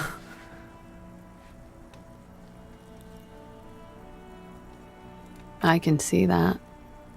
I'm glad all this onward going has brought you to me. Miss, we are investigating the murder of the man down there. The people who put him there have asked us to talk to you. Huh. I see. Be careful. Ask something else first. When you go there, use words like, I hear you have been through something difficult. Nice room you've got here. Yeah. It's pretty deluxe. What are you doing here in the Whirling and Rags? I'm wintering. How long have you been staying here? About 4 months. I came in November. Why here? Here in the Whirling, here in Martinez, or here in Revachol? Here in Revachol. I always wanted to see the only city in the world in the worst time of the year. It's a tourist thing. This is by far not the only reason she's here, and she isn't really hiding it either. You have quite the collection of prescription drugs down there. Thank you. I've put a lot of time and effort into it. Technically, possession of narcotics is legal in Revachol, but you should still reprimand her. No, don't listen to the stiff. Be cool. It was quite impressive. How did you amass such a hoard? With money, sir. It's not exactly the NT-star size caboodle I intend for it to be one day, but it's getting there. The collection includes Nacra, an opioid antagonist. Comes in handy when you've done too many opioids. Is that something that happens to you often, miss? Better safe than sorry. You seem to have, amongst other things, Preptide. Oh, yes. One of my favorites. It cures many ailments. Like what? Like not being able to stay up for 36 hours. Not being happy. It cures those ailments. It's just a merit speed molecule, basically. That's all as far as that goes, then. Very funky. That window is new. It is. The lieutenant makes a note in his notebook. He finds the answer unsatisfying. I have other questions for you. Okay. Watching herself reflected in the bedroom window, tall and sparkling and draped in smoke. What is your name, miss, for the record? Clausier Amandou. And where are you from? Vredefort, Republic of Oranje. What is Oranje? A bad memory, officer. A bad memory of what? Of lilacs and lightning. Parks, glass. Duraluminum. Vredefort is a conference city. It's always autumn there. And night. At least it was for me. What's so bad about that? Nothing. If you're no longer there. How old are you? I'm 28. What do you do, miss? What is your specialization? Something stupid. What's that? Oranese lit. Lit? Oranese literature. It's what I studied at the university. What is Oranese literature about? Fear of failure, fear of death, how it sucks to be Oranese. All national literatures are... Only the name of the nation changes. What about Revacholian literature? People sometimes reveal things about themselves when they discuss such matters. Revacholian literature too? No. Revacholian lit is about how magnificent and serious Revachol is. It's about how you have to save the world. I do feel the urge to save the world, yes. I guess that's why I'm on this case. That's the natural state of the Revacholian hero. She seems quite relaxed for a victim of assault. But, of course, what seems should not be your priority. Oranese lit, what do you do with it? Nothing. I do nothing with it. How do you make money then? Money is very important. Show her some money. Cool. I've made more money by just being than I have with Oranese lit. Being what? Many things. A roller skating instructor, a secretary, Miss Oranje 37. It's the world's most tired smile. Miss Oranje, now there is something you should linger on. Wouldn't it be inappropriate to linger? All things considered, very. Now linger. What is a Miss Oranje 37? It's a beauty pageant, held in the year of our century 37, in Oranje. She was 14 at the time. What is... you were 14? Indeed. Her voice is indifferent to the number. I don't think I've ever been 14. I don't think I've ever heard anything less relevant to any investigation. I mean, it's pretty relevant. Come on, detective. Cut him some slack. This guy's been through some heavy-duty emotional stuff. Could we take a look at your passport, please? I'm afraid you can't, officer. Why is that? Because it's buried in a sealed plastic bag at an undisclosed location on the coast, along with cash and airline tickets. Thank you for your candor. Why? They say so in your tourist brochure. Keep travel documents away from your person when west of the river. How do I know you've told us your real name? If I were to lie to you, I would come up with a more mainstream name than Clausia Mondu. It's a weird name. She seems to be telling the truth, sire. Okay, then. Okie dokie. She pours herself more coffee. Thank you, that's it for the record. The record? So official. I need to talk to you about your room again. No. They tell us you've been through something difficult. Something difficult? I've been through at least half a dozen difficult things. Which one do you mean? Were you sexually assaulted, miss? By sexually assaulted, you mean raped? Yes. It's a bit early in the morning for raped, isn't it? She sounds positively buoyant, vivacious, totally unbothered. Actually, it's already afternoon. Is it? It is afternoon. Time flies, man. So you weren't? Yeah. I'm gonna go with not raped. I don't want to say that shit about him. By him, she must mean the victim. Tell them it's not my style. They'll have to, if they want to jazz up the charges, they'll have to get someone more, rapeable. Wow. By they, she means the Hardy Boys. Are you saying that you were asked to tell us you were assaulted? Not explicitly, but I understood what they meant. It wouldn't hurt to spice things up a bit. Some assault and battery. Sexual assault, maybe. It was clear the latter would be spicier.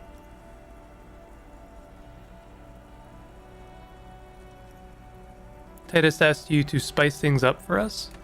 Pretty much. warming them.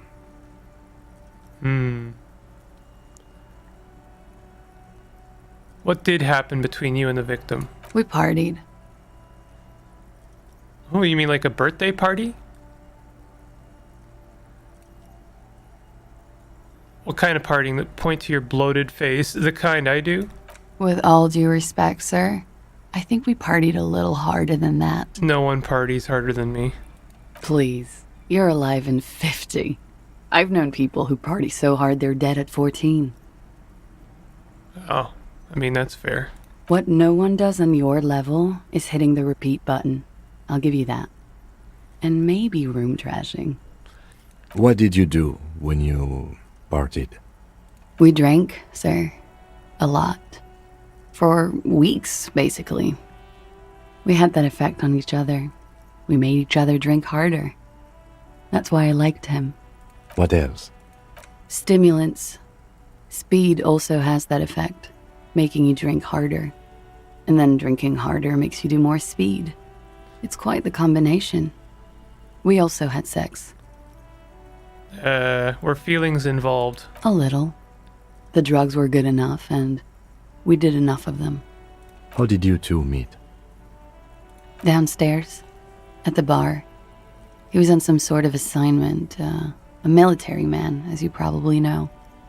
Had a cool, scary scar. She appears aloof, but that scar part, the scary, is stressed and drawn out. What's that about? Apprehension? With longing. She misses him.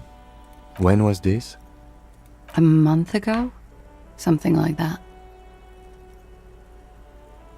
It must have been hard for you, point to the yard, seeing him there. Oh, yes. I've had a great view.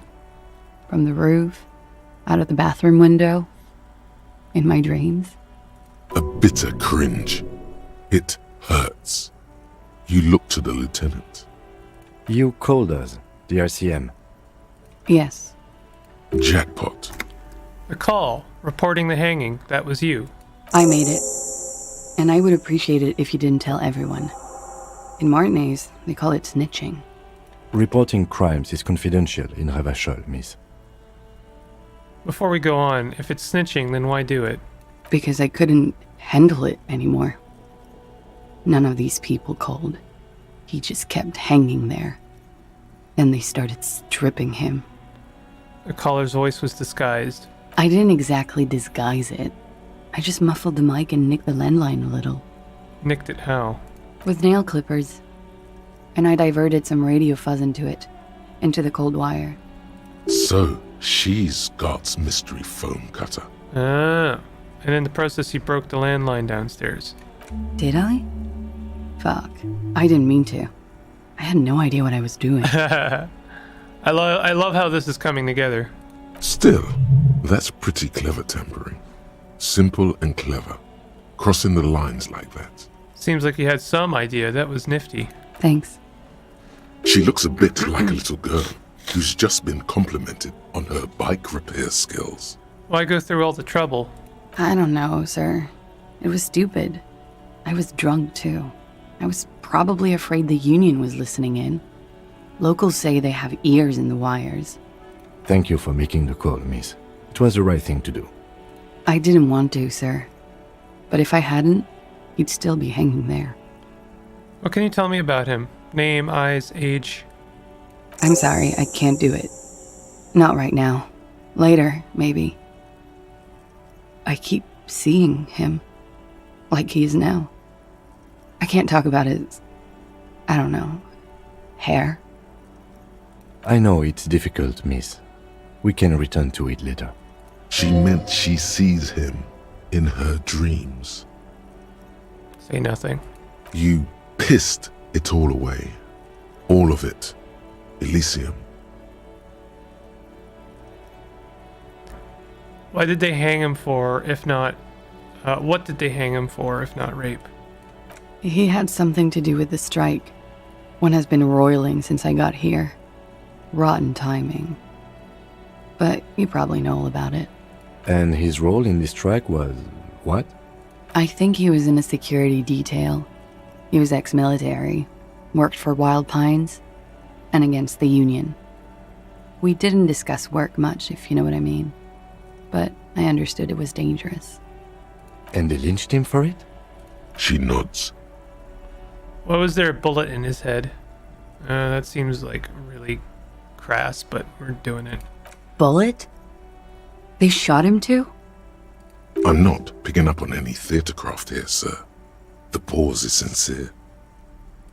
They stripped his clothes and they shot him? You mean after they hanged him? I'm confused, sorry. So am I. Were you aware that he had also been shot, miss? Things are starting to go a little over my head here. I thought he was hanged. I was not present when they did it. I don't know what happened. I just know what they told me. And Sylvie, the bartender. This is beginning to get confusing for you too, and we don't like that. Where was she last Sunday night? Where were you when this happened? Cowering. I was cowering downstairs with Sylvie. How do the Hardy Boys know you? They're frequent guests. Downstairs, they have a booth for union members. They're probably down there now. How did you meet? Over drinks. It's been a long, boring winter. Did you party? A little, yeah. Like you partied with the deceased? No, not as hard. I'm sorry to have to ask this, but have you had a physical relationship with any of the Hardy Boys? I have. Which one? Which ones, sir? Oh no. I don't remember precisely. Titus, obviously. But as I said, it's been a long winter. I'm actually gonna guess that the mysterious 8th Hardy Boy is who she had relations with. Could that have been part of the reason they hanged him? Could that be why they lynched him? Jealousy? I hope not. Actually, I know that's not the reason. I'm careful about that kind of thing. Not crossing the wires, you know? But that's probably where they got the rape idea. What do you mean? Men like that? I don't know. It's the way their imaginations work. I suspect it's what they'd like to do to me. She changes balance from one foot to another, crossing her legs. Thank you for telling all of us, telling us all of this. She breathes a silvery sigh of relief and weariness. The air on the roof feels humid. Should we head by downstairs, officer? We may have things to discuss there. I had something else before we go, a little thing. She nods. Silvery cigarette fumes disappear into her mouth. This is a white chick. Look her in the eye. She looks back. Time moves slowly. The triangles of her face rearranging into a weary smile. Don't worry. We will protect you from her beauty. We will consult you through the reefs and sounds of her persona. We will see through deceits. You are shielded. You are wise. You are advised. There are muscles on long white bones that line her limbs, just below the silver jumpsuit. What is happening? Nothing. Just time passing. Don't worry. You are not a fool. Anything out of the ordinary and you would be notified. Air moves in your windpipe. Your heart beats. You're a detective.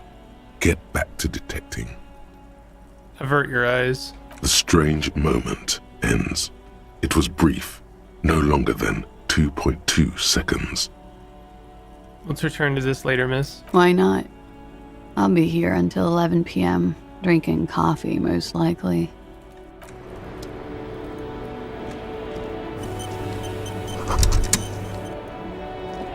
Just as you look at the flowers, a gust of wind raises them from the roof, picking them up in the air. Move your hand fast. You catch a single white flower between your fingers. The rest fly off into the wind. It's a Maybell. The young woman looks at the Maybell in your hand. Just a glance, then takes a drag of her cigarette. The lieutenant gives you an acknowledging little nod. What, are we meant to I give was it to her? just thinking, what a nice day for questions. pertaining to a murder investigation. What is this wildflower? Show her the flower. She looks at the dried petals in your palm, then lightly touches one with her fingernail. Chipped white polish covers the nail. It's long and sharp, like a mini dagger. The petal crumbles on contact. Pretty. Looks like a dried maybell. Is that the one you caught? Sambo style? Why was it there? Why was there a flower on the roof? I don't know, officer. Because of the wind? Lol. Or an admirer? And then any admirers, miss? Admirers? I'm too old to be a debutante. And this place is no fashionable society. Question avoided. Let's conclude that she has admirers. Plenty of them. She looks chipped white polish. Pretty. Looks like... Alright. Okay, talk to Kim. Looks like we have more to discuss with those so-called Hardy Boys. Half their reasoning just went out the window. You think this will make them cooperate? Nothing will make them respect the RCM, but it will disrupt the game they prepared for us. We just stripped off one layer of whatever it is. Her decision to not corroborate their story was definitely not part of the plan. Why did she tell us all of that? What else could she have done? Lie? She saw there was no way to lie and get away with it. I'm not sure she had to lie. I wouldn't have known. If not you, then me. It was a smart move from her.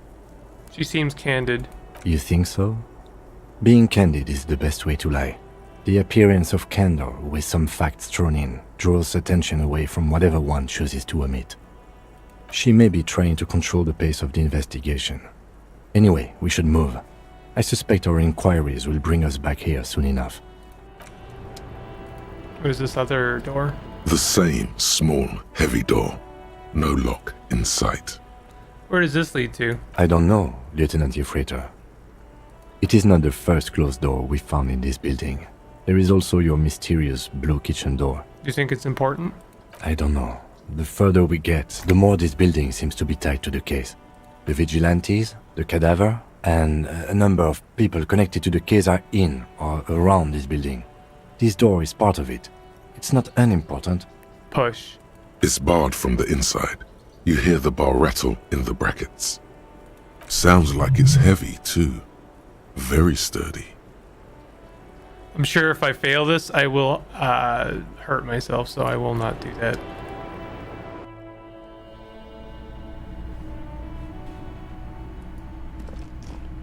Okay, let's, I already said this once, but let's go back to the Hardy Boys and then wrap up stream.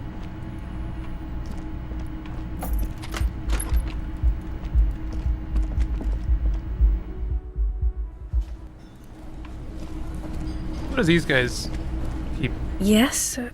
What is it? Did you hear that? Did you hear me sing? Did you like it? That was pretty good, Harry. Wasn't it, Jean? Huh, that was. Yeah, that was absolute shit, if you want my opinion. Drunken shit. Haven't wanted anything to end this badly since I had cluster headaches. Lol. Horrible. Truly horrible. I beg of you, don't ever subject anyone to this torture again. I mean, seriously, you need to... Jean, it's not right. Don't make it worse, and I really liked it. You were meant to wrap up stream an hour ago. She actually did. Wonder if Can I help Gart you? has anything to say. Another thing. Great. I love those. Yes.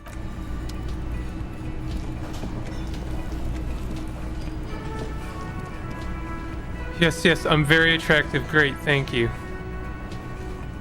Wow. The clowns are still hanging around. What is it now?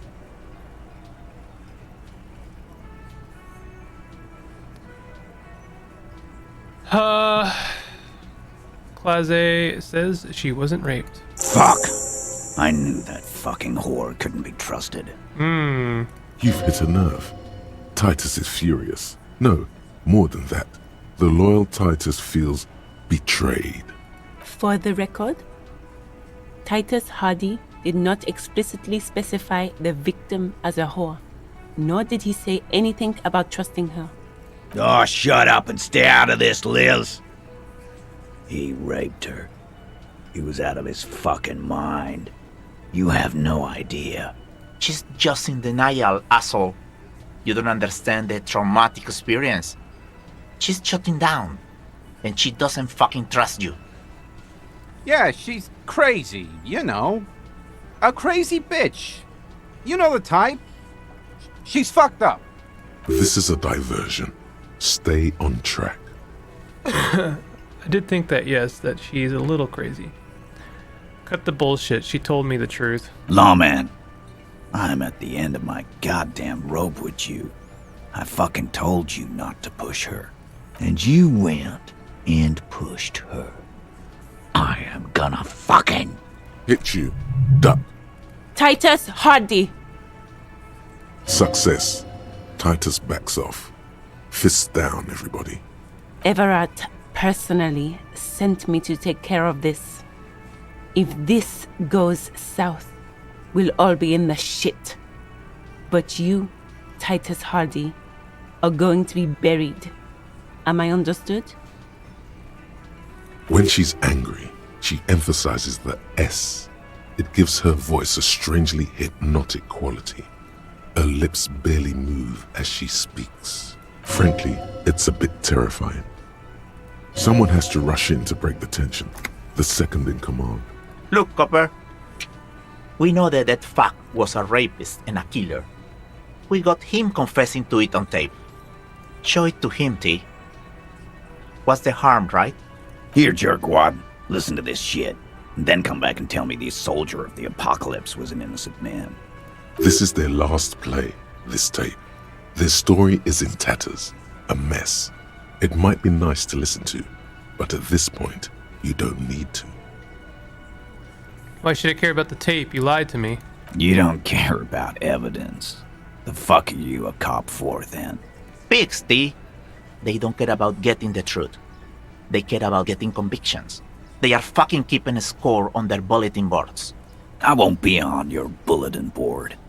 If you don't listen to the tape, we got nothing to talk about. There's a lot of questions. If you ask them now, they'll just keep bringing up the tape. Listen to it, and they'll have nothing to hide behind.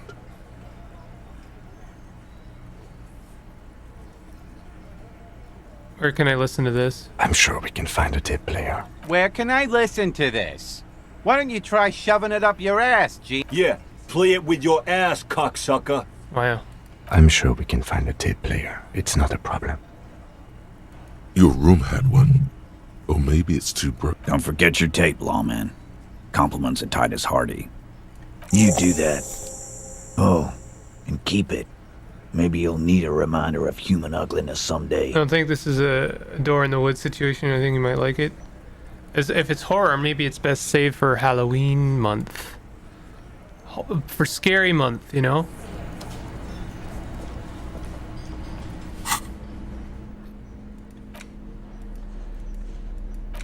Do do do do do do do do.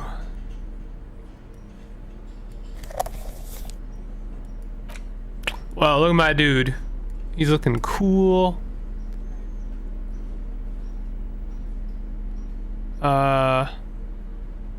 Is this it? Yeah.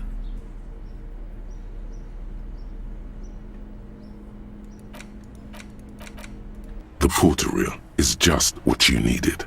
The reels attach to the apparatus with a satisfying click. The tape is routed behind the magnetic reader. Play the tape. You push command set, and the tape starts spinning. Violent static and machine sounds fill the air. This isn't Revachon. This is a fucking village. I can almost see the elephants. The harbor. That's the son of a Kvalson crane. When this shit is done, I'm gonna tear that place up. Soldier of the Apocalypse style. Kill shit. Dogs and chickens too. Gonna run a room, Cordy. A real nice room. that. I don't give a shit. I'm fucking done. I'm done mentally. I'll fucking do them all in. Rape that disco cunt on the counter. You know, the dance a whore upstairs. Do it Kohoi style. Never did get that taste out of my mouth. The lieutenant presses the button marked Arete on your portal. The tape stops spinning. What was that at the very end? Silence? End of recording. What do you think? It seemed authentic enough. Probably recorded off the shortwave, then edited to seem more incriminating. He sounded like he was on patrol around the harbor walls. He also sounded inebriated. Still, there's more going on here than we know. it seemed authentic enough. He did say he was going to do Probably it. You can't recorded edit off words the into shortwave. someone's mouth. Indeed, but there's more going on here than we know. Who's this Cordy? Corty could be short for Cortenar, one of the other mercenaries, the one he was talking to. Probably the mountain at the harbor gates. Mr. Right to Work. What's Kohoi? A village on the Samaran Isola, in South Safre. Grad committed war crimes there, the kind of thing he talks about. You think he was there? Who knows? Maybe the tattoos would have an answer. We would need to know the story of this man's service. A symbol of soldier of the apocalypse style conduct in a civil environment. Alright then, what now? I think we've got a few more questions for class here, don't you? This seems to contradict her testimony, at least to some degree. As you take out the tape, the boombox tunes itself back to the cheery radio again, spewing out beats like it's a Friday night. Bah! Alright. The contrast feels chilly, inappropriate even.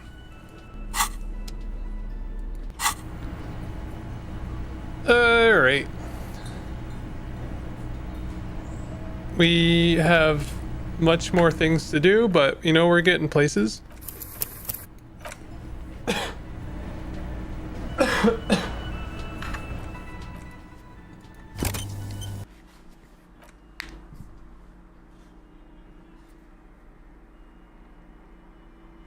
Is that the church? Kind of looks like the church. It's a weird angle to take this at.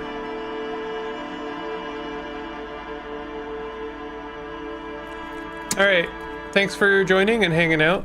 I'll see you guys probably on Sunday. There will be probably a Barotrauma stream. And if not Sunday, then next Tuesday. And in the meantime, there's 3 more episodes of Citizen Sleeper left. If you've been enjoying that series, thank you. You're one of like 5 people.